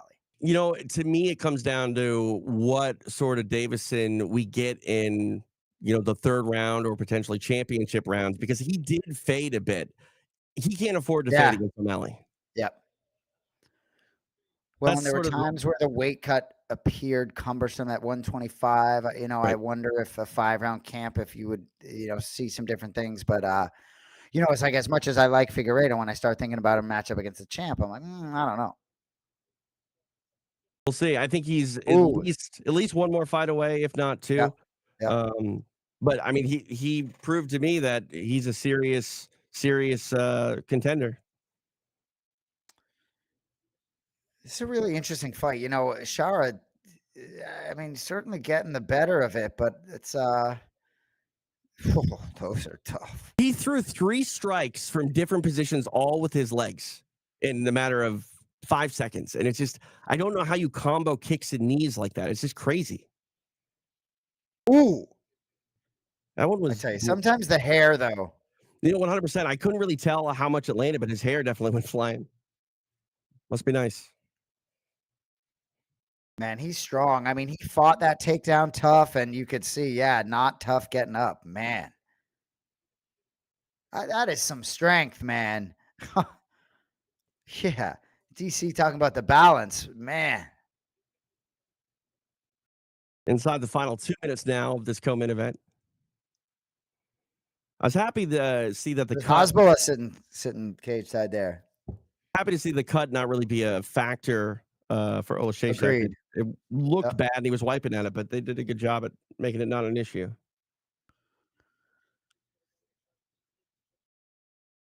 So this fight, as it goes along, it's a little bit hard for me not to look ahead to this main event because I still just can't believe sort of the magnitude of the result of this next fight coming up. You know, for for someone in Corey Sandhagen who I consider somewhat of a friend, right? It's like just this is a huge opportunity, right? I mean, Yeah. it's and Umar is just, and John said if you knew him, he's like the most amazingly special guy too, you know.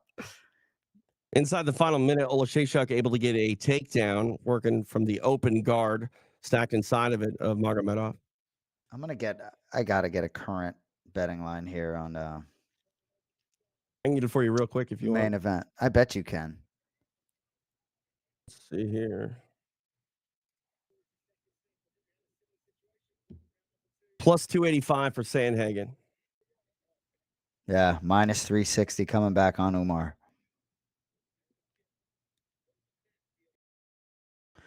You like the over 4.5 rounds, minus 154, under 4.5, plus 120. I'm almost always going to go with the over. Well, high level fights, I'm almost always going to go on the over. I see a little value, Sandhagen by decision, plus 650. See, I mean, gotta love John Gooden. That's the end of the contest. Yes, it is, John, isn't it? Oh, that's a good accent. I like that. You got Oh, real you got a acting little bit in chops. there. We got a little bit in there. We got a little bit in there. So, main event of the evening. Yeah, and another perfect example with John, right? So he asked me about this Umar Sandhagen fight a couple weeks ago, and we were talking about the betting line. He just asked me about the fight. He's not going to like this, and I was like, "Hey, man," I was like, "The only thing I can tell you is I'm rooting hard for Sandhagen. Can't help it. Just rooting hard for Sandhagen because I know the guy, right?" And so then we have Sandhagen on John's podcast, right? And so Corey comes on the show, and he's like, "Jay, you got anything?" And I'm like, "Yup." Corey, just want to let you know, John asked me a couple weeks ago about your fight, and I said, you know what? I'm not going to analyze anything, but all I told him is I'm rooting hard for you. Let's fucking go. You know what I mean?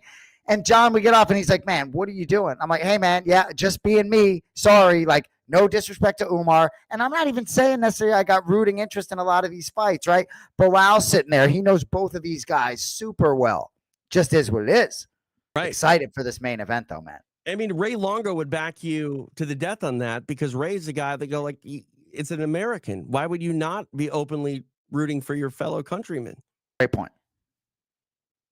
American fight fans, they're I think different than most other, fight fans who are other countries' fight fans are way more patriotic than we are. Like I don't know why that is necessarily, but it's the So case. true. So true. I also think I've said this analogy a lot as we're getting our decision. I'll save it for a second.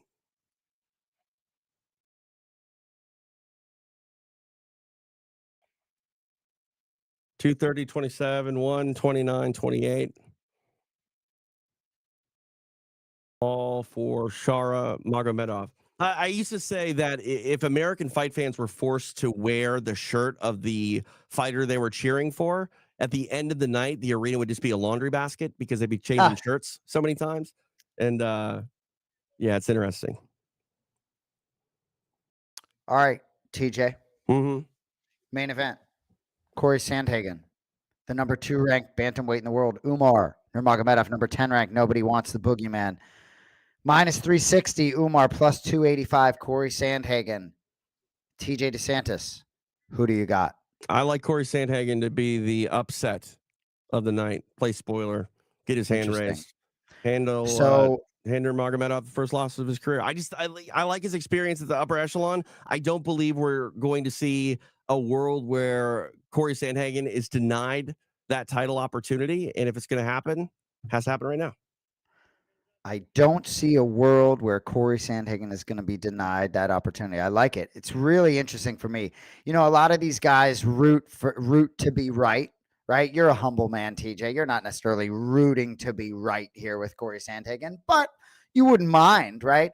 You know, there were a lot of people rooting for. Forget rooting. There were a lot of people that liked Leon Edwards and Shara. No disrespect, as I talk over your post-fight interview. DC looking clean. Anyway, a lot of people liked Leon Edwards. A lot of people like Umar, and you know, Corey Sandhagen is a significantly bigger underdog than Belal Muhammad was. And it's just fascinating to me how that betting line creeps into it. Corey said on the show, on John's show earlier this week, you know, I expect him to take me down. That's what I would try to do if I were him. So we'll see. Yeah, no, and here's the thing. I am always going to find excitement with declaring the underdog as someone who's going to win just because I like chaos. I'm attracted to it. I don't take pride in being right when it comes to picking fights. I would much rather be right about other much more serious topics. And Good point. There you you go. know, I'm not here because I mean, MMA, you know it all. Because the things that I know about MMA, no one really cares about.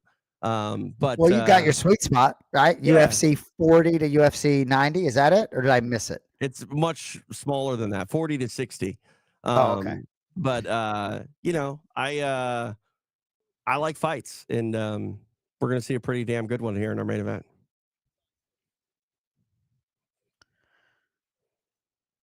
Do you think there is any pressure being the cousin of the great Khabib?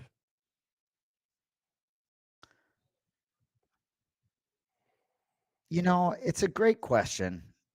I think it would be dependent upon the person. But what I'll Right. tell you, I do know is that when Khabib is there, practice just sucks Oh, so yeah. much more. Oh, yeah. And Bilal talks about everybody and just like them being around thinking they're working their asses off, right?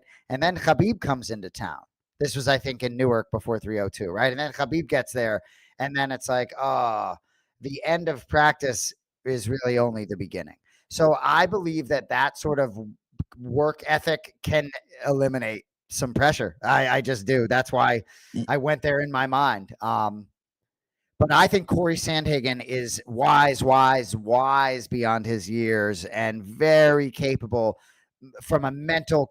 I think he's special too, man. This is one of those fights where I really don't want anyone to lose, you know? Yeah, you know, talking to Ray Longo, which by the way, I'm wearing his Ray Longo minute shirt, available johnanik.com.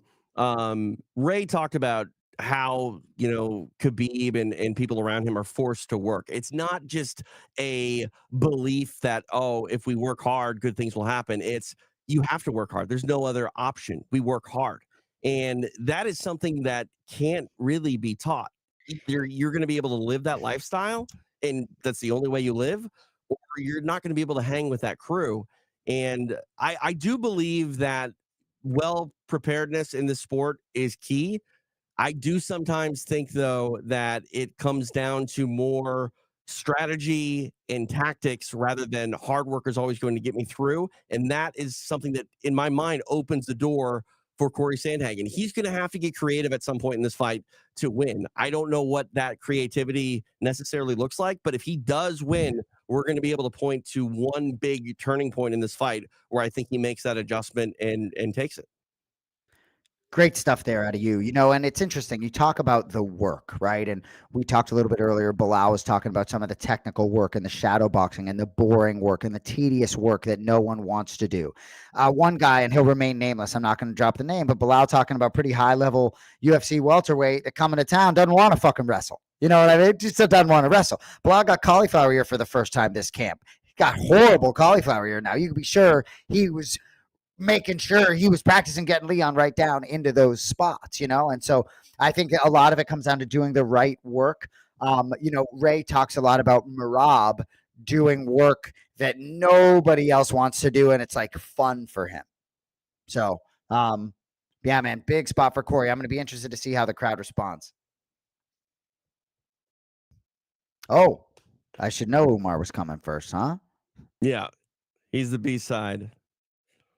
It's interesting. I remember when Brock Lesnar fought one of his early fights in the UFC. He fought Heath Herring, and Heath Herring made Brock walk first in Brock's hometown. Little gamesmanship. It's important who walks first, because if you walk first, you got to cool down, man. This isn't boxing where you can wear all your gear until the final moments. You're gonna stand there. It's and a you're very good point. But I'll tell you right now. Sorry, it's again about Belal, but it's like, do you think it mattered? Like, it couldn't have mattered less when Belal walked, right? He was still going to do his same wink and eyebrow raise to the camera, and he was still not going to touch gloves. He was still, and no, I guess his hip dancing in the inspection area maybe wasn't planned, No, and in terms of that not flinching, okay, that moment, man, Yeah. Might have flinched with a few fingers coming, maybe a few fingers coming. It's interesting. Like, I get nervous every time somebody flinches like that, because if both guys want to do it at the same time, we just have a headbutt and a cut and the fight doesn't happen. That's dangerous. Dangerous. It really is. It really is. Well, I said to Belal when he was about to walk out for the ceremonial, I was like, hey, if he did that to me, like, I'm falling off the stage. Right. Like, yeah. No doubt. Falling off the stage. But you know what? For whatever reason, I can't think of a time where someone does it and the guy does flinch. Like, I feel more often than not, the guy always just goes, "What? What are you doing?" Yeah, because these guys are total fucking G's. Okay. Yeah. All of them. Yeah. There you go, Sean. We're letting it loose a little bit. No alcohol flowing or anything either. I mean, if I'm standing in front of someone who I'm going to fight the next day, I'm staring at their pectoral muscles until they are out of the room. I'm not going to make eye contact. Not happening.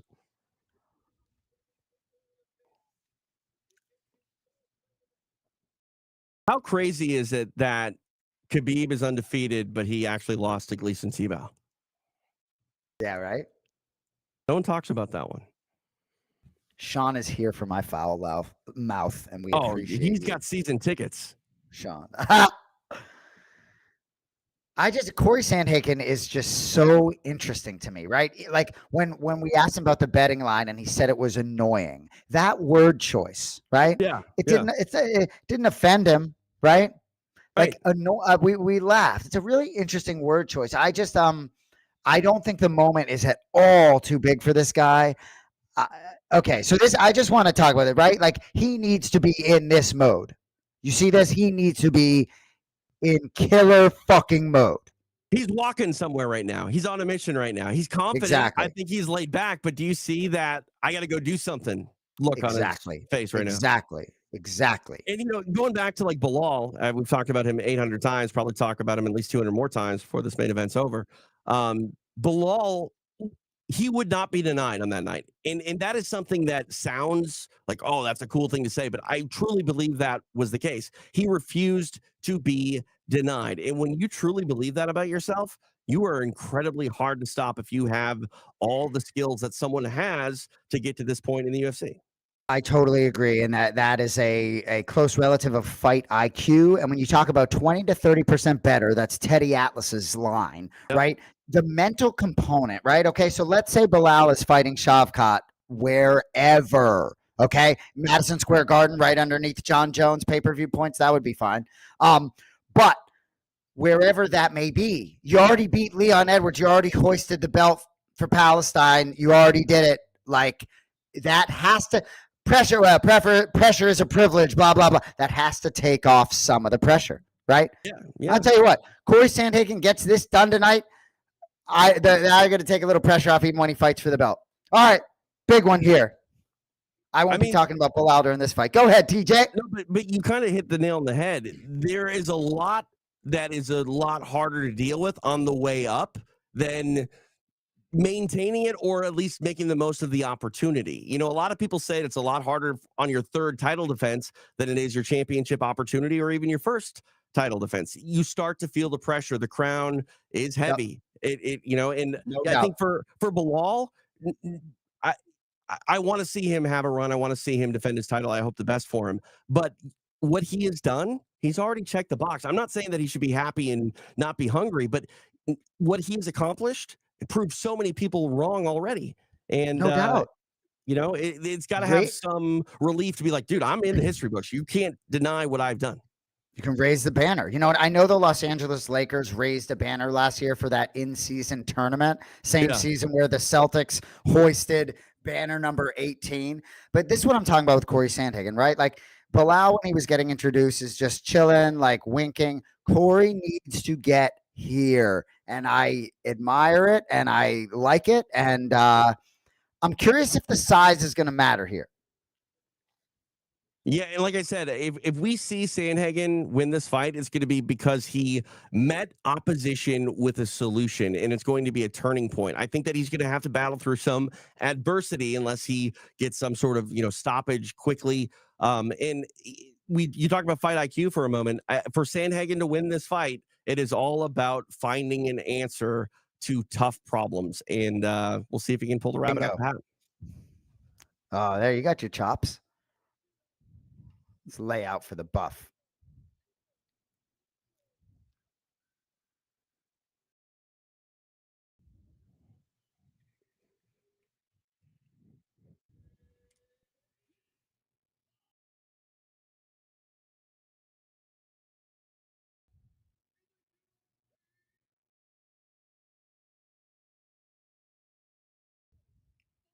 How many wins not Nurmagomedov have? 17? Overall, yeah. 17. Yep, 17 wins.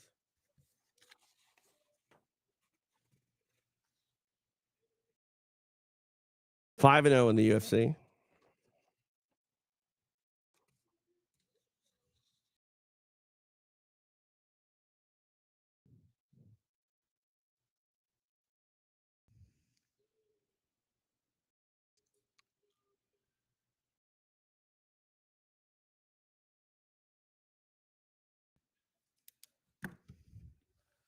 Sandhagen 17-4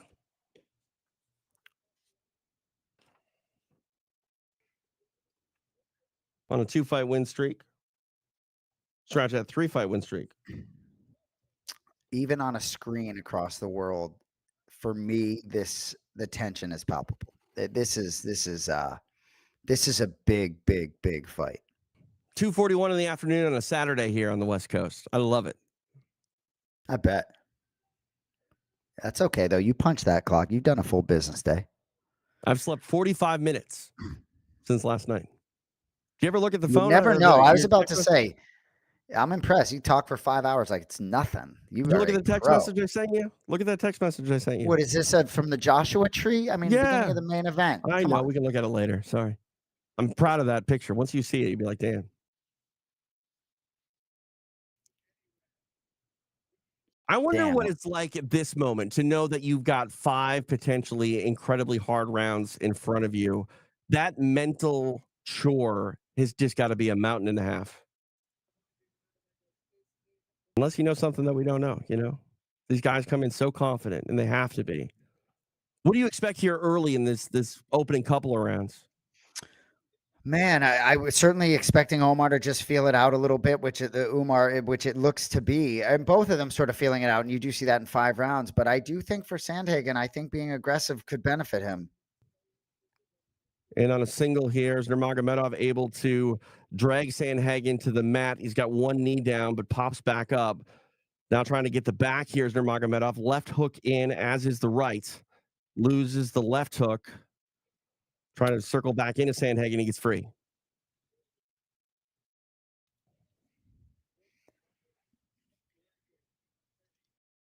See, I'd be worried about throwing those kicks half-assed like Sandhagen did on the last right leg kick.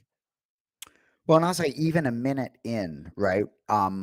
You can see why Umar is favored.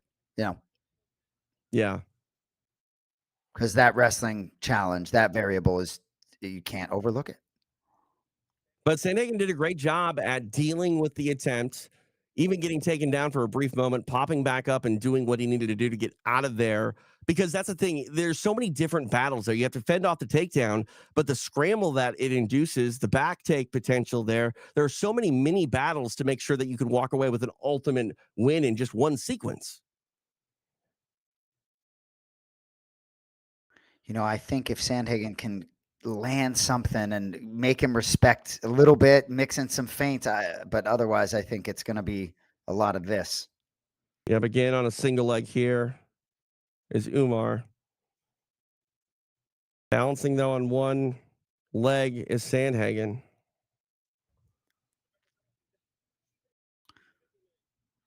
Like, I wonder how dynamic and creative Sandhagen should try to be there.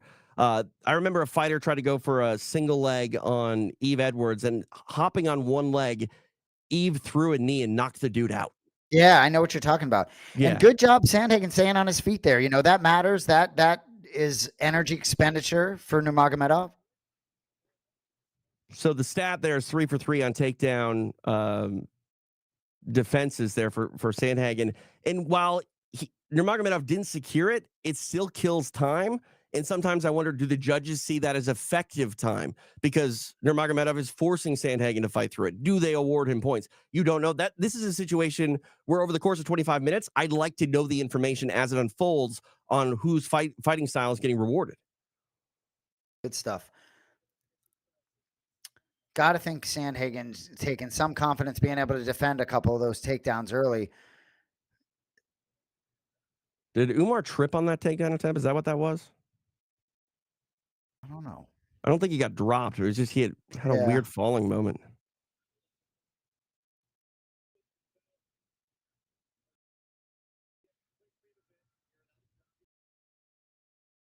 I mean, I like Sandhagen here in this fight thus far and what he's sort of doing, but I don't know if he's necessarily winning because he's Yeah. defensive first. First and foremost, he has to be defensive. Ooh. Yeah, and I think for Corey, and I'm not even thinking about the scoring in this round, but just being able to have the fight maybe happen where you want it to happen is a victory in and of itself. Yeah. So does Corey have that? Is that like a tattoo on his leg so that you wouldn't see anything if you do some damage to that lead leg? I've wondered that. Sometimes it might be a good idea to get some ink to hide some of that Right? I mean that. horrible damage. Yeah.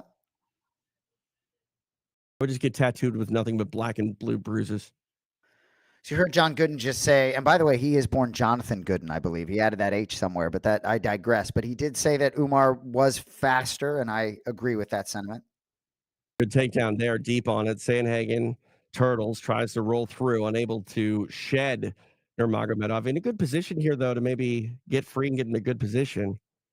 Can you imagine how much time Sandhagen spent on the ground in this camp? Trying to go for a twister here. Nurmagomedov, Sandhagen wise to it. 5 seconds left. There you go. Throw some things. Very tough round to score. TJ.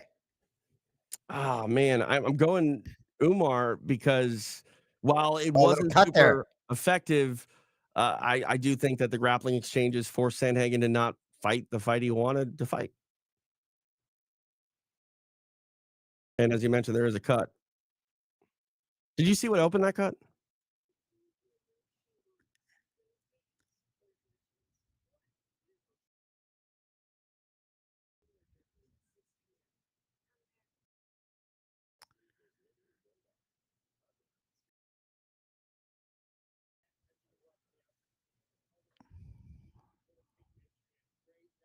Any takeaways from the Sandhagen corner? Yeah, so he's looking for some feints and some high kicks.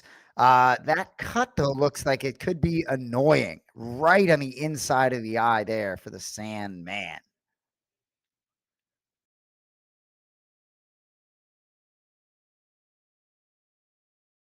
There's my guy Schmo in Abu Dhabi. What up, Schmo?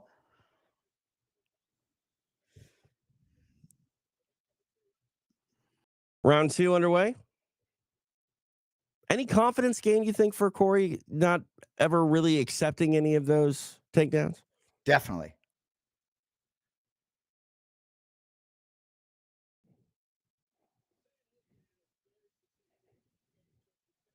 Takedown attempts here early again by Umar.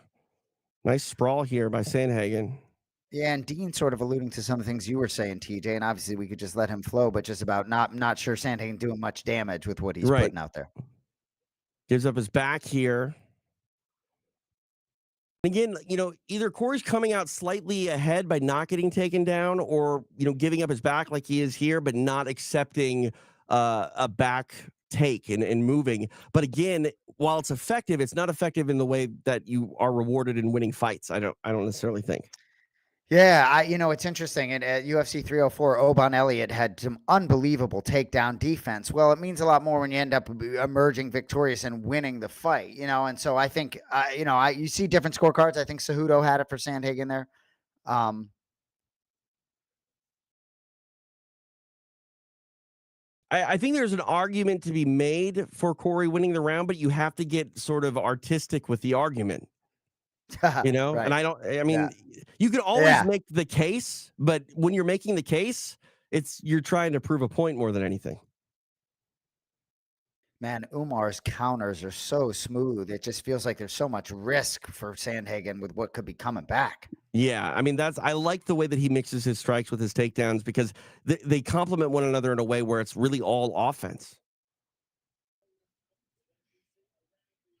I do get the sense, at least how this first 7 minutes has played out, that the guy with the better cardio is going to, so that this may really come down to who's able to sort of do more damage late. Yeah, and like I said, I think if we're going to see a Sandhagen victory, it's going to be a moment where that momentum changes, and that's where he has to secure it. I just think that he has to survive this early storm. He's been doing, quite well, not allowing Nurmagomedov to really make a huge statement, but he's still forced to fight a style that's not his own. Yep.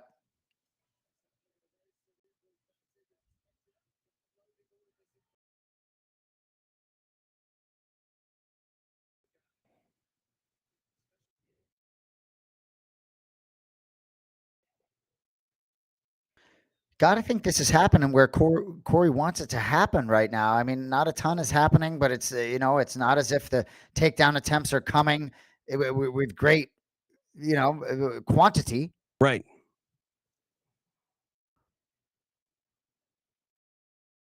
Kick to the legs of Sandhagen Tell you, by Umar. Umar's got good striking too. I do think you'll see Sandhagen get more aggressive as the fight goes on, uh, if the gas tank will support it.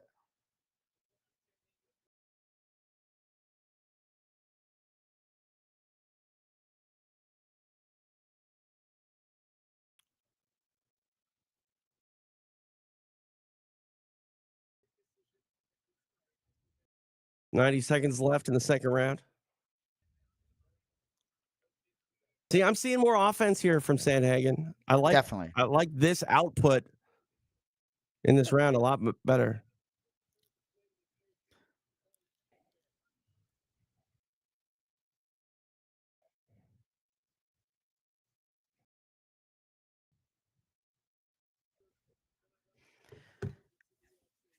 I'd love to know in a 5-round fight to what extent these guys manage their energy. I'm sure it's very dependent on the individual and at different times, but man, it's yeah, lot of meat on the bone still.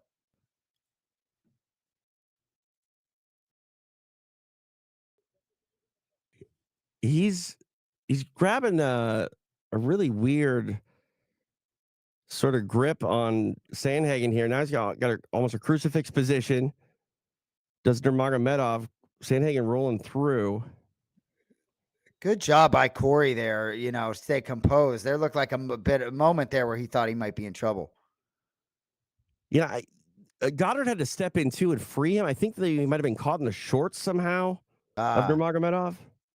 10 seconds left in the round. And now we saw Umar get into a good situation with the crucifix there for a brief moment, but my feelings as round number 2 expires here that was a Sandhagen round. And maybe And I'm what I'm crazy, but I feel good no, about that. yeah, well, and I think you should feel good about it. And I feel good about the fact that I don't need to pay attention to my fucking scorecard right now, because I say all the time, and I know we're putting on a show, whatever, but you know, trying to watch these fights with a critical eye for scoring sometimes isn't the most fun thing to do. You know what I mean? Yeah. I sit there and just watch and see. So I don't really know. I don't really know. But I do think that if I'm Corey Sandhagen's camp, I should be listening to Trevor Whitman.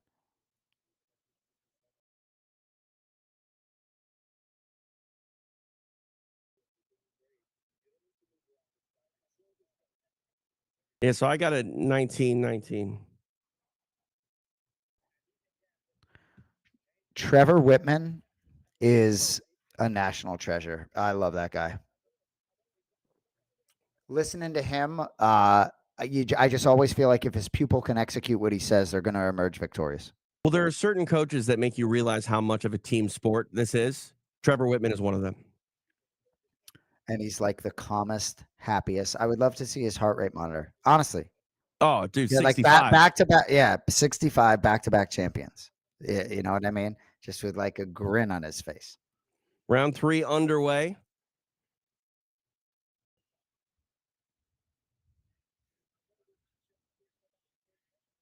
See, I think Sandhagen, he can be a little more confident, maybe throw with a little more volume, be more confident, sit down on his strikes. He's done a great job at, stopping these takedowns of Nurmagomedov thus far. But again, it's those sequences where he has to be defensive for 30 or 40 seconds at a time when, he lets Nurmagomedov get deep on a takedown that I worry that sometimes the fight is slipping away as he has to navigate some tricky situations. That's a good strike.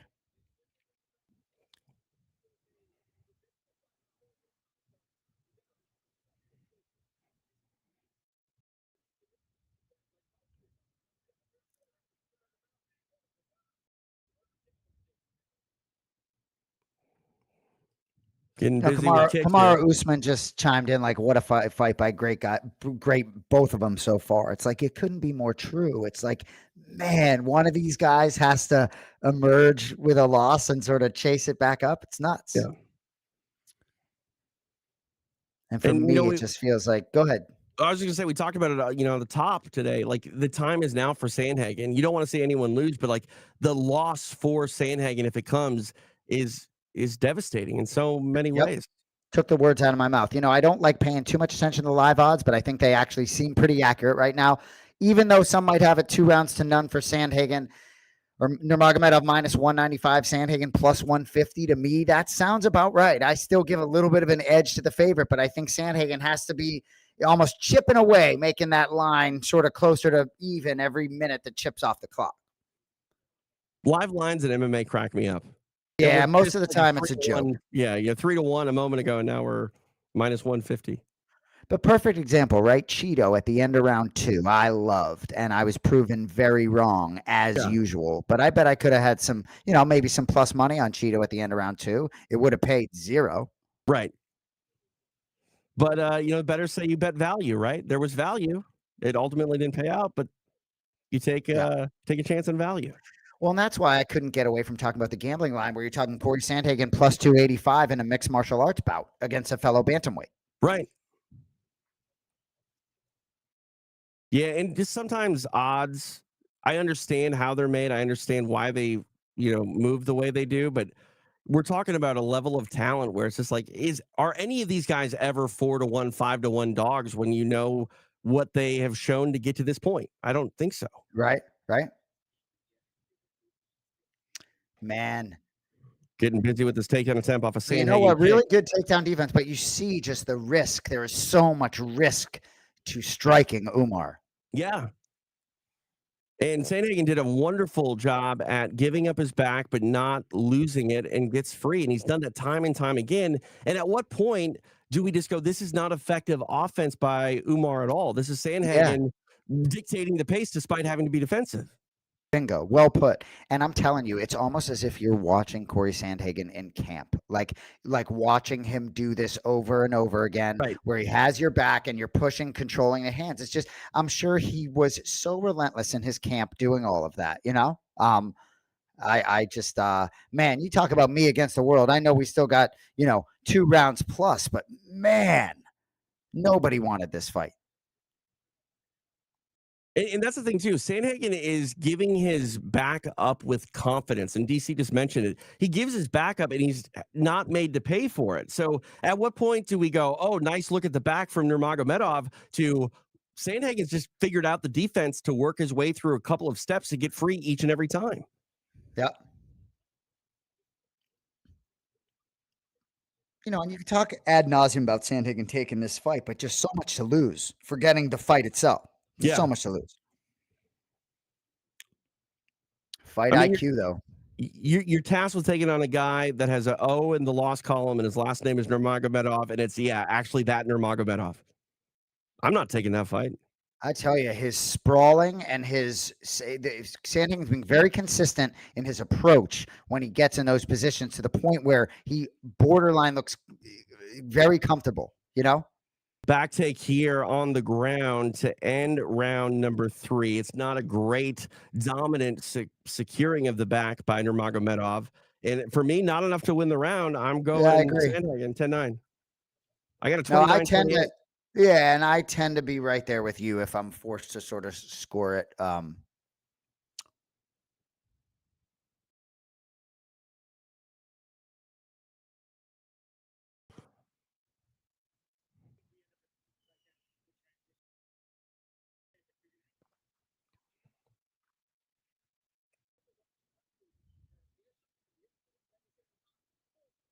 Interesting. Both Whitman and forgive me, but the wrestling coach, they want him to force the fight. It seems both wherever it is, force the fight.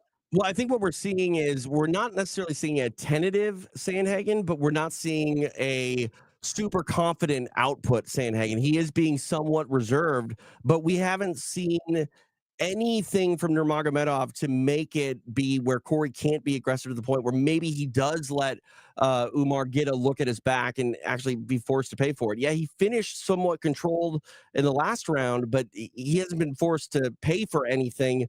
And now it's time to maybe take some more chances. Yep.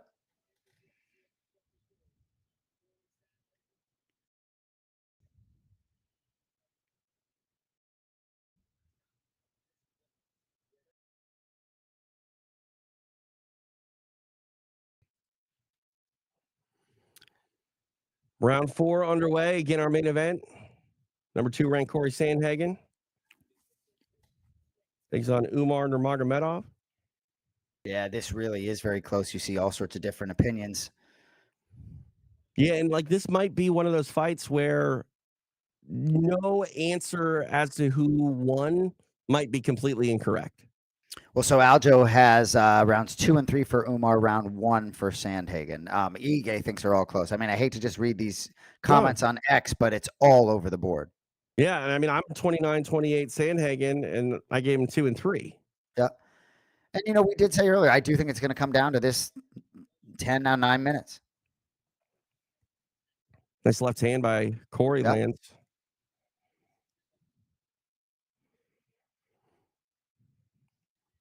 And that's the risk when you're taking on a guy with a good single or double leg takedown. You can't afford to really sit down on your punches because the moment you commit to overextending, you end up getting scooped up and taken down. But I don't think we've seen really any sort of effective takedown that would make it so Corey shouldn't throw with full conviction. I hear you. Umar's counter striking still looks very good, even though Corey's getting out of the way of it. And it seems like when Corey comes with something, I mean, look at those shoulders Yeah. on Yeah. Umar coming back. I just think that power could be heard from. And I think Corey's smartly fighting a defensive fight.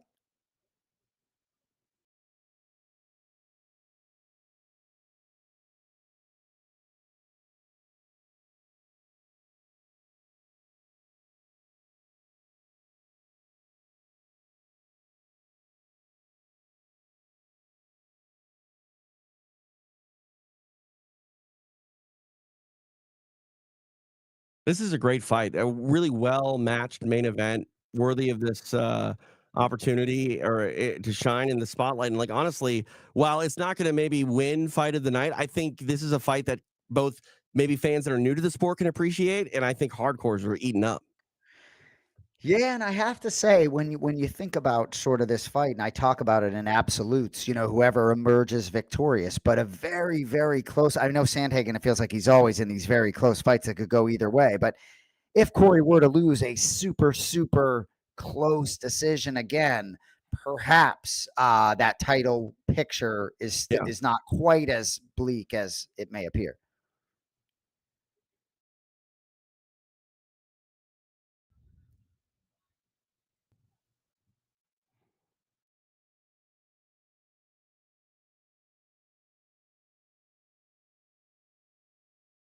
Combination by both guys.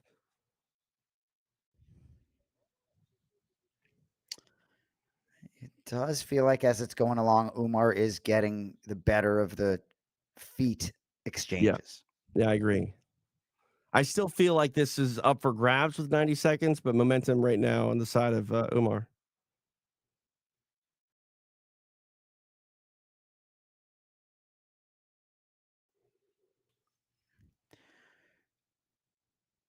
Sandhagen's corner talking about sort of bringing the fight. I do think maybe there needs to be some reckless abandon a little bit from Sandhagen, sort of going for it a little bit. Yeah, I think we're in the final minute of this fourth round, and you got to make something big happen. These rounds are so close that again, it goes back to what we were talking about earlier. The final moment, the final 90 seconds, the actions in those sequences weigh so Yeah. heavy on who's going to win the round. Big takedown attempt here for Nurmagomedov. It's a shot at the back again. Corey stays upright, now drugged down to his knees. I could tell you, regardless of where these scorecards may lie, it's very hard for me to envision that Sandhagen has a 3-1 lead in Yeah. any. I just don't see that right now, No. as close as it may have been. And so I hope we see a very aggressive Corey Sandhagen in round 5, because otherwise I think it's going to be a disappointing decision loss. Yeah, and here's another one of those sort of sequences where Nurmagomedov got this takedown, sort of secured the position, unable to do anything but maintain a dominant position. But Yep. again, it's enough to go, yeah, he clearly won the round. But it was Well, still and it effective is. defense by Sandhagen to not get in any trouble. And sometimes it is so difficult to discern a significant strike and whether or not it lands. I mean, the box score for the third quarter, fourth quarter NBA game, you're like 12 points and 6 rebounds. There's no, without true statistics right now, it is so, I mean, that round is extremely difficult to, it's not hard for me to lean Umar in that round, but in terms of discriminating between who got the better of the actual strikes that landed, that's tough, man. Yeah, no, I completely agree with you. I got a 38-38 going into round number 5. There's Habib. Habib looking not, I don't know, over under 200 pounds, over 200. Over. Oh, I thought he was saying wow to Red De La Cruz. I get it. All right. Yeah, I guess what we're looking for. Well, we talk I about think fight I think IQ. I think Corey needs to finish. Yeah, I Needs to mean, finish. I think both guys need to finish. Neither can be confident in anything. You I see think that you're going live to odd? see what is it? Oh wow, Minus wow! 1850 for Umar, Get out plus of here! 9 Corey 9-1. I mean, Get out of here! Get out of here! I'm sorry. Get out of here. I agree with you. That's just a little bit silly. But if you believe that Umar is up 3-1 and you believe Corey needs a finish, then the line makes sense because I don't think he's going to finish Umar here. But he looks to be dancing a little bit. You got to get aggressive, Corey. What do you want? You want jump knees? You want dynamic strike? Or you I want want strikes? reckless abandon, really being Okay. not be afraid to walk through something to land something. Oh, I like that punch kick combination there by Sandhagen. I'm doing jump knees. I mean, it might end up Fair, yeah, I spelling his mean, own no, demise. fair, but I think that leaves you a little susceptible to a takedown. But to me, it's about volume and it's about just literally leaving it all out there. Here's the thing Yeah, about the more takedown. output and pressure. That's what Cejudo's calling for. What's up? Here's the thing about the takedowns. You jump knee, you're leaving yourself open for a takedown. Yeah, Sandhagen's been able to get away from literally every takedown one way or another. Yeah, a couple times the bell has been what ultimately does it, but you only need one sort of crazy strike to land to make this night completely, a Yep. career defining night. Um, you got to go for it. 3.5 minutes remain. Sandhagen might steal one judge's scorecard. I don't think he steals two.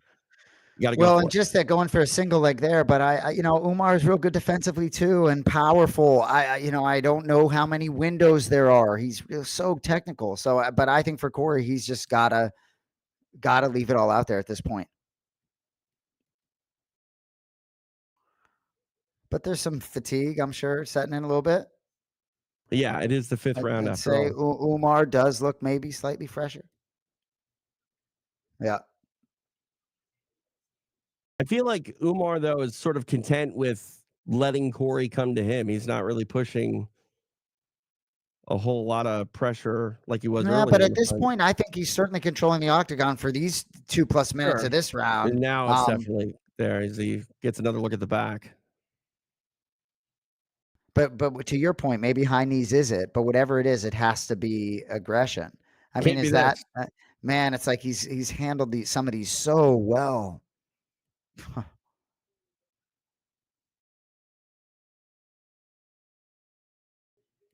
Sandhagen trying to frame up a triangle here. Gets a closed guard. We'll see if he can work something from his back. Touch over 2 minutes remaining in the fight. Not sure that's where you want to be right now if you're Corey Sandhagen. No, because I mean, if you're Umar, you just set up shop here in this guard and ride it out. DC's talking about the blue on the top of I want to say Sandhagen's foot, perhaps. Love to see it.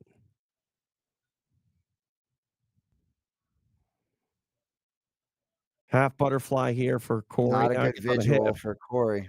Now he gives up his back, but he's been able to get back to his feet from this position multiple times. See if he can do so with 90 seconds left.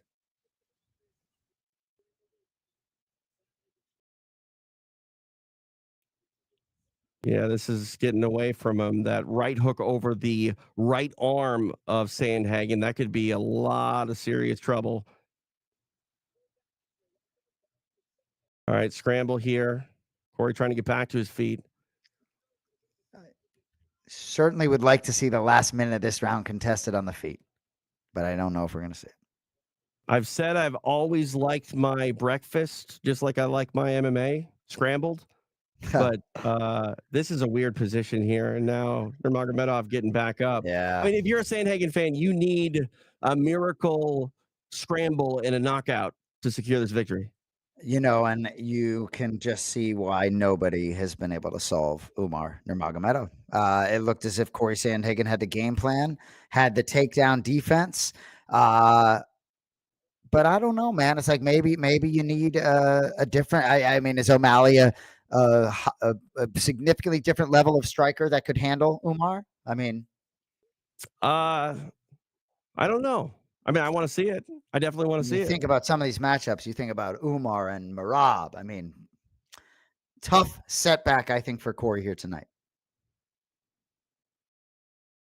I got it 48-47, and that's not really telling of how dominant Umar was. I mean, yeah, it was a one-round sort of split fight, but it was one that I think Umar took as comfortable as you could for as close as it was. Very well put all the way across the board. Man.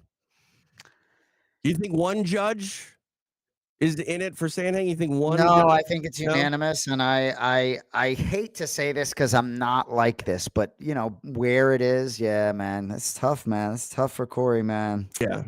You And you can kind of tell, see but it on his demeanor, his face. He's not. yeah, man. I He mean, fought a good fight, though, Jason. Like, it wasn't a bad performance by Corey. It's just not one that he can get enough sequences going his way to walk away with the decision. you just think about these guys and how much work they put in to get a championship opportunity. You know what I mean? Unbelievable. Impressive, man, out of Umar. Man, it's like you still think about though Corey Sandhagen's going to be really tough on whoever's next for him, you can be sure, but and just 32 years old, but man,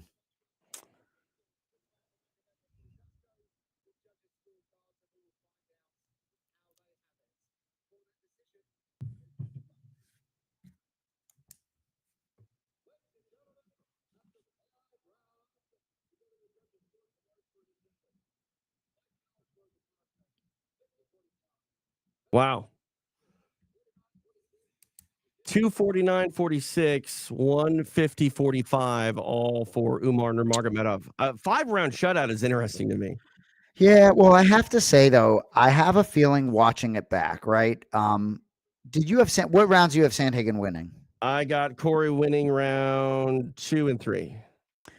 Right. And Aljo had Umar winning 2 and 3, right? So my guess Yeah, would be that if you watch that back, there's no way you would score Corey rounds 2 and 3. My guess would be, maybe. I right? mean, 'cause that's the thing. We're That having a conversation. We're talking, exactly. and the Exactly. narrative is That's the different. point. We're not paid to be doing that. So, but Yeah, man, Umar's tough, and man, Corey fought a good fight. I think it's probably as good as you can maybe emerge for Corey without it being like a split. But man, he's tough. yeah, no, 100%. I always wonder like how John feels when it's a decision that maybe he doesn't agree with, because when I feel like I call a fight and it's a controversial decision in my mind, I don't know if I ever should articulate that on the broadcast, because I'm like, maybe I'm way wrong.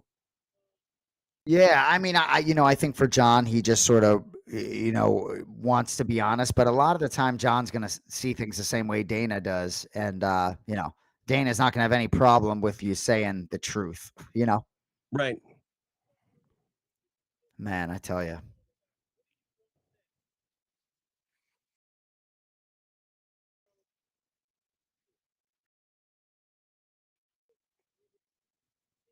What do you think for Umar next, Jason? What would you do?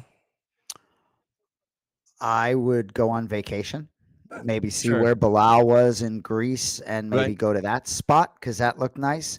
But I sit and I wait for a championship opportunity. I think doing what you did to Corey Sandhagen there, I'm not sure the upside exists against anyone else other than the winner of the next fight.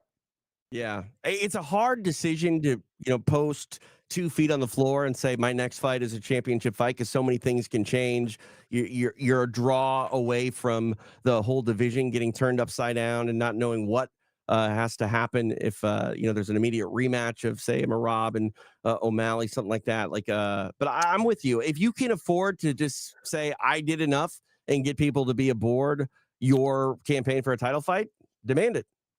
And I also think too that there are certain times where a number one I gotta hear a little bit about what Corey has to say here.